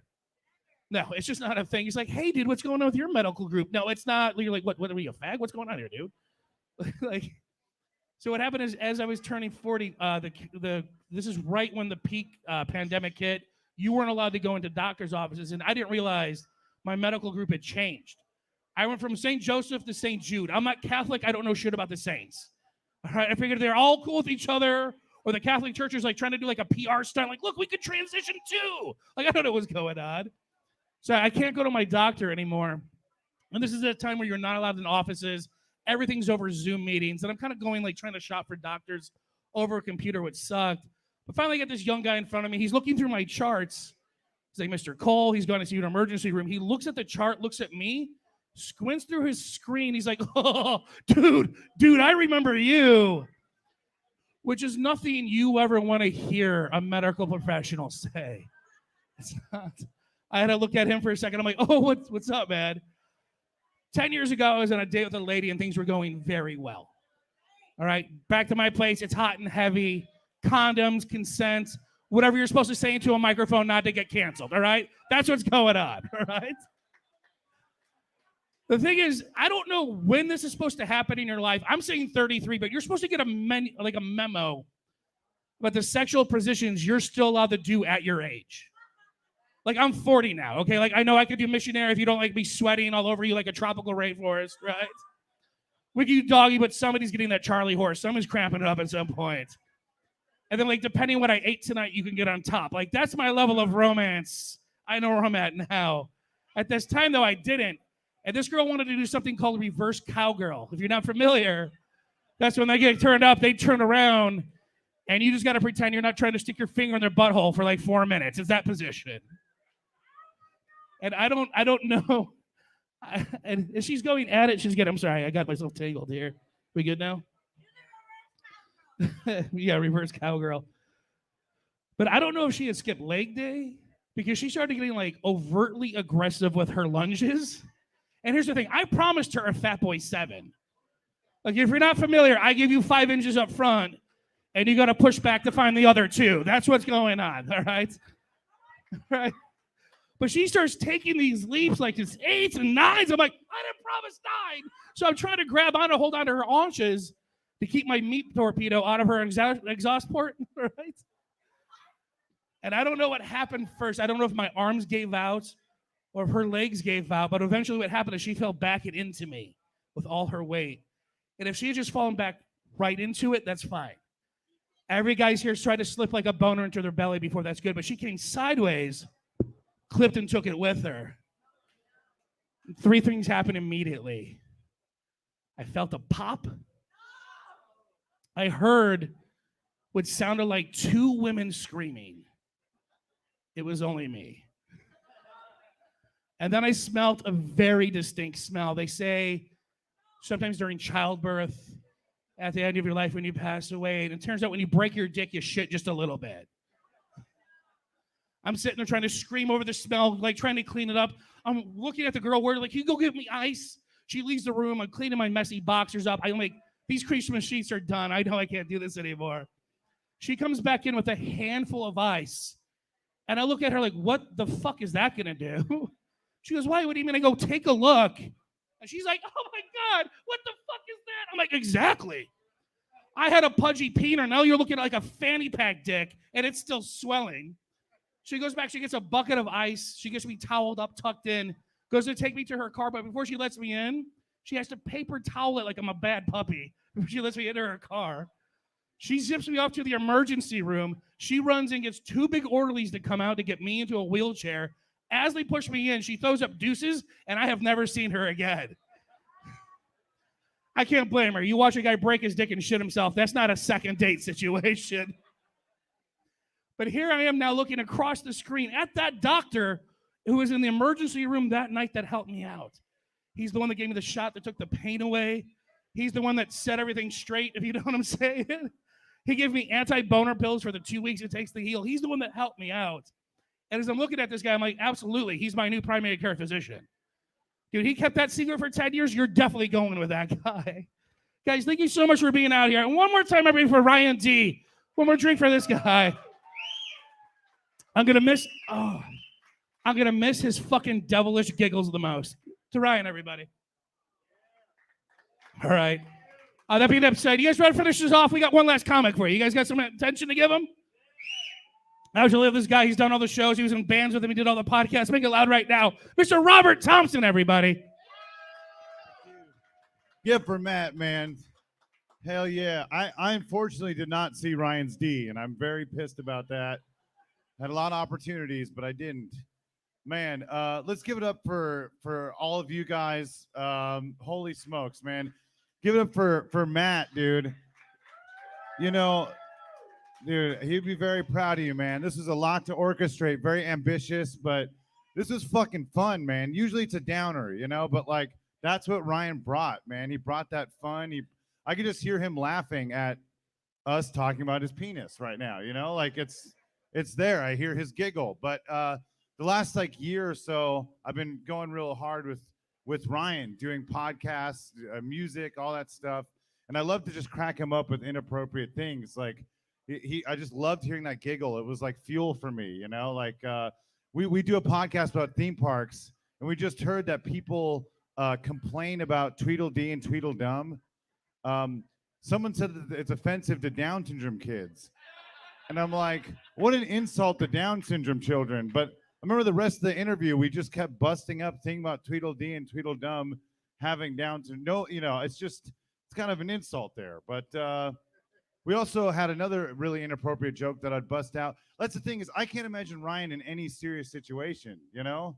Like Matt, how did he do anything? Like, I can't imagine him just not doing something fun. He made everything fucking fun.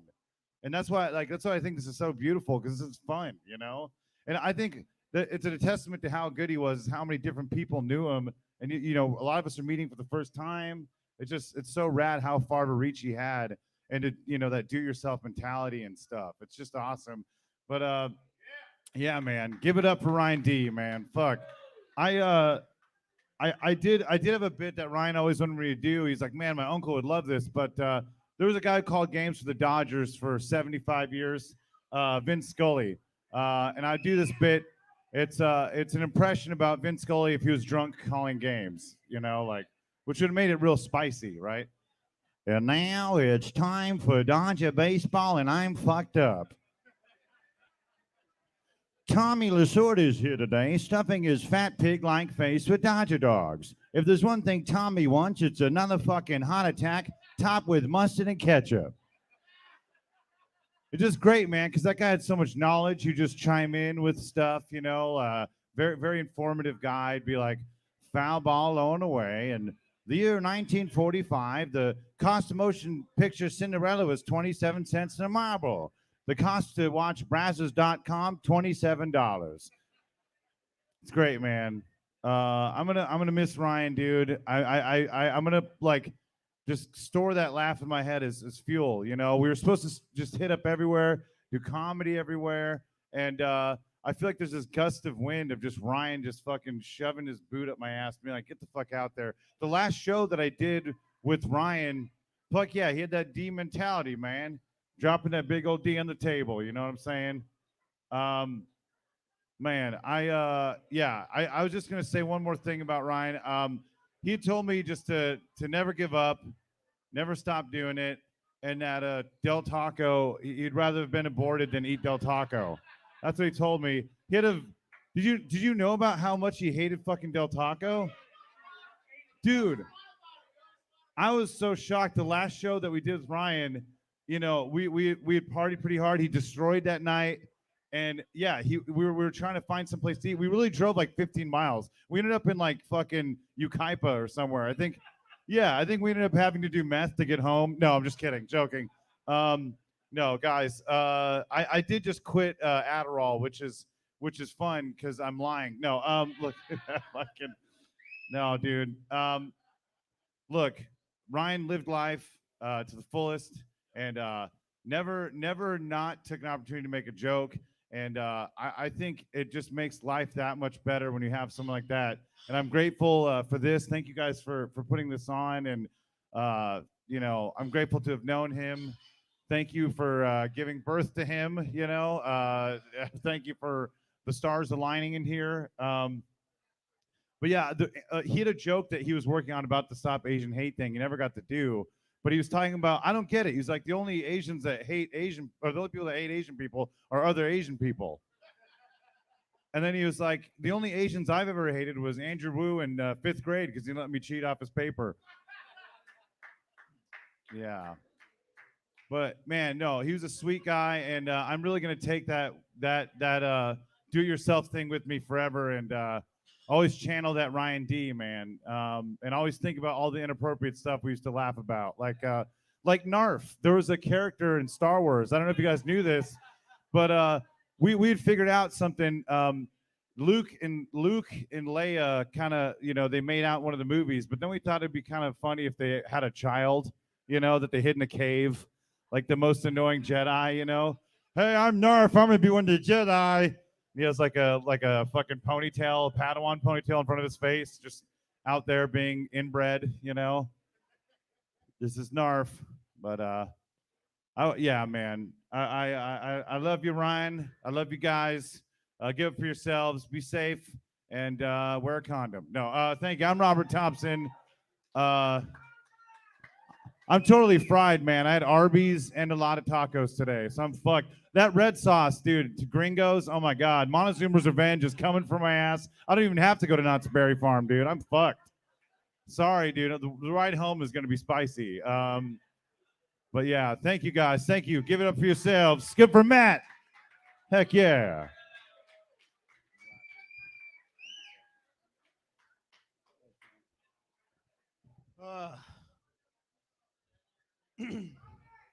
All right, all you guys can stop listening. Yeah, I thought. Thank you, everybody that came out. This has been the official end of Ryan D's celebration of life. Thank you, everybody that stuck around. One more time for Route 66 for letting us have this here. I can't imagine it. I mean, of course, I can imagine it being somewhere else. You know, I can imagine him being here with us, having this great time. But I love all of you. Thank you for all being here and sticking it out to the end, except for that bar area. But all you guys I love. But yeah, that's it, man. Thank you.